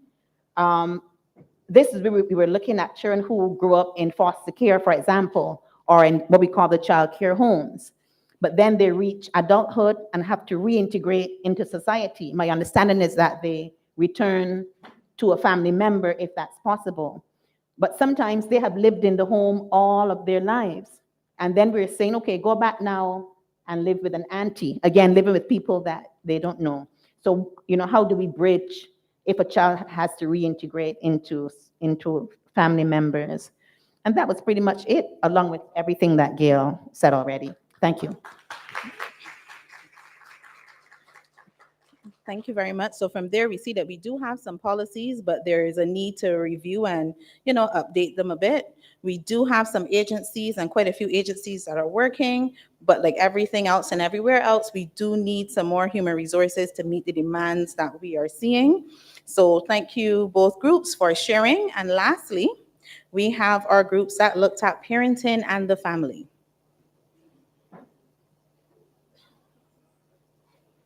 See who gets there first. Thanks, first.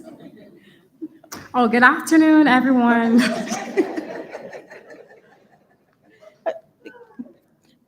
All right, I'll go very quickly. So my group, we talked about parenting and family from the perspective of the teachers, of course, and we looked specifically at how we can engage parents.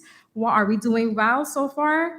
Conferencing, most schools do parent conferencing, PTA meetings, one-on-one sessions when needed, parental workshops, involving parents in the daily running of the school plant. Some teachers do WhatsApp groups for classes so that they can connect directly to the parents. And you can also use various apps as well that are available, like Class Dojo, direct communication with parents using technology to bridge the gap between the parents and the teachers. So utilizing online conferencing, for example. So using technology to benefit us and to connect with the parents. So for example, parents who may not be able to attend a PTA meeting may be able to attend that meeting online. And I know that at our school, we would have done PTA meetings, and I know other schools do it as well through online Google Classroom. And we tend to see more parents coming out to the online sessions. What are the challenges? So inability to reach parents who have students at risk, and that was mentioned earlier today. Usually the parents that we really want to talk to, we can't reach them. Inappropriate use of WhatsApp, so that is something that definitely needs to be noted. And we discussed that we can try to combat that by establishing rules and boundaries within the chat. And then there are different methods that you can use as well. Lack of income, financial inequality, and this is related to health, academics, and technology. So access to a healthy environment, because of course not all families and children have an access to a healthy environment or access to information. Unresolved trauma, so parents, which results in poor parenting practices. Lack of technological resources in some families, so not being able to connect with us through online resources. And the last one is communication styles, well, differences in communication styles, because parents and teachers sometimes may have conflict trying to communicate with a parent. And as we noted, special needs signs and symptoms start from very young, and sometimes these children can go through the system undiagnosed, and of course they're going to grow up one day to become adults with the same learning disabilities, disorders, neurological disorders, etc. And then we have to still communicate with them. So then we have to remember that not all parents, unfortunately, have the EQ that we will want them to have. So differences in communication styles is definitely a weakness, and trying to bridge that gap and find a way to relate to those parents and meeting them where they're at in terms of their language.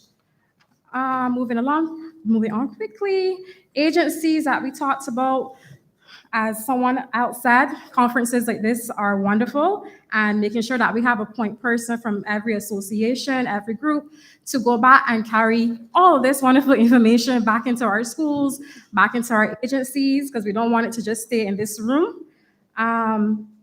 Continue to push PTA and more community outreach. Some schools I know are trying to revive PTA meetings, so I guess we have to find ways to get really creative in terms of getting parents to come out. And then there's the men's program and Safe Zone. They do counseling, family counseling, and they also have parenting programs that are ongoing as we speak. I think we have a few coming up.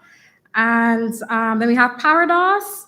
And moving along to tracks. So some of the tracks that my group discussed were unresolved trauma of parents, undiagnosed disorders, unstable family dynamics, denial of blatant issues that we see, but sometimes someone outside the parent could be embarrassed. There's still stigma attached to special needs. Some parents are simply unaware that there's a problem with their child.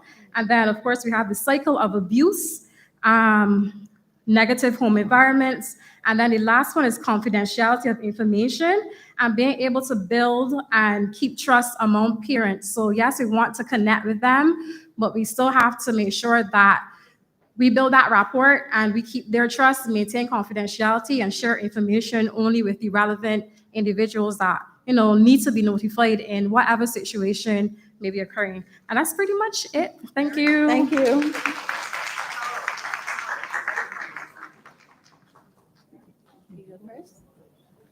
Hi, good afternoon, everyone.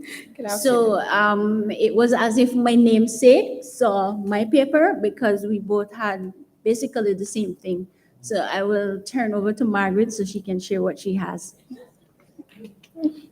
Good afternoon.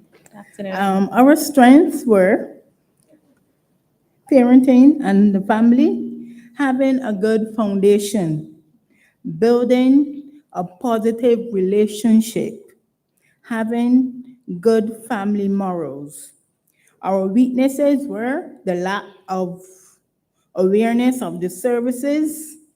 They do not see the importance and benefits of education. Some parents do not have the time due to other responsibilities like work or whatever they have to do, so they don't have the time for the children. And some parents lack education. The places that you will have the agencies like the welfare, childcare, school, Paradox, and the church. The threats, the lack of finances, the lack of human resources, and the agencies, some of them do not come together when we are, like one person might go this way. All of us are trying to do the same thing, but we are going in two different directions. Thank you. Thank you, everyone, for participating. And I'm hearing a lot of common threads, looking at things like parent and public education as it relates to stigma and just knowledge and information as it relates to development and programs. Yes, we have collaborations, but having more formal systems where you have, as someone mentioned, a point person, and there's a particular way to do things as opposed to waiting on, by chance, if somebody mentions something to someone. So, we want our agencies to be, the collaboration to be a bit more formal.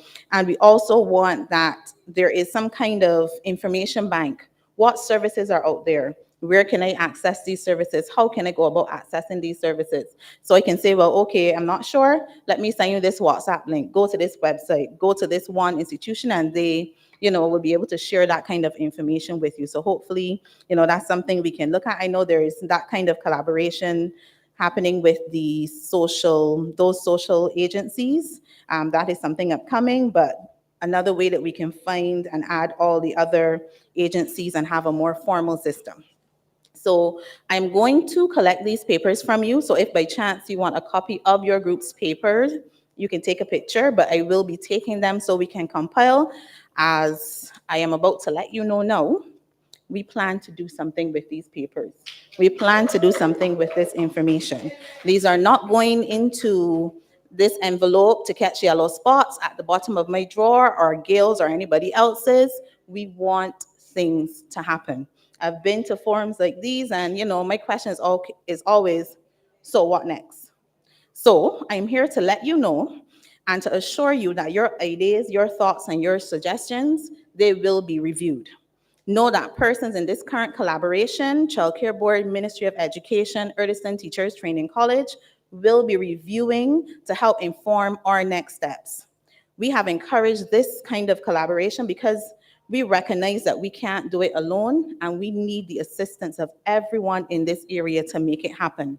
Working together provides the opportunity for us to pool our resources and manpower, and it ensures, as Ms. Griffith was said, that we don't duplicate our efforts or tire the personnel that we have out. As you know, one person is wearing 15 hats. You're doing all kinds of things. So if we share, if we are all going in the same direction, rowing in the same boat, more than likely we are less tired because it's a team effort, and we're going to get where we're going a lot faster. So our plan is to review the information, investigate the statistics and the needs, because we must have data to guide what we're doing. After we've done this, we're going to prioritize what is most necessary, what is feasible at this time, and create the action plan. And then, as I was telling one young lady at lunchtime, reach out to you, the shareholders, because we are all a part of this process. Know that in these efforts, we're going to need to call on you. Know that we cannot do this alone. So please keep your phones charged, check your emails regularly, and listen out, because we will be calling on you. Thank you.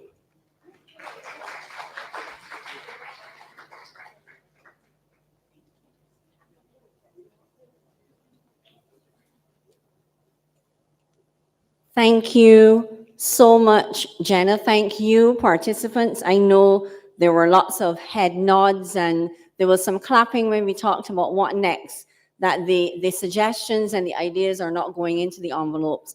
We're going to review, and we definitely are moving forward stronger together.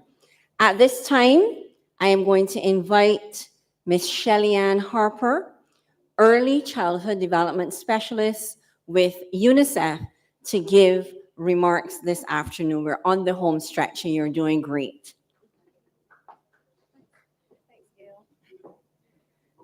All right. Good afternoon again.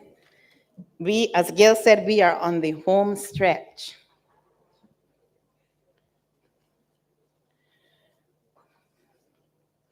All right, so I'm a bit of a storyteller. So they told me that I've got 5 minutes. So I'm going to use 1 minute for the story and then 4 minutes for my remarks. So at the start of the year, I was sitting with one of my colleagues, Joan, and we were discussing the UNICEF communication strategy for early childhood. And, we were talking about all of the different types of information and different messages that we want to give. And, John said, but Shelly-Ann, there is so much information out there about early childhood, about positive parenting, about child protection. She said, but yet, when we carry out our research or we speak with our partners, we are still realizing that a lot of children are still in trouble. A lot of children are still experiencing abuse. We heard that during our sessions here. We have children with disabilities not in school, not having access to education. We have children on the move. If you think about our migrant communities, children not accessing formal education. We have parents struggling, under stress, requiring support, not sure where to get it. We have teachers in the classroom. Sometimes classrooms are too crowded. They don't have enough resources, etc. But yet, a lot of information is out there. And then Joan said to me, so Shelly-Ann, as we are looking at our messaging and what we want to communicate, she said, what do you want people to believe? What do you want people to believe? And that question has been playing in my head ever since then, because it struck me that we take action on what we believe. Sometimes it may not be information that's correct, but if we believe it, we are more likely to take an action. And so this evening, in my, I think 3 minutes now, my question to you is, what do you believe? Or to myself, what do I want people to believe? And so I identified 3 areas about what I want people to believe. It's everything that we've been talking about yesterday and today.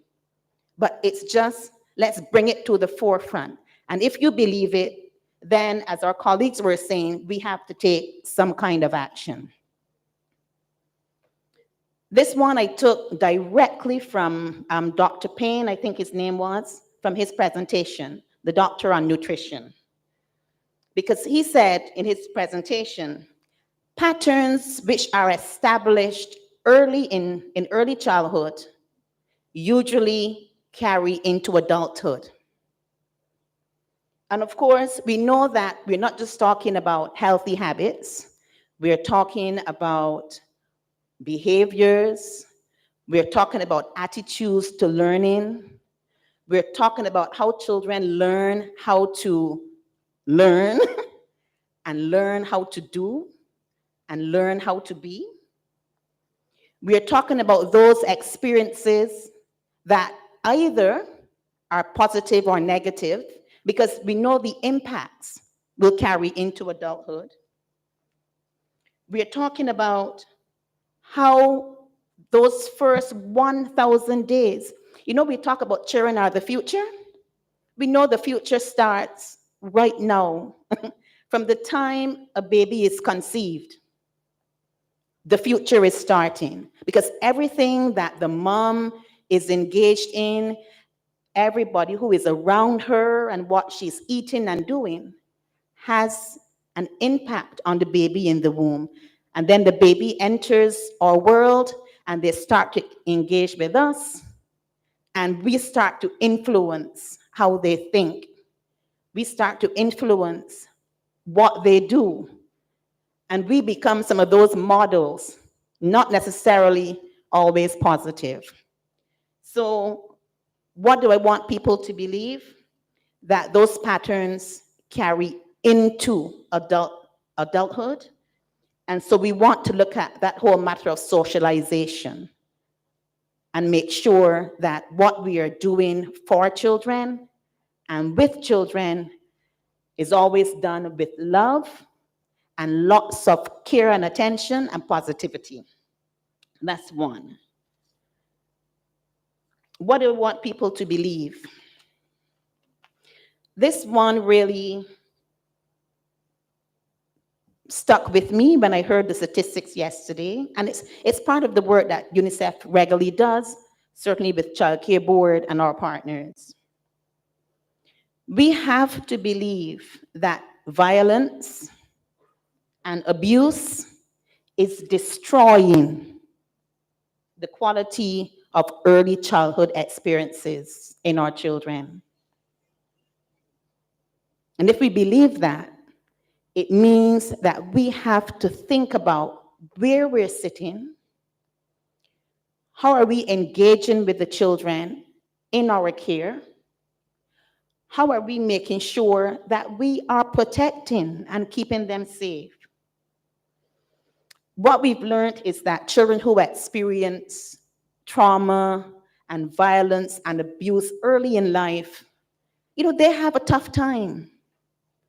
For example, you would find that these children often experience lots of fear and worry and anxiety.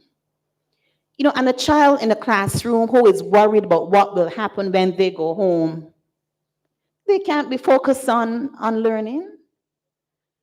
We have children who are suffering from neglect. They don't get enough food. They don't get the love and attention that they need. That child will have trouble in its relationships with others, in how it engages. We understand that, you know, they start to lack trust in the people around them.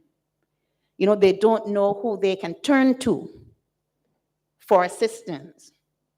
What I also know, though, is that, and this is where we come in, because the research says that for children living in those challenging circumstances, what they need is a supportive or a protective factor. You know what that protective factor is very often? Teacher at school. They can't wait to get in the classroom. And you know, sometimes those children in the classroom that takes you to the wire, you know, there are always some. Those are the ones that need you the most. And you've got to, I know yesterday Dr. Hines said, when you're in the classroom, you have to not only be working with the children with your head, but with the heart. You know? So we must believe that we've got to reduce the violence and abuse in our societies, in our homes, in our schools, communities, and start building that culture of peace. If we believe it, we can start to work on it. And the last one, wrapping up, I know I've gone over 5 minutes. Gail, I'm sorry. And this is where we come back now to the what next and the moving forward part.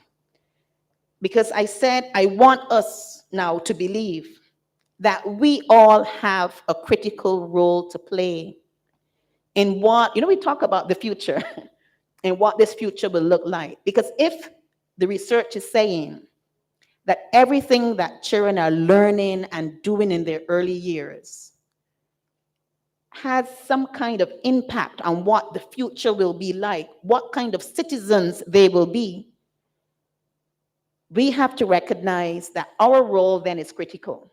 So whether you are a daycare provider, you know, in your daycare center, in your preschool, primary schools, you're the principal, you're the director, you're like myself working with UNICEF, international agencies, wherever we're sitting, we have to be looking to see how do we partner, and we've been talking about this, because we want to make sure that we work closely with those parents to give them all the assistance that they need.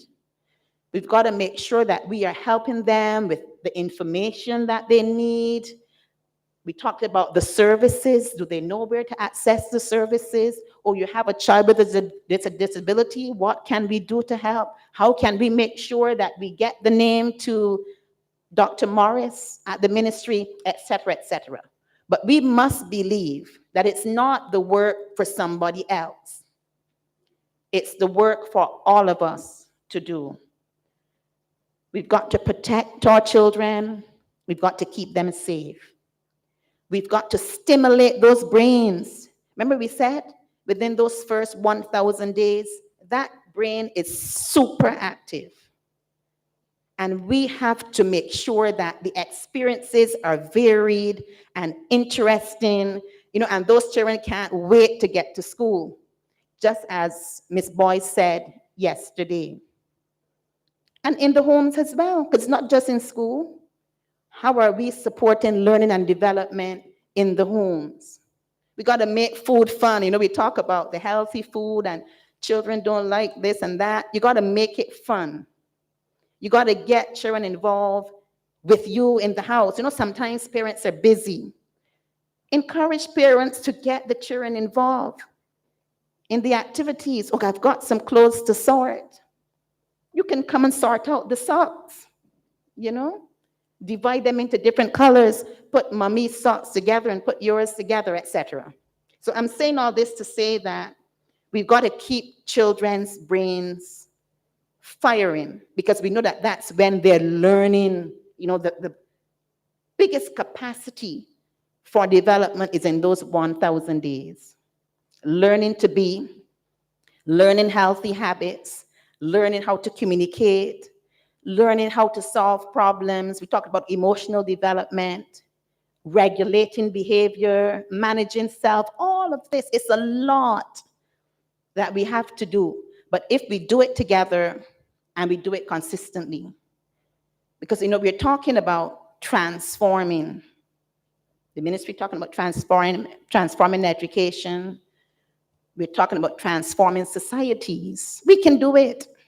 We can absolutely do it, but it takes all of us, every parent, every child, how we engage with them the things that we do with them. It's all about the experiences, because they say the more experiences a child is having, the brain is expanding with more and more capacity.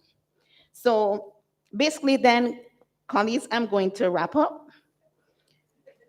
And I just want to say that UNICEF really, we've always worked closely with Ministry of Education and with the Child Care Board, but we are super proud to be part of this symposium. It has been a wonderful, wonderful 2 days.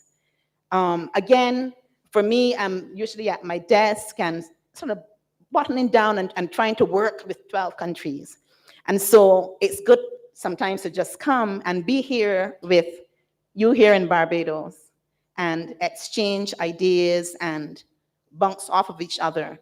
And we can see that there's a lot of work to do, but we also know that UNICEF is here. UNICEF works for you, I work for you.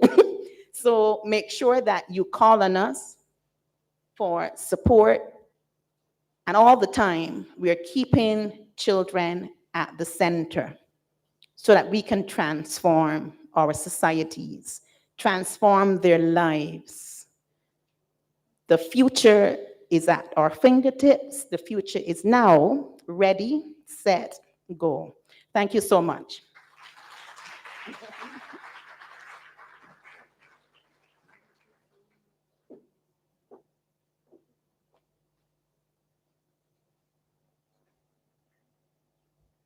Thank you so much, Shelly-Ann, and thank you to UNICEF.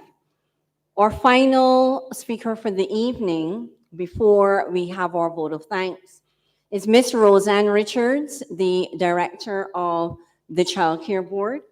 And I want to take this opportunity to welcome her to the podium and to say thanks for all the support. I know we haven't gone to the vote of thanks yet, but as my director, there are not many ideas that I take to Roseanne and she doesn't say, go ahead, run with it.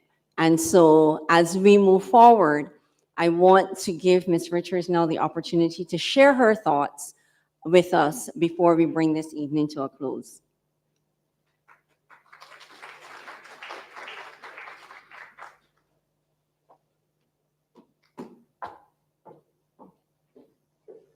Good afternoon, everybody. This Early Childhood Symposium has been convened under the theme, Ready, Set, Go. The future is at our fingertips. This symposium has brought together key stakeholders within the fields: social care, child protection, education, health, and parenting. Over the last 2 days, the discussion centered around: 1, making early childhood environment safe, inclusive, and ready to deliver quality learning and foundational skills. 2, how to support families and communities. 3, how to strengthen childcare and educational settings to meet the challenges of relevance in the changing context. The Minister of Education, Technological and Vocational Training, in her remarks to us yesterday, said that the stakeholders in this industry should see themselves as shareholders. She instructed us to deliver our services to these young minds in a manner and fashion clothed in love. The agenda for this 2-day symposium is likened to a recipe with all the right ingredients conducive to early childhood development: what they eat, taking care of their health, stimulation, social and emotional learning, literacy, trauma in those early years, early intervention, boundaries, discipline, technology, artificial intelligence, the importance of family, and emotional well-being. I am sure that there has been rich and engaging discussion over these 2 days. But for this symposium to be given meaning and for the beneficiaries to gain from what has happened here, not now, but in the future, the way forward must not be delayed.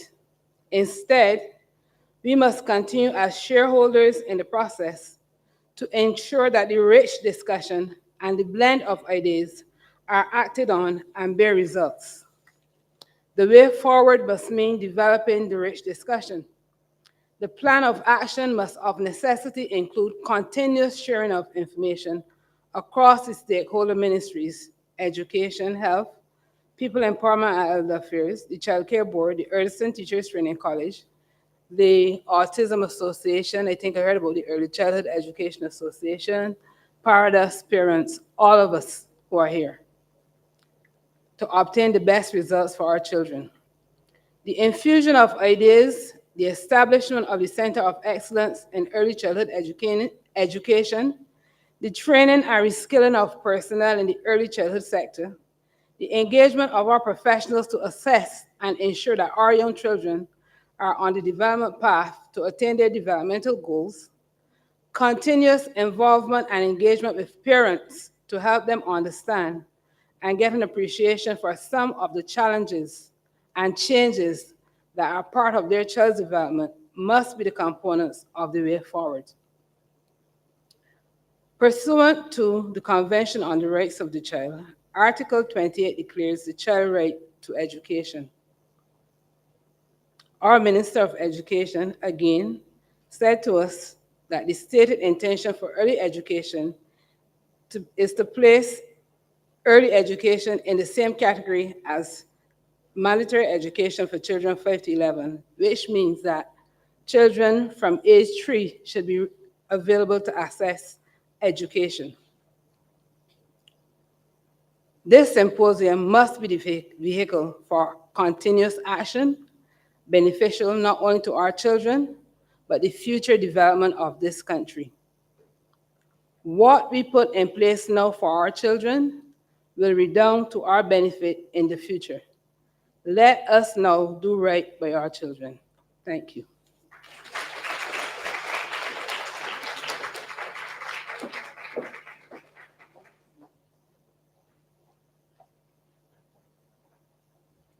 Thank you, Ms. Richards. Ladies and gentlemen, I want you to turn to the person next to you. If there's nobody else sitting at your table, find someone else and say thank you for being here. Did you think your time was well spent over the last 2 days? I am glad that you were here. So I'm going to move the vote of thanks, and I'm going to ask you to bear with me, because something of this magnitude, you do not just wake up one day and decide to do something like this. And so there are many persons who are part of this process. But I want to ask you something first. Have you ever had a dream or a goal, something you really wanted to achieve? How did you feel when that became a reality? When you saw that dream or that goal realized? What has happened here over the last 2 days is a dream come true. And on behalf of the management and staff of the Child Care Board, I would like to take the time to say thank you to those whose participation and partnership helped to make this dream a reality. Special thanks and sincere gratitude to the UNICEF team, represented by Mr. Fiaz Shah, Education Manager, who gave opening remarks, and Ms. Shelly-Ann Harper, Early Childhood Development Specialist, who gave her remarks this afternoon. And a gigantic thank you to UNICEF for the sponsorship to be able to facilitate what we would have enjoyed for the past 2 days. To the Child Care Board team, thank you to Ms. Richards for her remarks on the components of moving forward and the advice that this should not be delayed. To Ms. Faith Bascom for the discussion on screen time and its impact on our children in the early years. To Ms. Ingrid Mason and Ms. Stacia Hackett for their assistance with ushering. To Mr. Anthony Francis for his assistance with the parking. And to all other members of the Child Care Board team who provided support and encouragement throughout this entire process. To the team from the Ministry of Education, Technological and Vocational Training, the Honorable Kay McConney, MP, Minister of Education, Technological and Vocational Training, for giving us a look into the future of pre-primary education in Barbados. To Dr. Christina Morris and Dr. Denise Charles, Senior Education Officers within the ministry, who guided us through each day, and to Ms. Hyacinth Griffith for her remarks on moving forward. To Ms. Shelley Boyce, who reminded us to continue engaging in best practices and developmentally appropriate practice as we ensure that children are allowed to play and have authentic real-life learning experiences. To Ms. Lee Carter, peripatetic teacher with Student Support Services, who enlightened us on the importance of early intervention, what it is, and who is eligible, and the benefits to early intervention to our children. To the team from Erdiston Teachers Training College. To Dr. Junie Lynch, Senior Tutor in the Special Needs Program, for her words of encouragement as we move forward, and the commitment of the college to be there to lend their support as we move ahead. To Allison Murray, Special Needs Tutor and Administrator for the Literacy Assessment, Diagnostic and Early Intervention Center at the college, for giving us a new perspective on the word corner. I don't know if that is still resonating with you, but I look at the word corner now very differently. And for causing us to think about the importance of equal access to all children and the role of community programs and initiatives in promoting early literacy.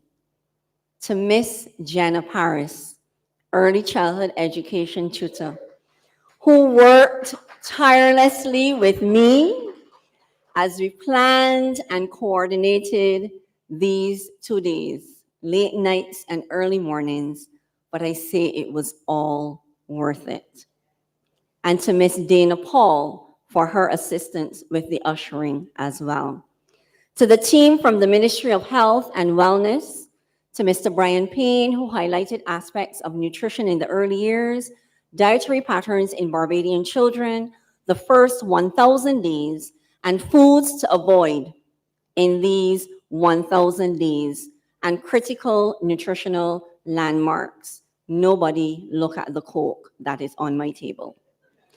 To Professor Anne St. John for taking us through early childhood illnesses and those things we ought to look out for.